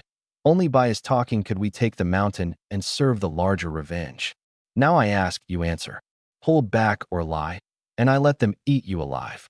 Tiger Head numbered 137, deserters and condemned men and the merely desperate. 32 horses, 60-odd bows, 70-odd blades, 28 suits of armor, much of it taken in a botched government suppression that had only fattened them, as past suppressions all had. Loud drums, a few constables circling the foot of the hill. Once an ambush that cost the soldiers a dozen lives and gave the bandits their armor and swords. 3 blows, and he's your brother. 1 question, and he sells the Brotherhood's name. The wall was hard to crack, fewer than the gang but crueler. A viper in the leaf litter where the gang had been a charging dog. The stronghold easy to hold, and their movements never fixed. He begged a clean death, to be spared the kin. When you ruined people, did any beg you? Did you soften? His face went hollow. Then I stretched and laughed. Look at you. 2 hours in my hands. Where would I find that many wronged people on such short notice? The kin outside stood calm now. The ear-biter grinned. Acted it well, didn't I, Hunter Zhao? Near made myself sick on the blood. Black Fong understood at last he'd been played, and beat his head on the ground. Keep him from killing himself, I told Jia Yu. That head's still worth using. Alone, I opened the silver chest from the bear, my highest yet. Silver chest opened. 3 great returning wound pills. A jade vial, 3 cinnabar pills bean-sized. A sage's wound cure, stops bleeding and closes wounds within 10 breaths, restores blood and breath, mends even severed limbs, but works on any one person only once. Priceless, whatever the wound, while a man had a head and a breath, 10 breaths set him right. Used at the knife's edge, it was another life. Worth depends on who takes it. Drop it into a near-dead general on a battlefield, and the return would be vast. I stowed it. 3 quiet days. The dreaded night raid never came. But I kept the watch and kept pressing calm. Word came at last. A derelict weaving mill in the east. 2 moo and a dozen odd rooms with old furniture. 560 taels all in. I signed and took the deeds. Pack. We move into the city today. Daju eyed the falling dusk and wanted to wait the night. Chinlin too, the old and young along. 3 days no bandits. Surely tonight was safe. But I'd read enough stories to know stay one more night. It'll be fine, is the line that gets you killed. Jang Yu, Chinlin, Daju. Take some men and run the old and the children into the city ahead. The rest pack the essentials and follow. 7 carts readied. The looted horses to pull them. 20-odd elders and children went off under 8 men's guard. Xiaoya, holding her grown rabbits, looked back at the home of a dozen years, reluctant. We're only moving to a new house in the city. We'll come back. I rubbed her head. No Kong fire in winter, no mud to the door in the rains, sweets a step away. She smiled, then whispered with by Fei, glancing at me. The city will have pretty girls, brother can find a good wife. And by Fei, scrubbing a crock, teased that the city had pleasure houses and a man once snared was hard to free. I had no answer to the sourness in it. We stripped the yard bare. Even the chili seedlings dug up roots in soil for replanting. And I gave the fields an old house to the village head's keeping. Out. Dusk fell. I hung a lamp on the lead cart. Jia Yu galloped back tight-faced. The road ahead was blocked. Felled trees and stone across the highway. A bandit's trick. Only 8 or 9 fighters left with me, the rest gone ahead. A whistling arrow came from the dark. I cut it down, hollow-tubed. A tiger head signal arrow, fired before they struck so the hidden men would close. Torches sprang up in the waste fields, hooves rolling in, 3 or 4 dozen ringing the carts. They'd watched me for days and held off, wary after the gang fell at the Zhao yard. Now, no wall to shield us and no soldiers near. Their bottled fury broke. Hang the second chief out front. Black Fong, bound, was lashed atop the lead horse, a torch lighting his face. Their chief came forward, vast, a match for Jang Yu. 2 arms like posts, new government-issue armor with the county garrison's mark on the breast like a slap at the law, 2 snowflake axes at his saddle dark with old blood. Big brother, I'm here. Black Fong screamed. Jang Yu's cudgel smashed half his rotten teeth out. The chief raised a hand, and the killing cries stilled. I sit Tiger Head's first seat. The road calls me Mighty Tai Sui, Iron Bear. Zhao Yan, of Kaoshan. Hunting band head. Heard your name, Hunter Zhao. Cool in a tight spot, a man. The gang earned its fall in your hands. A dozen bandits drew fist-sized oil crocks. The reek of fire oil spread. They were crueler than the gang. Even a stout wall would burn. Say your piece. Iron Bear raised 3 thick fingers. 300 taels to Tiger Head every month, not a coin short. Slaughter, the bandits roared. The men paled. 300 taels would bleed us dry. And you don't fear losing your head? Iron Bear drew both axes, proud. Desui's army was rotten root and branch. He'd held the mountain a dozen years and only grown stronger. Don't think to frighten him with the men behind me. His trade was a head-losing trade, and a man who flinched at it would have starved in the gully long ago. A man who wanted money over life. I gave a bitter laugh. Since you ask it, I'll pay. Let my people into the city. The silver comes now. He shook his head, that viper's smile. Did I take him for a child? My brewing recipe earned faster than any hunting. Let us into the city to hide and brew and never come out, and he'd have toiled for nothing. He pointed back at the carts, greed in his eyes. Better the sister come up the mountain a few months. He'd treat her well, and the bandits broke into lewd jeering. Big Chief, 2 ratty figures shoved forward, fawning. We earned a great merit this time, didn't we? Sun Lizi and Huang Sangu, Kaoshan loafers who'd once run with me until I wouldn't teach them boxing and we'd fallen out. Now they'd turned bandit and informed. Jang Yu's veins stood. That's why we felt watched. Iron Bear granted it. There's the first merit for stopping the carts. The 2 straightened, glaring at me, gloating. While you ate, well, did you think of brothers gnawing bark? I gave a cold smile and pointed at them. I'll take your terms, Big Chief. One condition. I want these two curs' heads. Son Lizzie screamed. I was mad. We're Tigerhead's men now. The chief won't heed you. But their voices thinned. The bandits had gone quiet, parting in a ring, looking at the pair like two pigs for the knife. Iron Bear stroked an axe haft, amused. We earned a merit. The bandits bore them down. Since they've vexed Brother Zhao, I'll take their dog heads to ease him. And the axes swung. Two heads rose and rolled to my feet, disbelief frozen on the faces. In the cart by Fei Fei and Xiaoya shook. These men killed on a word. I looked at the heads and gave two cold laughs. Deal with wolves and tigers. This is the end of it. Then I went to the cart and said softly, the big chief's sincere, so I'll say no more. Xiaoya, you heard him. Go up the mountain with them a few days. I'll come for you. Let me help you down. And reached into the cart. A wolf's howl rose out of the far dark. I spun, a dagger already in my hand, and flung it at Iron Bear's chest. Loose, treacherous cur. The dagger struck armor and sparked off.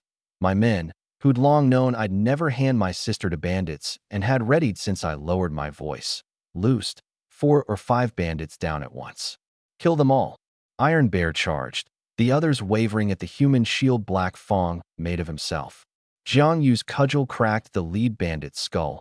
5 swarmed him, and he whirled the cudgel so none could reach Xiaoya's cart until Iron Bear's axe split the cudgel in two.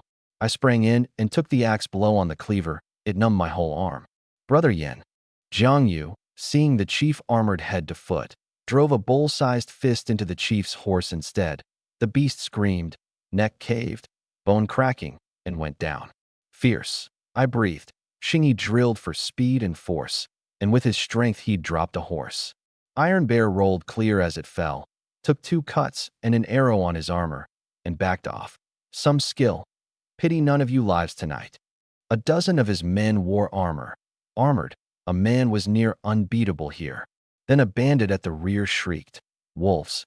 Dozens of green eyes in the dark, a pack closing silent, taking the stragglers, a gray wolf at a lone bandit's throat. Where'd wolves come from? This near the gate. Iron Bear staggered back. No one answered. The swaggering bandits were already tangled with the pack. Shompi here. The dog came out of the grass with the reeking bamboo tube in its jaws, the wolf lure, set to draw them. Lucky, the pack's down for food. Clear the road and run for the city, or we feed them too. Jang Yu grasped it, threw his arms round the felled trunk, up, and dragged a gap clear. I cut down a leaping wolf and laid the whip on. The pack tore after us, wolves big as calves clawing onto the last cart. One drove its fangs through a man's right arm and whipped its head, blood across the boards. Heisey down. I rose on the cart, drew full, and the bolt grazed his hair into the wolf's throat. A black iron chest floated on the carcass. No time. The arrows and howls chased us as I drove the horses flat out. The walls of Anping rose at last, the gate torches like lamps in the black. I went through first, the carts behind, and only when the warm street light touched our faces did the men break. One sat down and wept. Another found his clothes soaked through with cold sweat. The bandits knew we were headed here. Jang Yu choked. The first party. Faces changed. Jia Yu and Chen Lin had taken the old and the women in 2 hours ahead. I hauled the dazed Black Fong from the cart. With him in hand, we've something to bargain, however bad it is. But at the old mill in the west, Brocade Mill, near worn off the lintel, Granny Meow came out beaming with a basin of wash water. The place was clean. Come move things in. Daju's mother. Granny, meet anyone on the road? Only some prison carts. Followed them in. The stone in my chest dropped. The first slow party, third aunt, by Fei Fei's blind mother among them, had come through untouched, whether because the bandits wouldn't act under the constable's noses or simply didn't reckon the old and weak worth it. Jia Yu and Chen Lin came out, saw the blood and arrows, paled. Tiger had hit us on the road, but for the boss drawing the wolves we'd have died outside the walls. They struck within 3 li of the gate at dusk, no fear of the yamen or the garrison at all. The local officers bully commoners 2 to 1 and turn coward before real bandits. I waved it off. Move things in. Stay out of the city's reach a while, and the bandits can't touch us. We worked past midnight into the mill's 18 rooms, quarters by household. 3 big rooms turned to storehouse, brewing room, kitchen, the well suite, the place sound. The door frames and the brick wall around it all serviceable. Heisey and 2 bitten men came back from the doctor. Wounds shallow, bleeding stopped. I'm sorry to have dragged you from home, I told them. They wouldn't hear it, but for me, one's mother would still be sick. Brick rooms beat thatch. Yet a few smiled thin. I'd promised bonus pay per hunt, and now, feuding with Tigerhead, we couldn't leave the city soon. Don't fear for your living.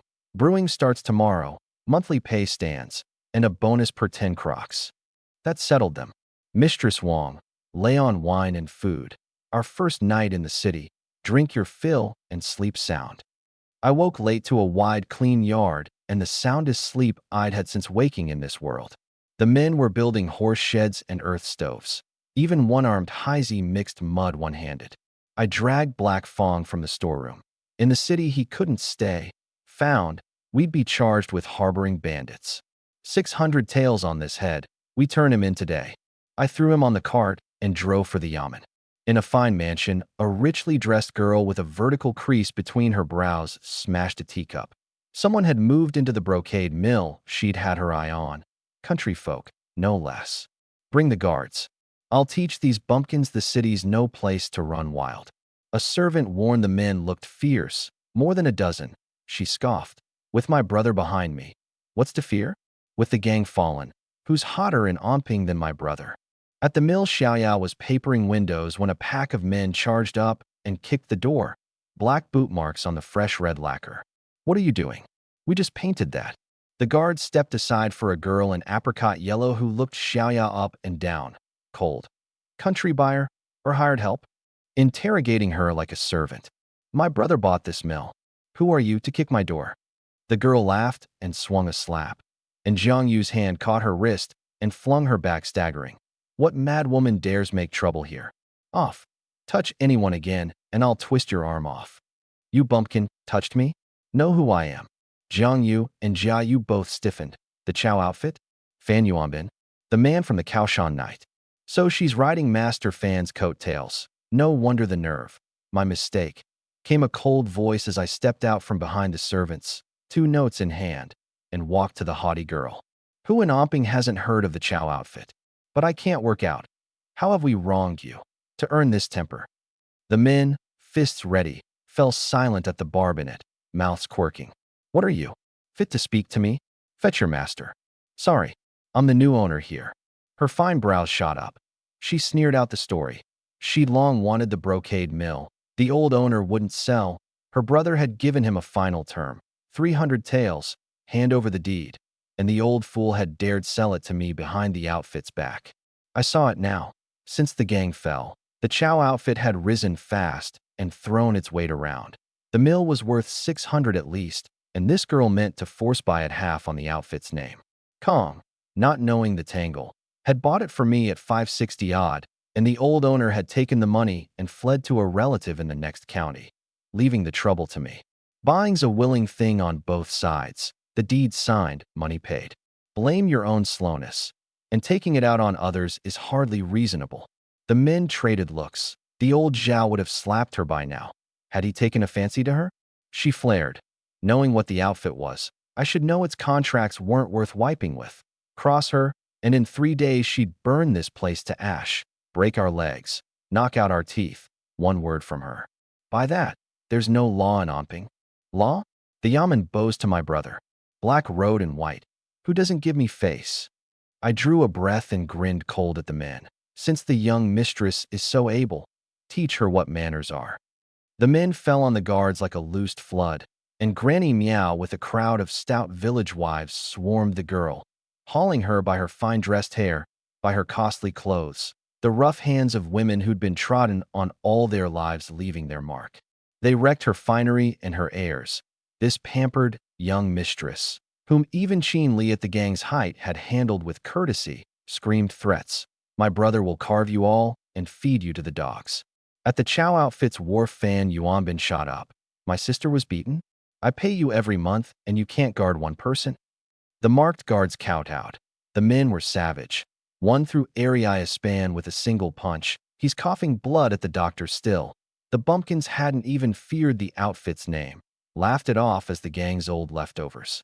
Fan Yuanbin's veins stood. The gang down. His outfit was Onping's first now. The old chief retired. Real power his. His standing near Qin Li's of old. And someone dared touch his sister? He called for men. The door burst. His disheveled, filthy sister flung herself weeping into his arms. Avenge me. And he ground his teeth. Shiro, come, watch how they die.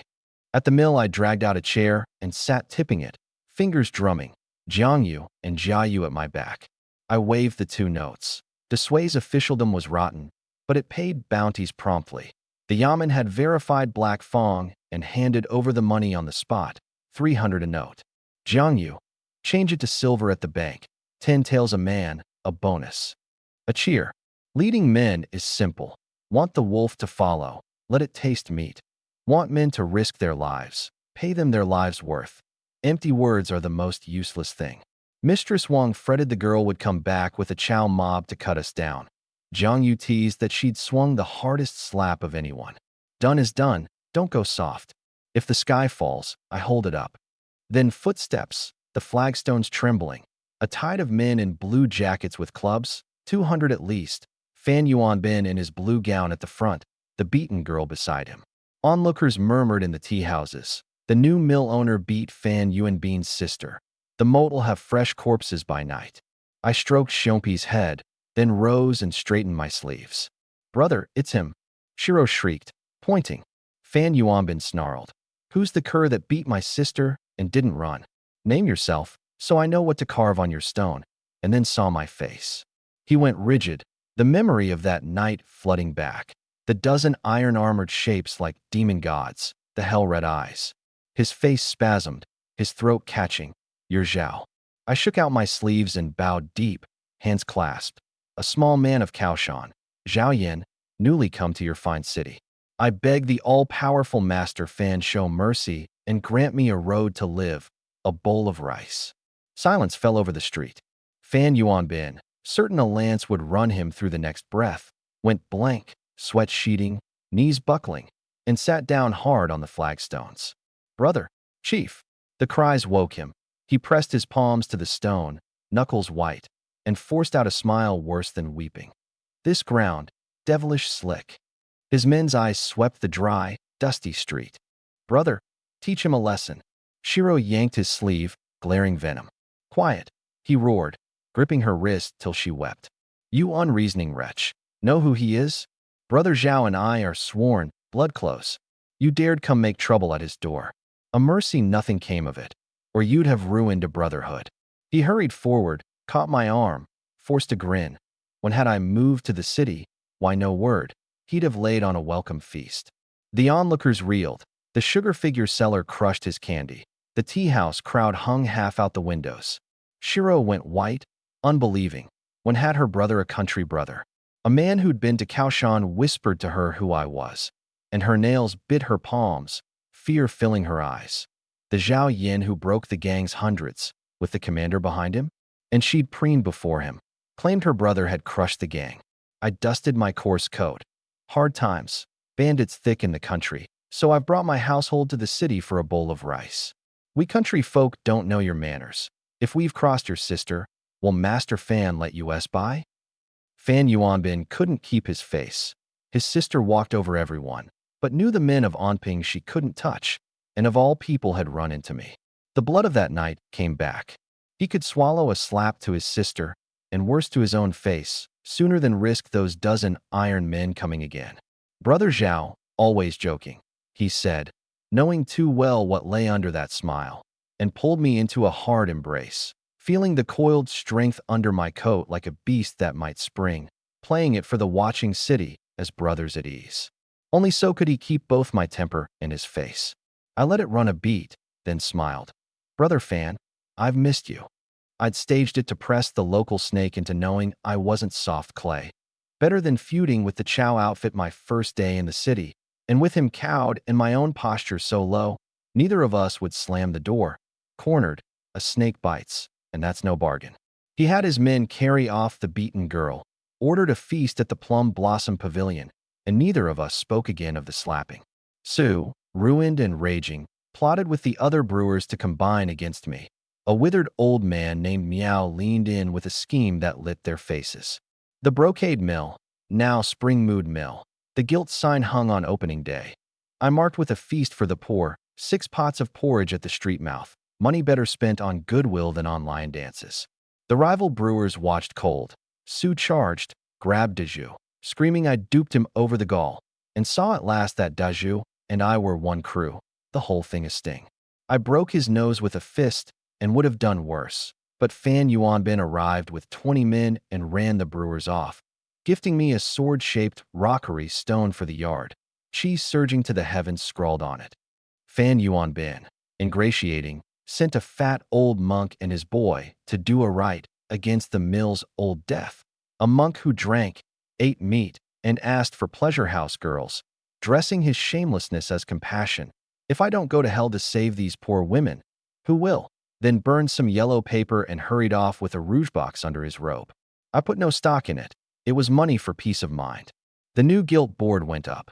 In 2 months I'd gone from hunting alone for a meal to a band of brothers, a city footing, a brewery, 3,000-odd tales, through the Wongs, the gang, tigers and bears, and the bandits not yet finished, every step carried head in hand.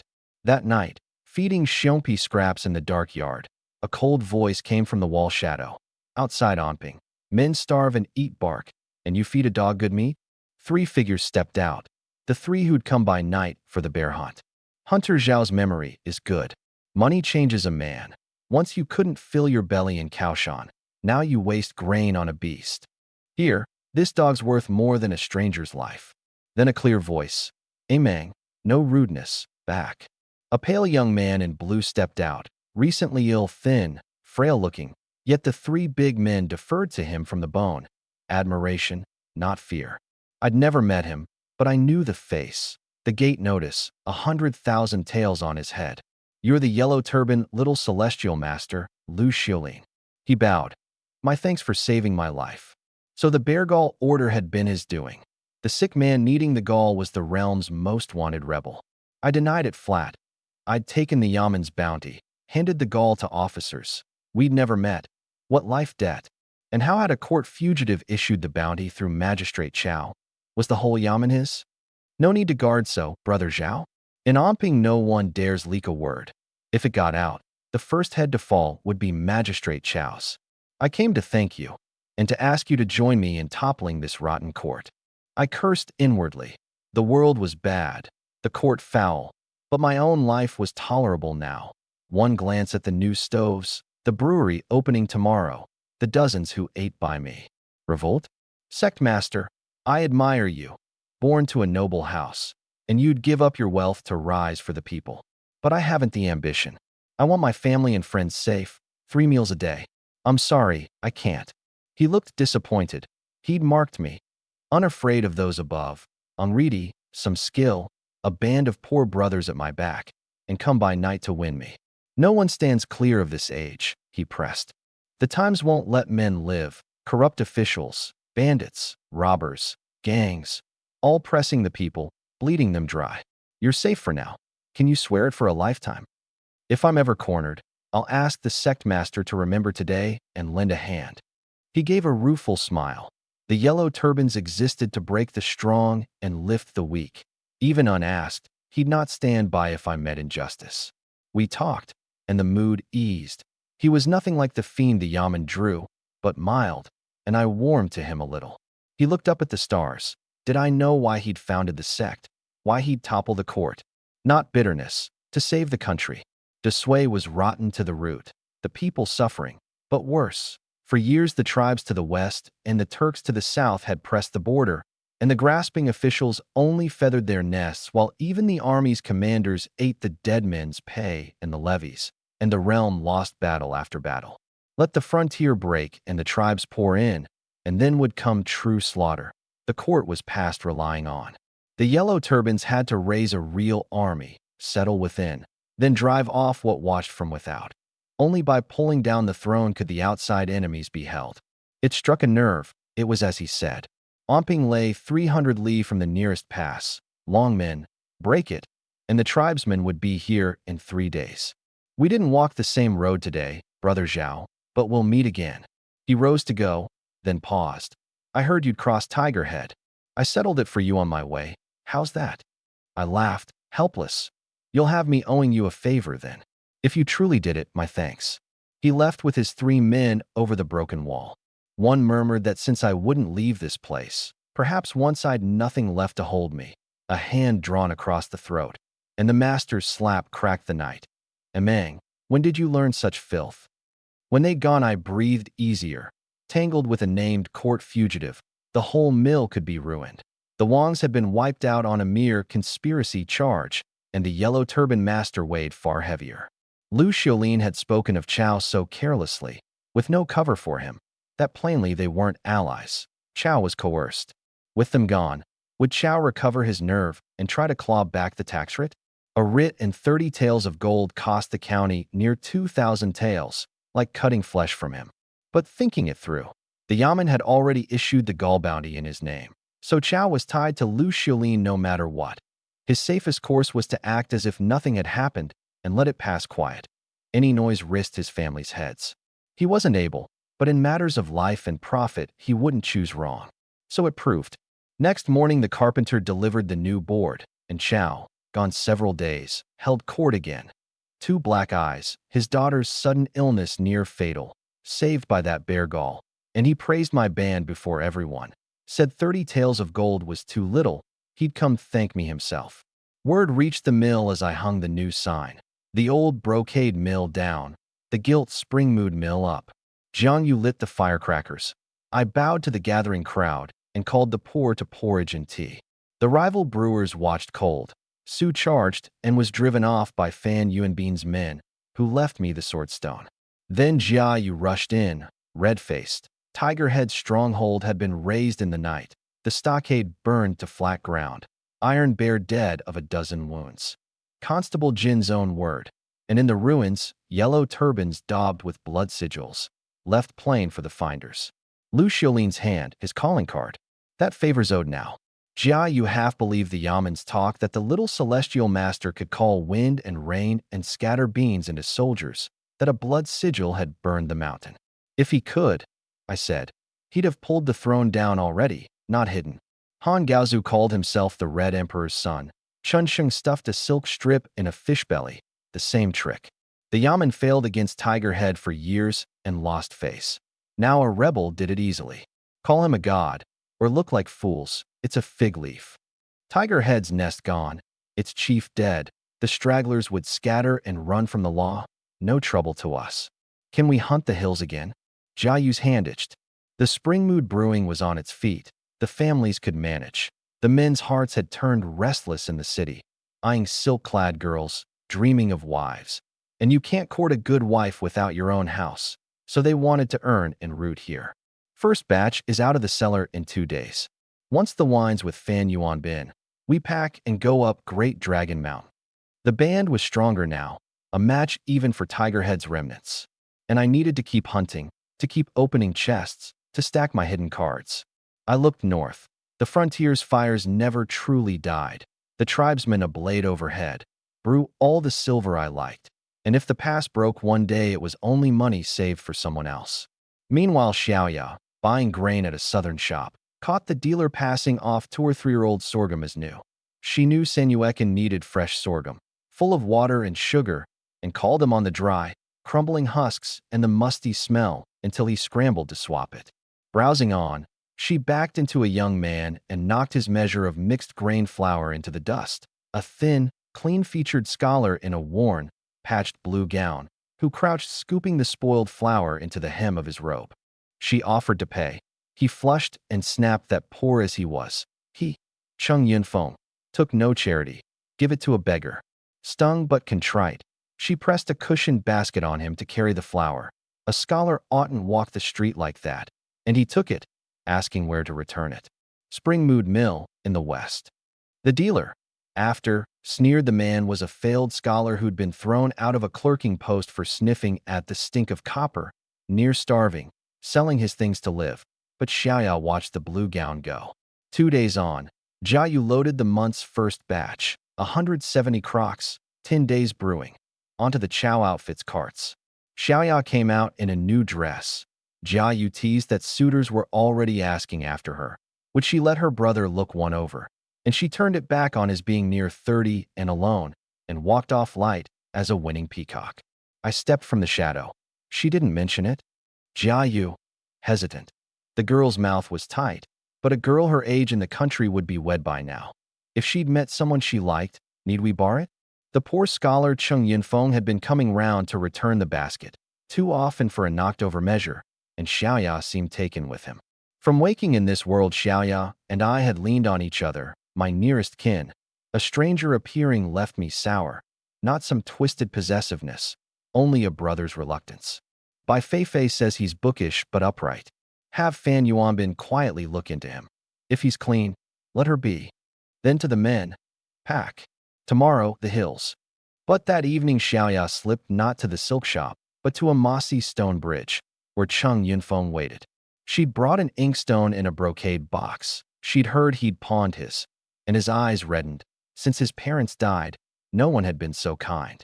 She offered him the mill's empty accountant's post. He refused, bitter at being kept by a girl, then said earnestly he'd not forget her even if he forgot his own parents. Too near a thing to say, and her ears went hot. They walked the river.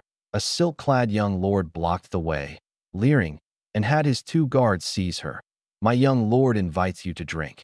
And when Chung Yunfeng threw himself between them, a guard punched him staggering, and the lord, drawing a small knife meant only to frighten, slashed his hand open by accident.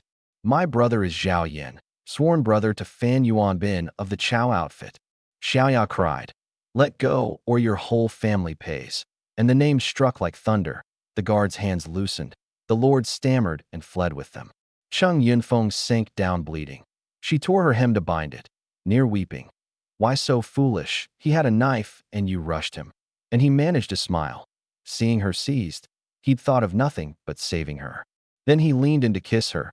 She started back and stood, snatching her dress straight. Master Chung, what are you doing? A flicker of something, anger, resentment, crossed his eyes and was gone before she turned back, mild again. He hadn't meant it, only couldn't help himself. Her face hot, she helped him up. Enough, the wound first. After Constable Jean left, I'd reckon the Yaman's young guests would take 2 or 3 days to set out for the hills.